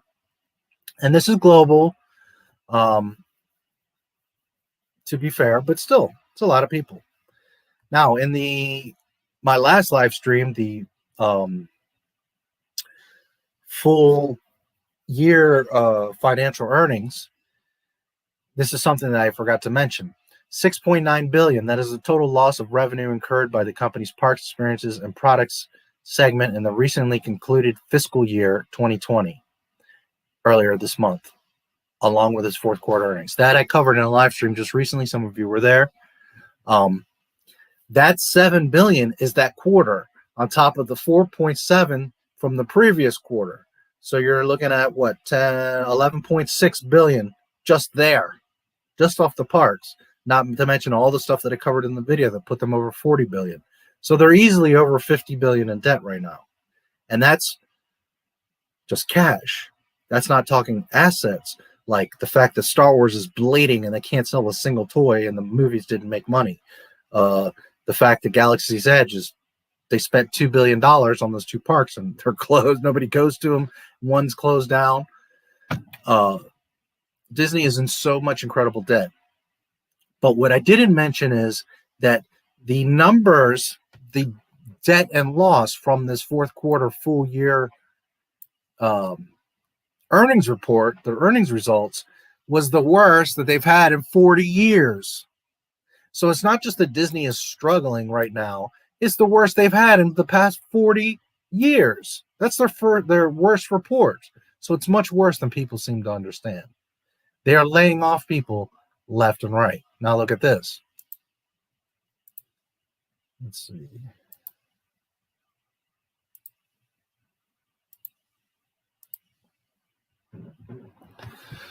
It's a bloodbath. Layoffs underway at Disney. This is December 3rd, 2020, just yesterday. I haven't heard anybody talking about this. I was going to come on live because this was later in the evening yesterday, and I was going to come on live last night and do it. But then I was like, it's late. Anyways, thanks for subscribing, Tyler Lardon. Thanks for subscribing, Van Dam Me Fan. Van Dam Me Fan? Okay. Van Dam Me Fan 34. I'm assuming you're saying Van Dam, right? Like Jean-Claude Van Damme? Van Dam. Or, okay, not Van Dam Me, but Van Dam Fan 34. Okay, I guess that's what you're saying there. Don't forget about the SEC investigation. Yes, I called that in the corner of my eye. I wanted to mention that. They are also under a huge litigation by the U.S. government for a monopoly. They're under investigation with stuff with China. They have all kinds of problems. And like in the beginning of the stream, remember I mentioned the Disney Must Pay, where they're screwing over Lippincott, Alan Dean Foster, and J.W. Rinzler, not wanting to pay their royalties. Okay, so Disney in every corner and turn is trying to avoid paying money and paying people, living up to their responsibilities. Those debts are only going to ride for so long. All that stuff is going to stack up against them in court. So Disney is digging their ditch because right now the last thing they want to do is start pissing off world-renowned authors, not to mention Justina Ireland and Kevin Scott and Charles Soule and all these nutbird amateurs that are doing the High Republic that don't understand hyperspace has been around for 40,000 freaking years. If you guys think you're going to get paid by Disney, I don't even have to say it, because if they're not wanting to pay Alan Dean Foster, you think, Charles Soule, that you're going to get your royalties from Disney?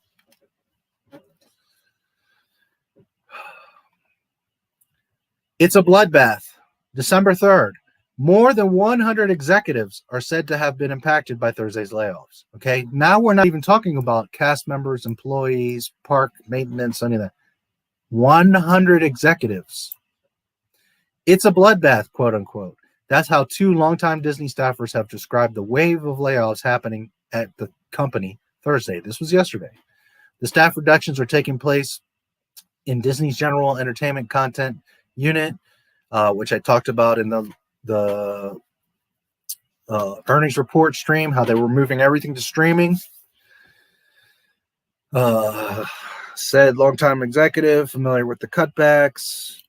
Disney declined to comment, but of course, longtime ABC exec Vicky Dummer or Doomer, I'm not sure. I'm going to say Dummer, I guess, who has spent nearly a quarter century at Disney and most recently served as head of current for the broadcast network, is among senior executives who have been impacted by the layoffs. ABC's executive VP scheduling, Andy Kubitz, an 8-year network veteran, is also one of those who lost their jobs Thursday. Kubitz most recently patched together ABC schedule after the scores of holes were created when the pandemic forced production to shut down. Okay, so they're not just letting cast members, they're letting executives go. 100 executives, and not even like 6 months old executives. Quarter of a century at Disney, and you're getting laid off. So I don't really need to say anything else there. Disney's falling apart. There's no denying it. The numbers are there. The facts are there. Everything's closed. Disney Plus is not gaining enough subscribers. At 70 million subscribers times $7 a month, you do the math, it's not enough to even run Disney Plus, never mind Disney corporate.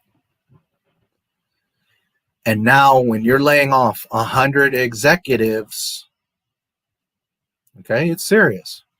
Now, at the end of the day, do I want Disney to burn? No, I want them to learn their freaking lesson and start acting correct. Start respecting your employees, start respecting your guests, stop price gouging, stop lying, stop putting agendas, stop destroying franchises, all things that they all should have been doing from the whole time back when Walt owned this freaking company. Walt was not perfect. Walt had his things. But for one thing for sure, he cared about his image. He cared about Disney's image. He protected the parks. He made it a magical place, and he wanted people to feel special. That is not Disney anymore. People seem to think Disney is this magical place these days, and it's not. Go, you're going to see it's long lines, rude people, rude employees, way overpriced food and drinks and hotels and everything. You have to spend thousands of dollars just to go see that damn mouse. So Disney deserves every bit of this coming to them. At the end of the day, would I like Disney to get their shit together, start treating people correctly, and fix Star Wars? Yeah, sure, I would love that. Is it going to happen? I don't know. I don't know that Disney's going to survive 2021, guys. Honestly, I think Apple or someone, maybe even Lucas, is going to come along and buy that shit because they are in so much debt. They're going to start selling IPs, I promise you. Marvel, Star Wars, that stuff is going to start getting sold off within months because they got no choice. They have no choice. And Disney as a whole is very much looking at bankruptcy. So I don't know how they're going to survive 2021 because theaters are gone. That's done. By the way, they're talking about putting Black Widow on Disney Plus. Just remember who called that and said that months ago. That was me. I was wrong about November 26th, but I'd be shocked if they make it through the end of 2020 without that movie coming out.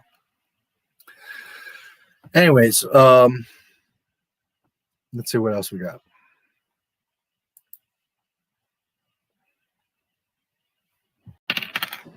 The authors, Mendo. I showed you those pictures. Archives, Rian Johnson, Timothy Zahn. Okay, the last thing I really have as far as like news or what's going on with the mouse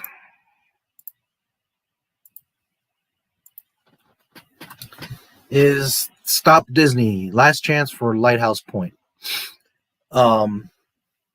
Disney wants to build a resort in the Bahamas at this place called Lighthouse Point. Here's what it looks like. Beautiful. Now, I have no problem with capitalism. I have no problem with Disney making resorts anywhere in the world. I have no problem with that.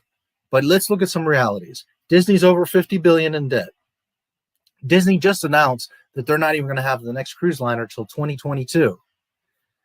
Movies are in no foreseeable future. The parks are closed. Everything's shut down. The only money they're making is Disney Plus, and not much.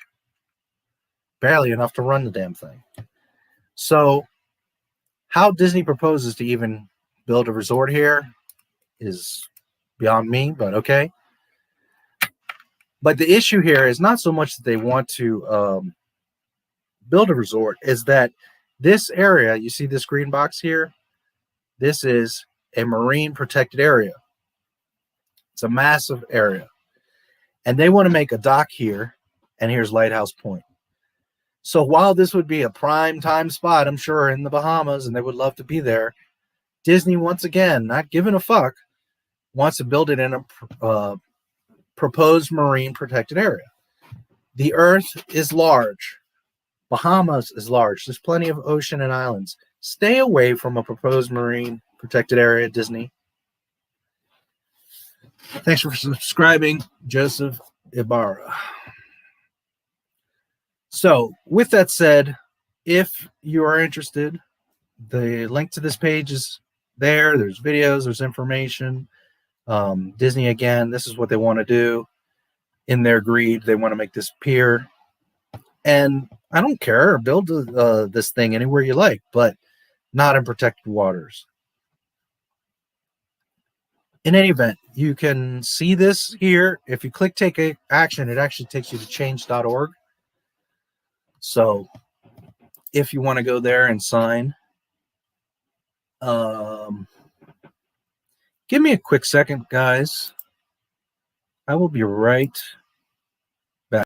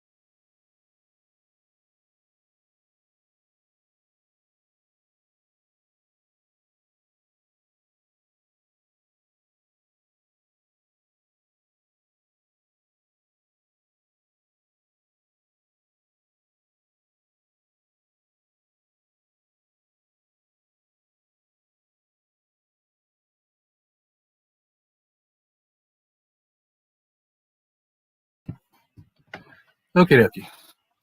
I had to run to the bathroom real quick. Jeopardy theme music. So, there's all the information here. It's, just a petition to keep them from building in that specific spot. It's not about stopping Disney from building a cruise liner or making a port or even being in the Bahamas. It's just this specific spot that is supposed to be protected marine waters. Okay. So if you're interested, the link is in the description. It's also on change.org. There's actually two versions of it. One is to Disney and one is to Bob Iger. It's the same basic petition, but there's just two versions of it on change.org if you want to search for it. Okie dokie. Well, last couple things and we'll wrap up, I guess.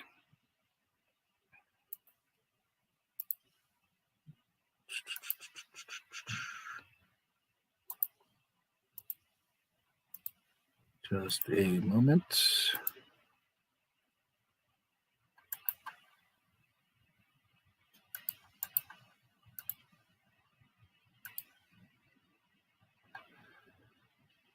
All righty.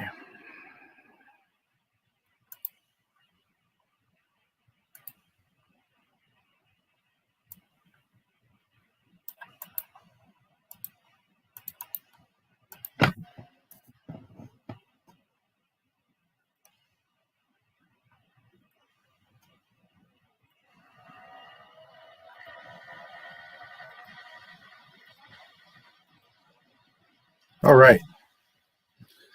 For anyone that's new, I do have a merch store. Just wanted to mention it if anyone wants to take a look. A part of why I wanted to come here is I wanted your guys' opinion. I have created some new stuff. As you can see, there's snow in my store. I hope it's updating on your end. On my side, it's again, there's a delay, but it should be okay. Anyways, I wanted to show you one because I wanted to mention a few things. First of all, I've started a gaming channel, which some of you may or may not be aware of. So Not My Star Wars Gaming, if you want to check that out. I'm very busy with, I have 5 YouTube channels. Not My Star Wars keeps me busy.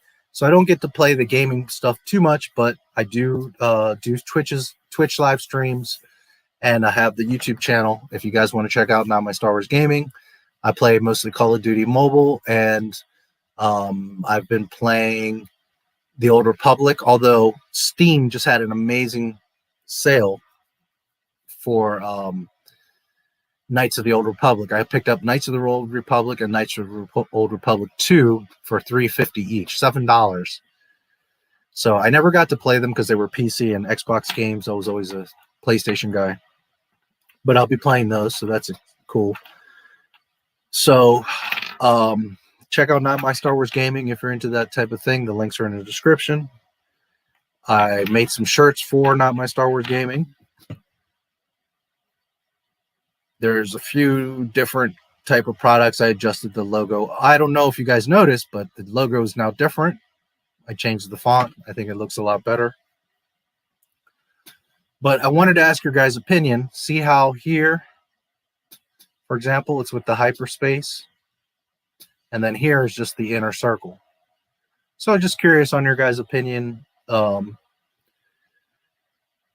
you like the circle better? Do you like the mouse? Do you like the original with the like this, the hyperspace? Leave them all as alternatives. I like them all, to tell you the truth, in different ways. Like I do really like this though, like the circle on the mug.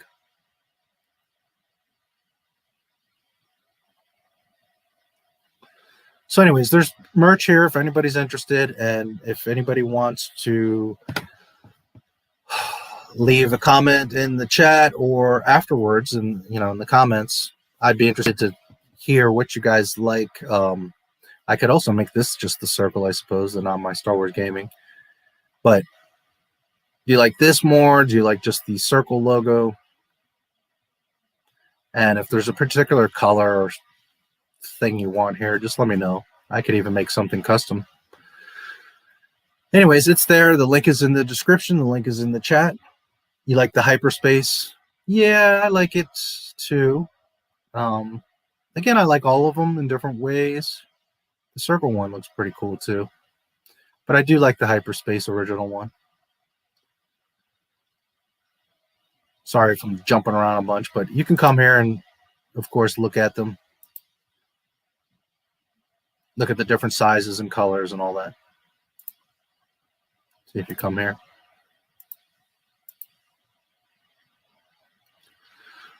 All right. So hopefully some of you guys will check that out. I'd be very happy to see you guys wearing that stuff.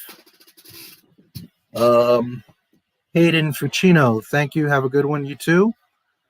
Another excellent stream. Thank you, DA. I hope I can entertain you guys, give you guys some good information.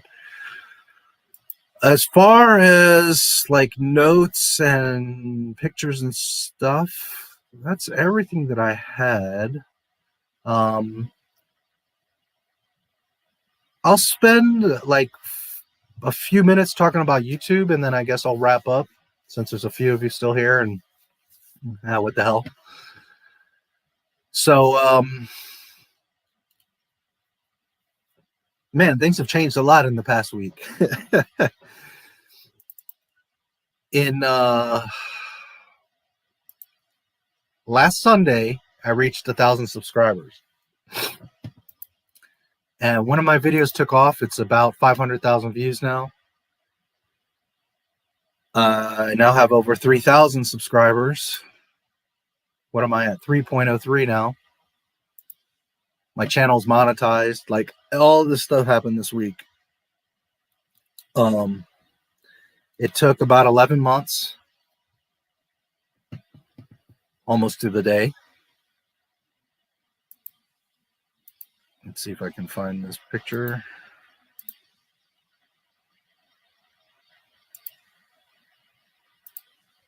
Where'd you go?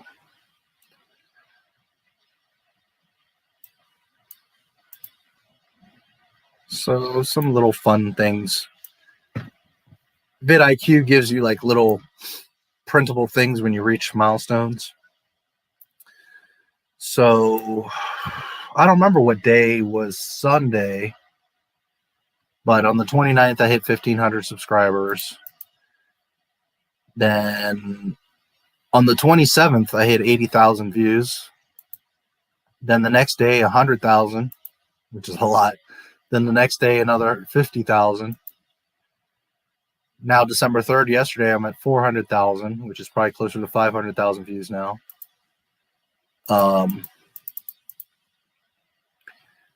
And on December 3rd, I hit 2,500 subscribers, which now is over 3,000. So it's pretty insane. Like in the past week, so much has changed and grown for Not My Star Wars, which is great. I'm very happy. I put a lot of work into it. It's been a year of pretty much nonstop creating videos and promoting it and dealing with all kinds of stuff. When I say dealing all kinds of stuff, like just people, your channel sucks, burn this trash, you're stupid, blah blah blah, that kind of stuff. Whatever. So anyways, those are some silly little things.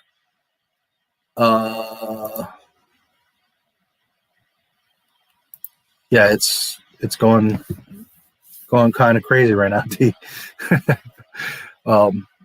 This one video, let me see if I can.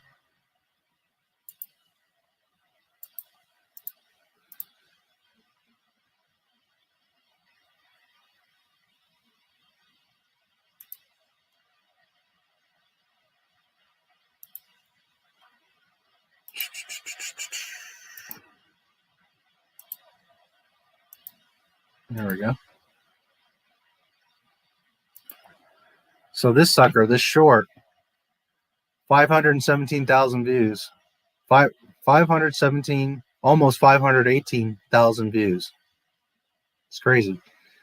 I'm at almost 3,100 subscribers. Man, the comments on here, whew. Most people get it. Some people are just like, George Lucas is an idiot, this and that. Prequels suck. I don't know. I don't know what's wrong with people. Anyways, not that my little channel and my little video is indicative of the Star Wars fandom, but it's a small piece. It's a small indication. And I just want to point out that this video not only has 518,000 views, this little thing of George Lucas talking, but I want you to draw your attention to this. It has 19,000 likes and 662, less than 1,000 dislikes. So again, not that I'm some major indicator for the Star Wars franchise or fandom, but in this isolated example, it goes to show you that most people do care about George Lucas, do understand the mess that Disney's made, do wish that he was back in control, do agree that the sequel trilogy was a fucking dumpster trash train wreck disaster. Again, this is an isolated thing on my little channel. But when you have 19,000 likes compared to under 1,000 dislikes, it very clearly shows that 518,000 people have seen this. And I think this little guy might make it to 1 million views. And it's a clear indication that 95% of the people that are seeing this agree that Disney fucked up. So, just as far as YouTube is concerned, you got to stay at it. You got to believe in what you're doing. I think I'm a good example because my channel is so narrowed down to something specific. Now, ironically, those are usually the channels that do the best on YouTube, is the ones that are very niche on something specific. When you try to do too much, you're competing against too much and trying to cover too much, and it doesn't work. But on the same token, I get a lot of hate. There's a lot of people that don't agree with me, or that overall aren't happy with Disney but still like parts of it. There's a lot of people that like The Mandalorian, etc., etc. So the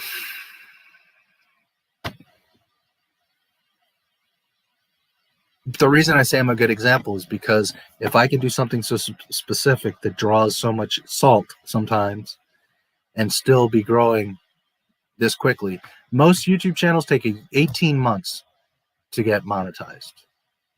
I did it in 11 months.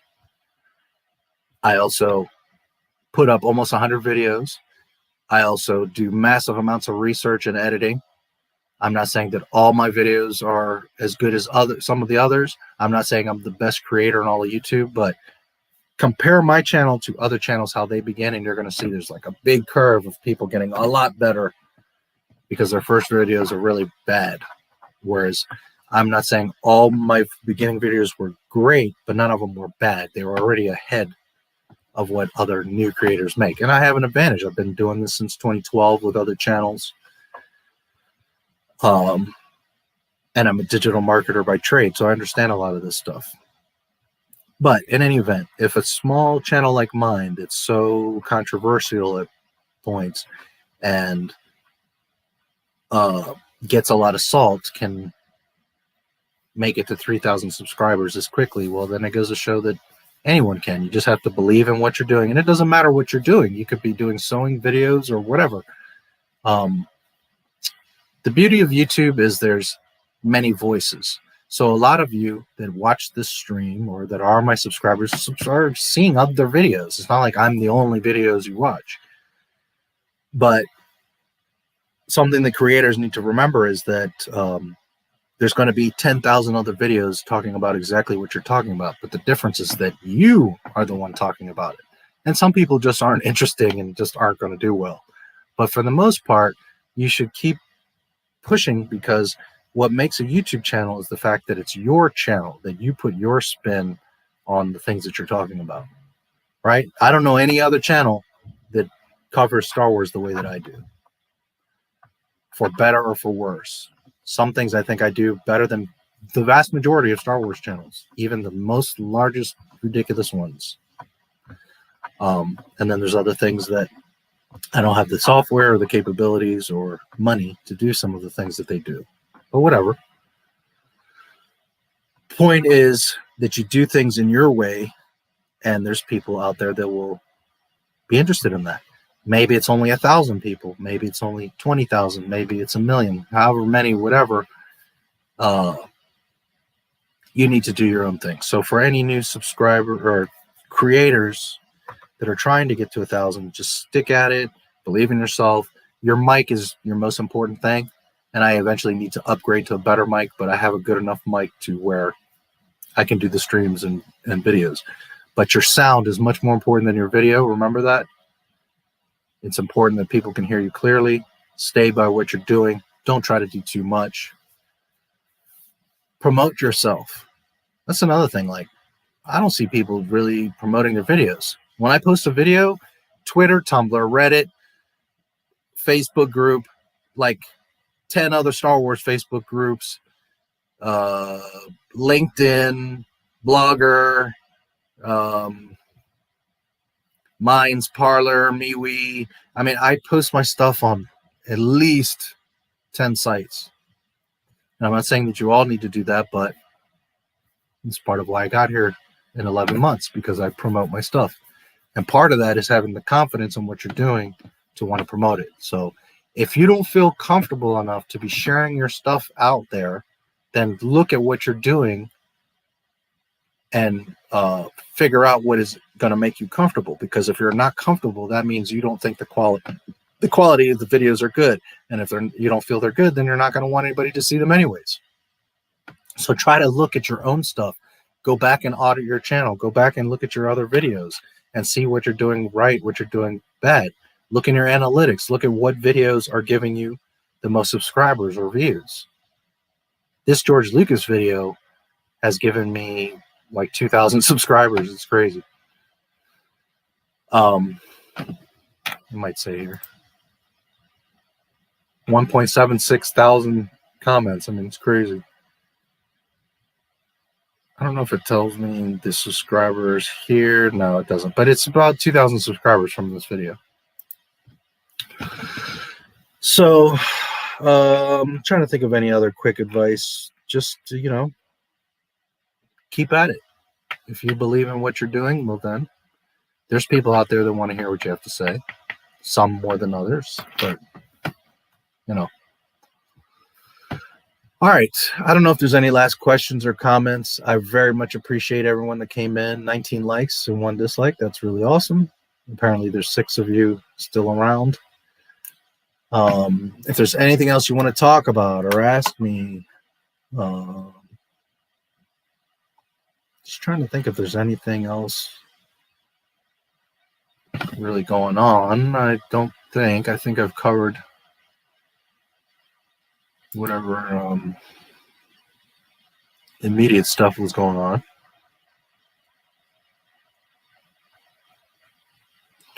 I've also been a little hesitant to upload a video because this George Lucas one is doing so good. And sometimes you don't want to disrupt the flow. So while I've had some ideas for other little shorts and some other videos that are coming, I've been holding off a little bit because I don't want to interfere with this little video that has been getting just massive amounts of views. And I would hate to, for example, put up another short and detract from it.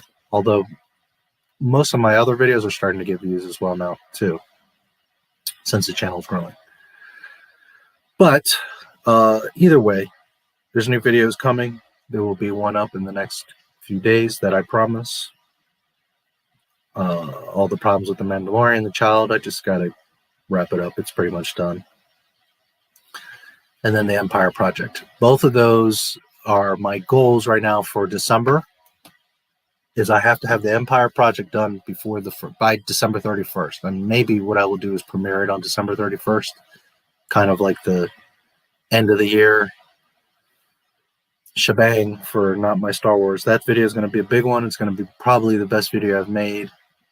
You guys are going to love it. It has a lot of guests doing the voices of the characters.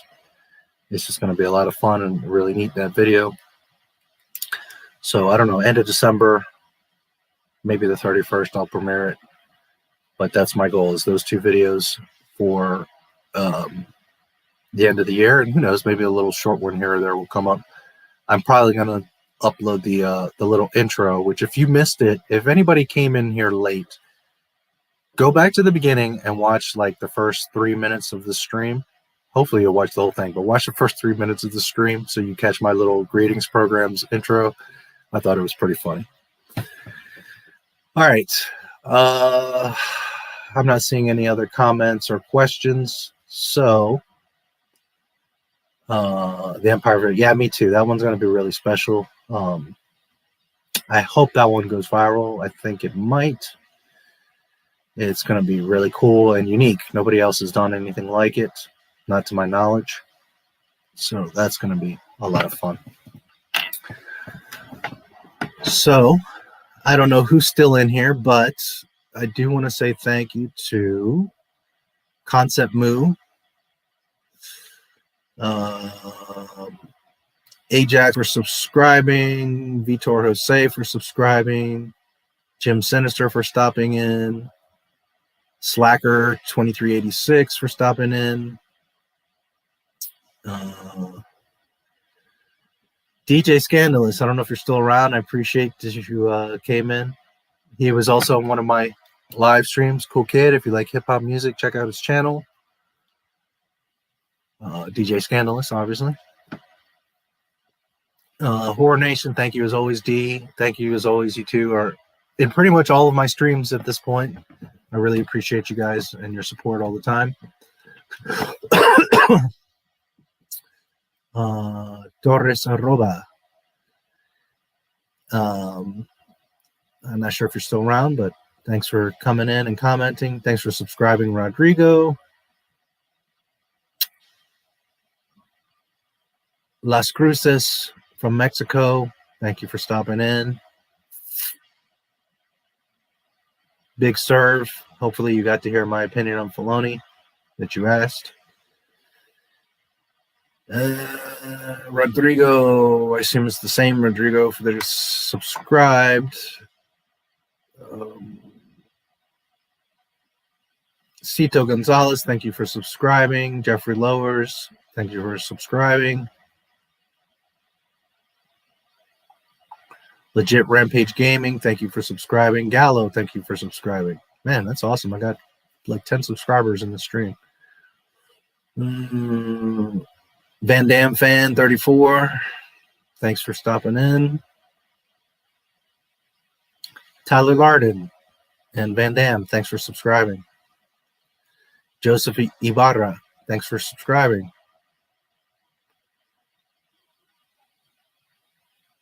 Hayden Ficino, I'm thinking you already left, but thanks for stopping in, and you have a good one too if you hear this in the future. And D, again, as always, thank you for your comments. I really appreciate them. All right, so look for a video in the next few days. I'm juggling a lot of stuff, especially this week has been, man, just craziness. Imagine going from 900 to 3,000 subscribers in like the past few days, and like a 500,000 view video and like all this stuff. My channel's monetized. By the way, that's another thing, because some people may ask. Sunday, I hit 900 subscribers. Late afternoon, I did the process inside of YouTube to apply for the partner program. Tuesday morning, very, very early, like 5:30, 6 in the morning, I got an approval email. So I've been monetized. It took 2 days. The reason I mention this is in the past, people have said it could take 6 months or 3 months. YouTube has gotten a lot better about it lately. In the past year, I see all kinds of creators saying how they got monetized like in an hour or a day or a week. So just a end of 2020 update on as far as that, it took me 2 days. So yeah, a lot of stuff going on. Now my Star Wars is growing. A lot of new stuff will be coming. In the near future, I'll buy a better mic. That's something I do want to upgrade, especially for the videos. Live streams, I think I'm fine, but for the videos, I noticed there's little pops and changes of volume and stuff like that. Things that you notice when you're making these videos. But look forward to a lot of new videos next year. We'll see what happens. Man, who knows what's going to happen with Star Wars? I still maintain that Lucasfilm will get sold off. I think by January they're going to be talking about selling off properties, selling off IPs. We'll see. Maybe I'm totally wrong. I can tell you this. From the past year, from the creation of Not My Star Wars, I've been wrong once. And I'm not saying that I'm perfect or I'm always right. I'm just saying, as far as things that I have said on Not My Star Wars, we could technically say twice. Once was, I didn't think that The Rise of Skywalker would hit $1 billion. It did. Scraping, barely on its knees, past $1 billion. So I was pretty much right, because it didn't make any money and it barely made $1 billion. So that's where I was wrong. And then number 2 was, I said that Black Widow would be on Disney Plus November 26th. It's still not there. It is going to be on Disney Plus. They were even talking about it the other day. That's inevitable. I think before the end of the year, we'll see. Maybe they drag it out into January, but they're desperate. They need the content on Disney Plus. So look for Black Widow very soon. And maybe I've made a little mistake here or there that I can't recall, but any like lore video, box office numbers, stating facts, showing sources, stories, anything that I've covered over the last year, I can say with great confidence I was wrong those 2 times. And they were both predictions. So, anyways, fantastic news. Glad to hear it. Your efforts are appreciated. Well, I appreciate it. I'm glad that you guys like it. Apparently 3,000 and some people now do. That's another thing. Just keep at it, because, you never know when YouTube is going to, what video is going to take off. I can give you advice as a creator. Anyone that's creating videos right now, you better start making shorts. All my shorts are getting thousands of views. And this one is the one that changed completely Not My Star Wars channel. So if you are in the YouTube game right now, you need to be making shorts. It doesn't have to be your entire channel. You can make just 1 or 2, but you need to be making shorts, because people are getting massive amounts of views, thus getting watch time, thus getting subscribers. So, I showed you this video has 517,000 views. 19,000 likes. It's insane. It's absolutely insane. And that is a short. So look into shorts, keep out what you're doing. You never know which video is going to change the whole situation. So give yourself the best odds. Create shorts, do your SEO, which if anybody, now that I'm on the topic, might as well show you this. If you come to the home page, which I think it will share it correctly. Yeah, it should. If you come to the home page of my YouTube, you're going to see there's other channels here. These are all my channels. So Not My Star Wars Gaming, like I mentioned, if you want to check out gaming over there. Quarantine Comics, which we all like jokes. There's some funny stuff over there, guys. And maybe some of you are not aware that I have this channel, but there's some really good stuff over there. Check it out. Benetrage LLC is my digital marketing agency. There's a lot of videos there. The reason why I thought of this and I'm mentioning it is because if you want to learn more about like doing stuff on YouTube, YouTube Shorts, different digital marketing things, well, there's that channel if you want to check it out. And then True Hem Clothing is also my channel. This was from 2012. This is my first YouTube channel. And it's funny. They all have, like, Quarantine Comics has the hours, but only 100 subscribers. Benetrage has 1,500 subscribers, but doesn't have the hours. True Hemp has the hours, but doesn't have the subscribers. It's just funny. They're all in different places.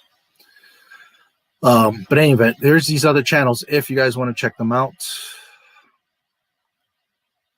But since I was talking about YouTube, if you want to learn some more stuff there, there's also a playlist on this channel that says YouTube, and it's like just hundreds of YouTube videos curated over the years to help you learn about YouTube, how to use it, work it, algorithm, SEO, all that stuff.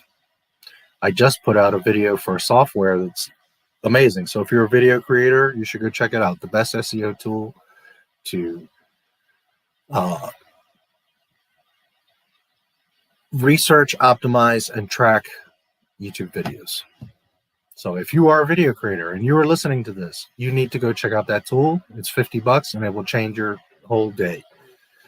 The two things that have, outside of my hard work and making videos and editing and doing all the promotion, all that, the two big things that have changed my YouTube life, career, and especially Not My Star Wars is that software I just mentioned, which is in the video, and the shorts. This George Lucas short, wherever it went here. So shorts and that software, look into them if you want to grow, because they will both undoubtedly help you grow. Thanks for subscribing, Charles Johnston. All right, guys. I've spoken quite a bit, I guess, at this point. I don't see any other questions or comments coming in. I'll hang out for another few seconds in case anybody wants to say or ask anything else. I hope that you will check out the merch store. The link is in the description. If you want to leave a comment afterwards on the replay, what do you think of the logo? What do you think of the different designs, the mouse, the hyperspace, or the circle design? Is there other stuff you would like to see there? Oh, let me mention one other thing since I'm here. My community tab opened up. So now you guys will get notifications whenever I post to the community tab, which is a big deal because before I had discussion, and in theory, your subscribers are supposed to see it, but most people don't. Whereas the discussion tab very much is like a post, and it does go out to everybody. So I mention it because there's these two polls here of what would you guys like to see from Not My Star Wars. It's been very interesting to see the results. And this, when it first started, was all live streams, but then it jumped up to lore, research and Star Wars lore. So I love that stuff. That's cool to see. Live streams that quite a few people do seem to want. Looks like tribute videos went up a bit. Documentaries. A lot of you are wanting documentaries, which is cool. Okay, I'll have to see what I can do there.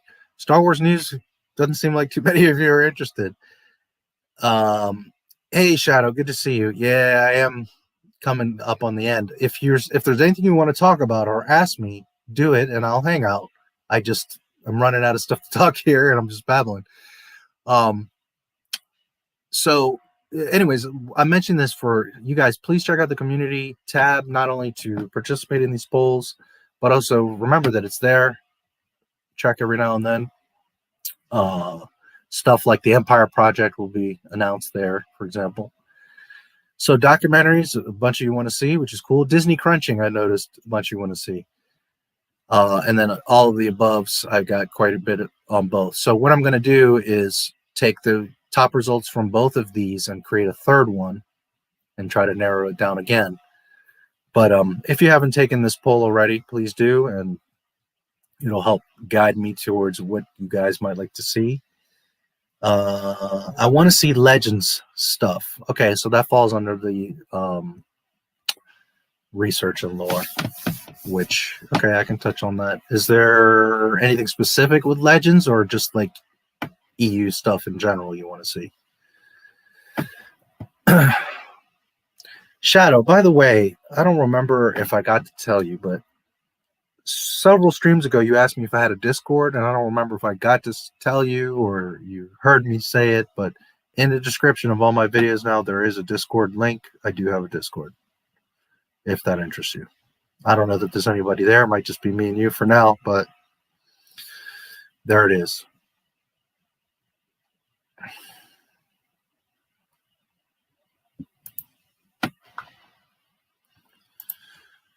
Alrighty. So Legend stuff, I will keep that in mind.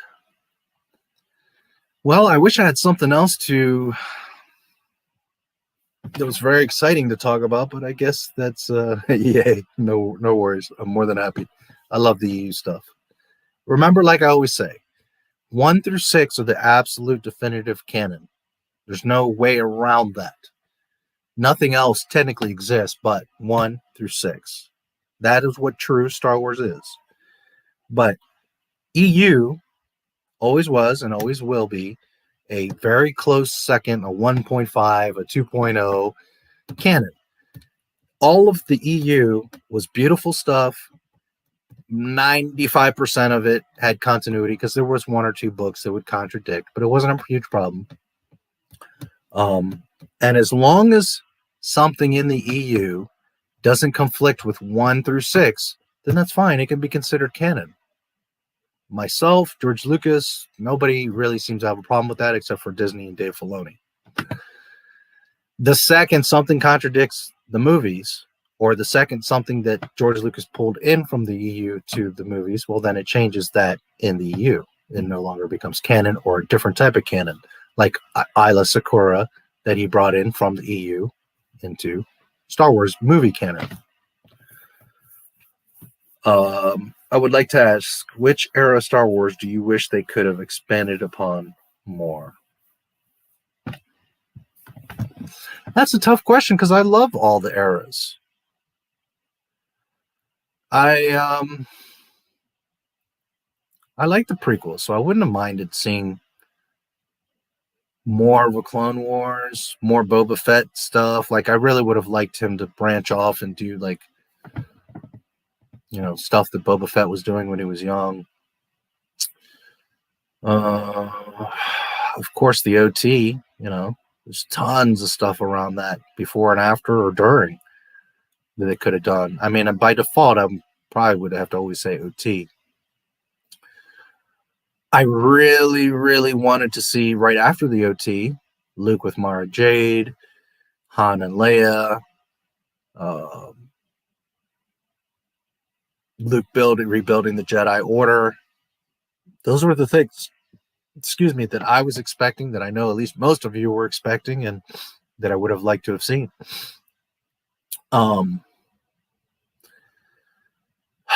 But, you know, just the same, I wouldn't mind seeing like 3,000 years, you know, before Sith mining up the galaxy, or 100 years after Jedi of, you know, whatever new Jedi or whatever new thing happens. I'm a huge Boba Fett's my favorite character. I've been a Mandalorian fan before millions of people even knew what the hell a Mandalorian was. So I would have loved to have seen the Great Purge and the Siege of Mandalore and the whole thing about Mandalorians. I would be all for that. At the end of the day, I just want real and good Star Wars, because I would like all eras. I would like all kinds of stuff: new, old, ancient, future, present. I'm pretty confident that I speak for most Star Wars fans with what I'm about to say. Star Wars doesn't have to always be about Luke Skywalker. It doesn't have to all revolve around Anakin the Chosen One. It can have new stories and new characters and new planets and do new things. But number one, the fans were owed that because we've been waiting 35 years for freaking to see Luke Skywalker rebuild the Jedi Order. We all were waiting for that. Then you double down and not just like not honor what we wanted, but then you disrespect and shit all over Luke Skywalker, which just doesn't make any goddamn sense. But the point I'm trying to say here is they could have just not done Luke Skywalker. They could have done a whole new thing. Don't bring Han and Leia and the classic characters into it. Just go like 100 years in the future and do a whole new thing. And we would have been okay with it. We still would have wanted to see Luke, but at least he wouldn't have been disrespected and you breaking the entire continuity. So had you either A, just left them out of it, or B, done what you're supposed to do. The first two movies are mostly about Luke and the gang, where they're at, what's going on in the galaxy. At least the first movie, episode 7. Then episode 8, then you meet Rey or whoever you're going to bring in, and then you start to create relationships with the OT characters, and they start to train, and Luke takes Rey or Kira or whoever under his wing and gives her a proper training and a proper education, and then he, the master, passes the torch to the new Jedi, whether it be Finn and or Rey or whatever.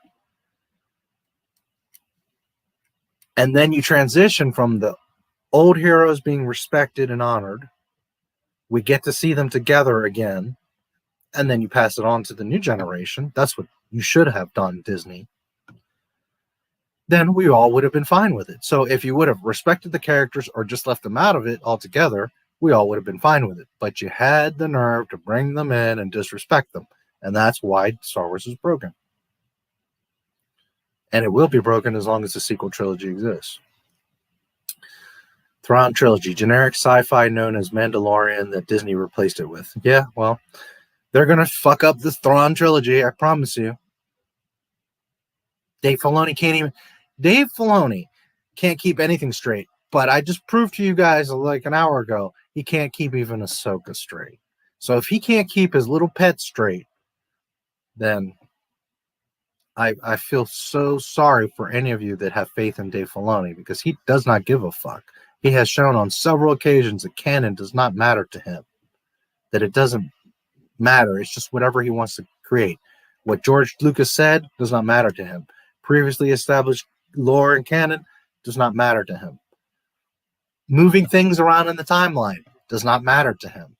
Ahsoka having the right eye color does not matter to him. You, of all people, your little pet, and you're not concerned with her eye color being correct, Dave, which one of her biggest features is those big blue eyes that she has, and you're just like, we can just say it's a different version of her. That's why I tell you, Dave Filoni doesn't understand Star Wars, because there are no different versions. There are no side stories. It's all one cohesive canon, and that's what Legends, what EU true canon was, that even though it was on the side, even though it was expanded, it all fit in and didn't interfere or conflict or break the movies. Not 95% of it anyways. So yeah, she dies in Order 66. So yep, Filoni keeps her alive and resurrects her. Yep. The only reason you see Ahsoka is for the fan service, to get sales, to get you all hyped up. Oh my God, Ahsoka! Whereas if you're a Star Wars fan, you should be upset about Ahsoka because she is interfering with the original trilogy. She is dead. Space wolves and time travel, exactly. And see, this is another thing. This is like the Lego Star Wars thing. Now that you all are hyped up on Ahsoka, and oh my God, she looked amazing, and Ahsoka and Baby Grogu was in the temple and all this stuff. Well, now you've opened up the door for Rebels. So now you're accepting that. Now you have to accept Rebels. Now Rebels means Space Wolves and the Veil of the Force. So now we're going to have Ezra popping in and out of time, and Ahsoka the Great, now fought Vader and Maul. Next, she's going to fight Snoke, and she'll fight the Emperor, and she's going to be, you know, the bestest ever. We could probably never call her a Mary Sue because she did train. She was in the Clone Wars. She was under Anakin and Obi-Wan. She also got tutelage from Yoda and other Jedi, and, you know, so it's not really fair to say Ahsoka's a Mary Sue because she did earn it. She has a lot of experience in training. She's been through war. So I'll give Ahsoka that. But overpower? Absolutely. Over knowledge and wise? Absolutely. Is she a big fucking coward? Absolutely. And the biggest problem is that she breaks the OT. And I cannot have that. If you guys want to watch that and like that and enjoy it and support it, that's your choice. But that's not my Star Wars. Not anything that contradicts George Lucas and the original stories. That's not my Star Wars. That's what it's all about. It's about honoring and celebrating George Lucas and calling out Disney on their bullshit because they got plenty of it. And they act like they, you know, can do whatever they want, and they can't. In Legends, Jason and Leia traveled in time but weren't able to interfere with anything. Yeah, I don't like any kind of time travel in Star Wars, but, you know, as long as you're not interfering with stuff. Yoda could see somewhat into the past and the future, so I'm okay with little stuff like that. But when you are interacting with people and creating events, and like the Lego holiday special, Rey says, "We blew up the Death Star." No, Rey, you didn't have anything to do with the Death Star. And now you're running out your mouth claiming that you're part of it. And the problem with that is now a 5-year-old is going to watch that and grow up understanding that Rey blew up the Death Star because they never saw the original movie and don't know better. So now at 15 years old, they're mouthing off to some adults saying, well, you don't know Star Wars because Rey blew up the Death Star. That's where the problem is with those types of things. The Lego Star Wars and Mandalorian and all these shows, what they're doing is they're normalizing bullshittery. They're normalizing breaking canon. It's okay that Grogu was in the Jedi Temple. It fits. It's okay. Shh, shh, shh. Yoda, Ahsoka, Anakin, none of these people saw Grogu or know that he existed or went after him, or they didn't have defense on him, cameras, nothing. It's just he was just there. Shh, shh. It's okay. But then later it causes problems. That's why you can't have it loosey-goosey like this, that you can't just have canon all over the place. This stuff has to be well thought out and planned, and that's what Lucas did. Painstakingly. Because if Lucas just said, hey, green light, go, make whatever, I mean, there would be thousands of books and thousands of stories, because so many people would have loved to have made a Star Wars game and name and book and comic, but Lucas controlled a lot of that stuff because he didn't want it to get out of hand. I'm glad I grew up watching the prequels. Well, I grew up watching the OT, but I have always loved the prequels. They're not the OT. They're not perfect. But how people can walk out of the prequels and not be, you know, excited, think Maul and all the stuff is awesome, seeing Anakin develop, the hot-ass Padme, you know, cool droids. We see R2, all these things that happen, the Emperor taking over the Senate. You're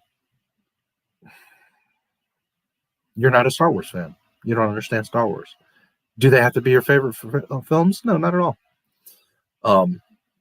But man, to trash the prequels, it just goes to show you never loved Star Wars to begin with, because you don't get it.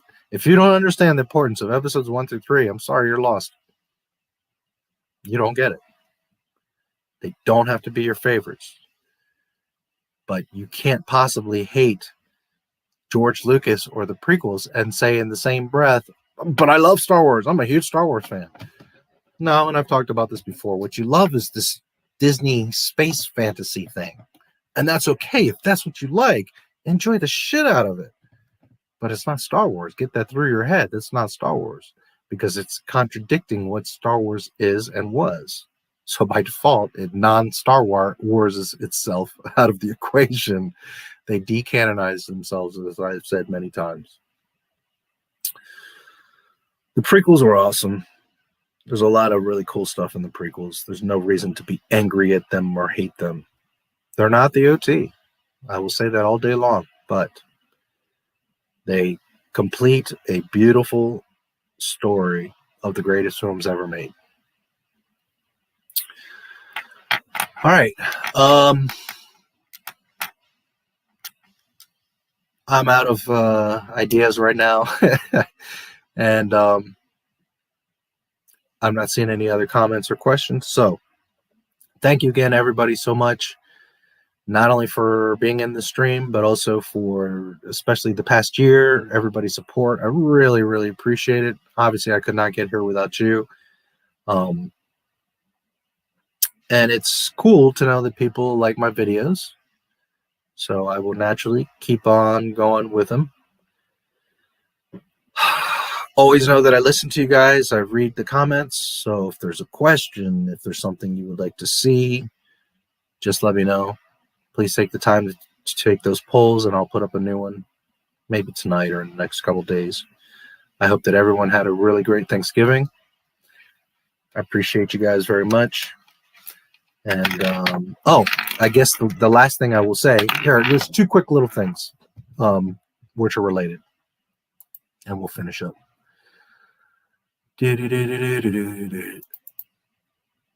So I mentioned Alan Dean Foster earlier and Jonathan Rinzler and how they're not Disney Must Pay. By the way, hashtag Disney Must Pay. If you want to look into that, support that, share it. That's that came from the Science Fiction Writers of America.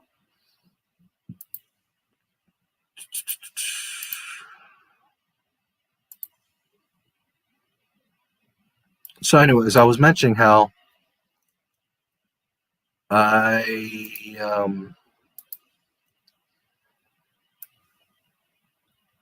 the Alan Dean Foster and Rinzler and all that. So I'm going to share this as it's not too personal. I think that Alan will be okay with it, but just for what it's worth, I wrote to Alan Dean Foster, and I basically told him, hey, I have a live stream, what Star Wars means to us. I would love to have you on sometime, talk about, your Star Wars experiences and the stuff going on with Disney.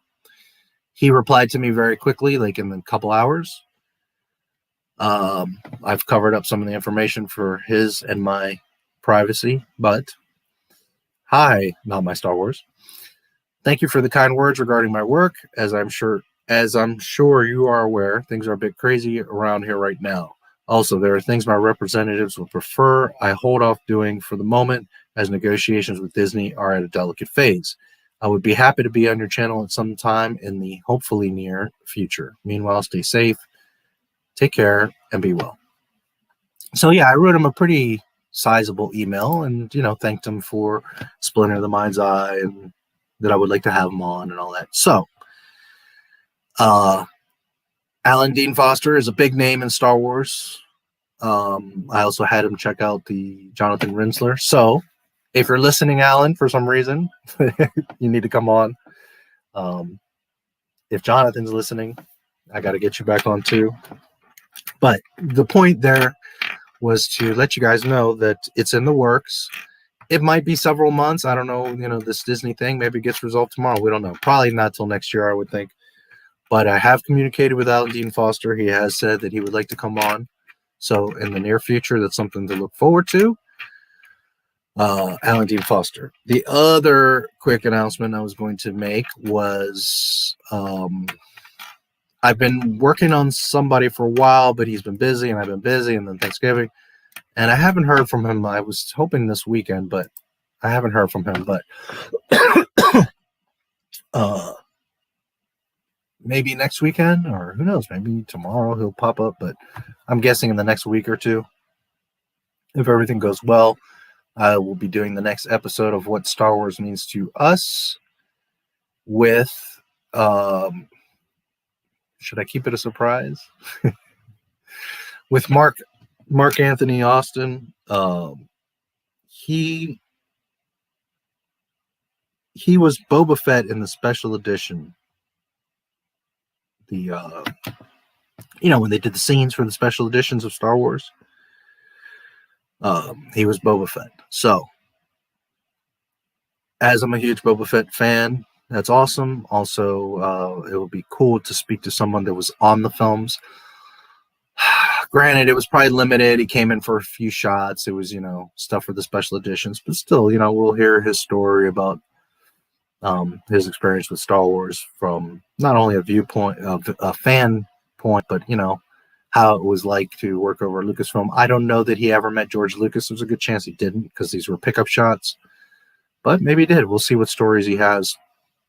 So anyways, that's probably going to be next weekend. We'll see. And I think it'll be a neat one because of the Boba Fett thing.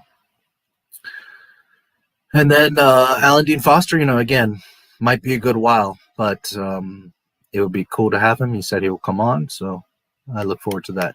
Other than that, I've been trying to get people, but people don't reach out. People don't answer their emails. What can I do? But I will continue to look for interesting people.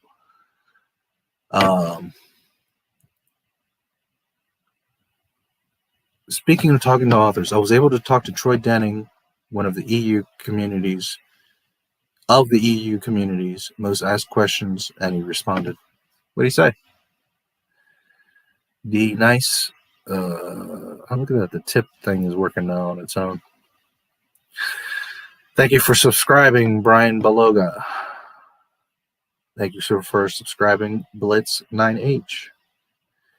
We could chat on Discord if you have time. Sure, you can make sure the link should be in the description here.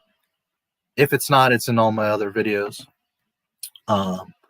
When I finish here, I'm going to make some dinner. It's 9:53 here Eastern, but by all means, go in the Discord and say what's up, and I will take a look. I'm pretty sure I have the Discord on my phone, but either way, I definitely have it on my laptop, so it'll let me know. And we can talk about it there. And anybody else that wants to join the Discord, by all means, the link is in the description. Vergear, yes, the name definitely rings a bell. Right now, I'm not totally sure, but I know that name. So, I feel like I've seen it recently, for that matter.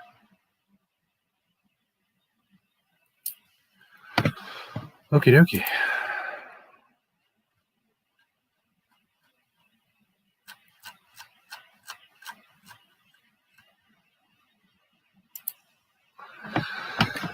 All right. I always get stuck here saying goodbye. But I enjoyed talking with you guys. I really do. It's always a good time. Troy Denning wrote a giant 32-page essay on her story, and it was never released. Huh. Okay. Troy told me he was unable to release it, and he has since lost it. Why unable to release it? Was someone blocking him? The publisher, Lucasfilm, something? That's interesting. Yeah, hit me up in the Discord, Shadow, and I'll talk more with you. I might want to look into this and research it as well. Okay, D has given me the what is it called? The oh man, I can't think of it. But from like the Showtime at the Apollo, the candy cane, they yank him off the stage.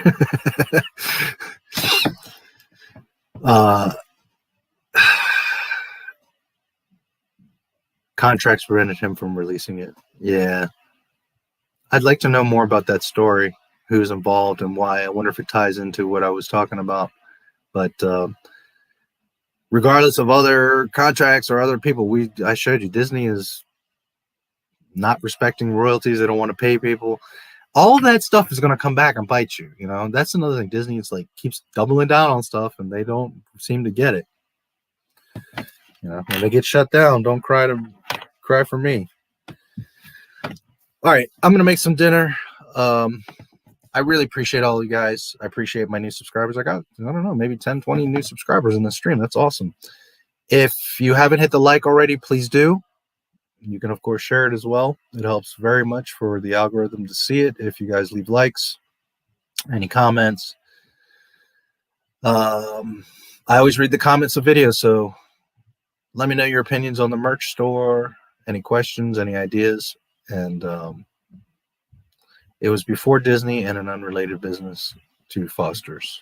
Okay. So yeah, I've exhausted my force energy for today. But instead of taking a nap like Grogu, I'm gonna go eat something. I don't hate the Mandalorian, even though I shred it to pieces. It's just it's got its problems. I can't believe I'm still here. Yeah, me either. Thanks for coming in, Torres Arroba. I appreciate it. I have like 80 videos for you to watch, and a lot of them are about lore, so I hope you check them out. Okay, guys, I will talk to you all soon. Maybe tomorrow if that live stream comes through, but I'm pretty sure that'll be next week. And the child, All the Problems with the Mandalorian, should be out in the next few days. I keep saying that, but it's coming. And then I can work on the Empire project, finishing that up. Okay. Have a great night. I hope everybody had a great Thanksgiving. Again, thank you so much, everyone, for supporting this past year, getting me to 1,000. And, of course, my new people, over 3,000. It's amazing.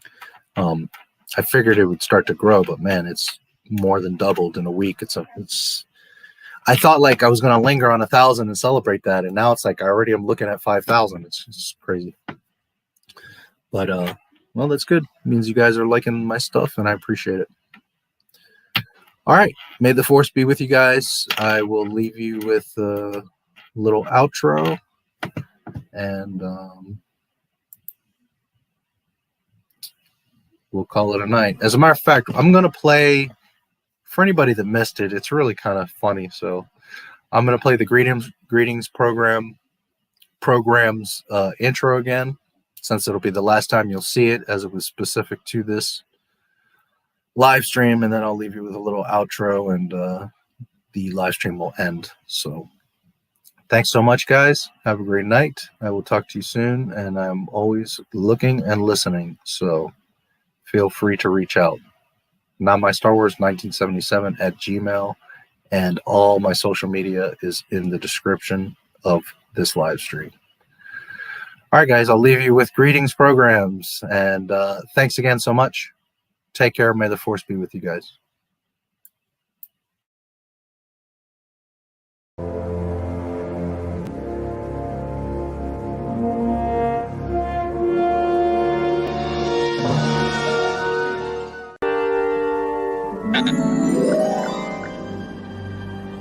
Hello there.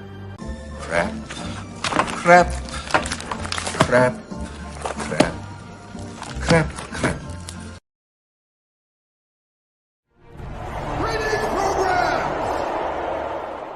You know, hey!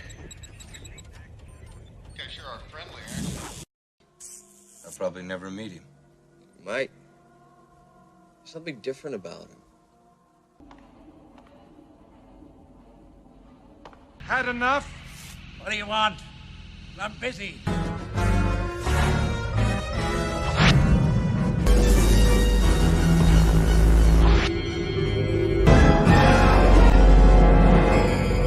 No, we have a race. No. There's nothing special about you. You're nothing. You will each be part of me, and together we will be complete. Use the force. Let go.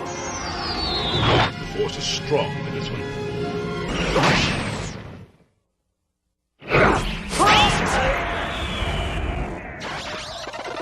Don't think anymore. I do the thinking around here.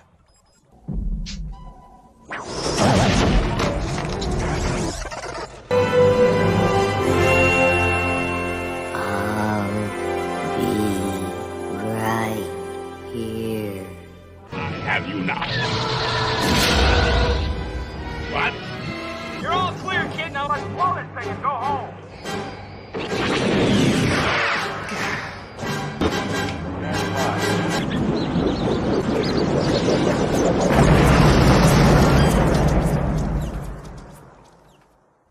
saved us. He really did it.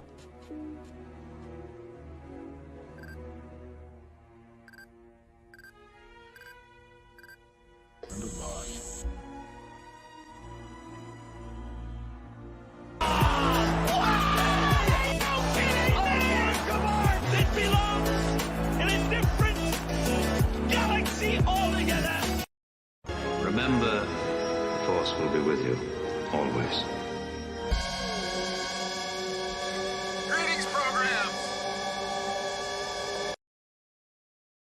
Please like, subscribe, and comment on the video. May the Force be with you.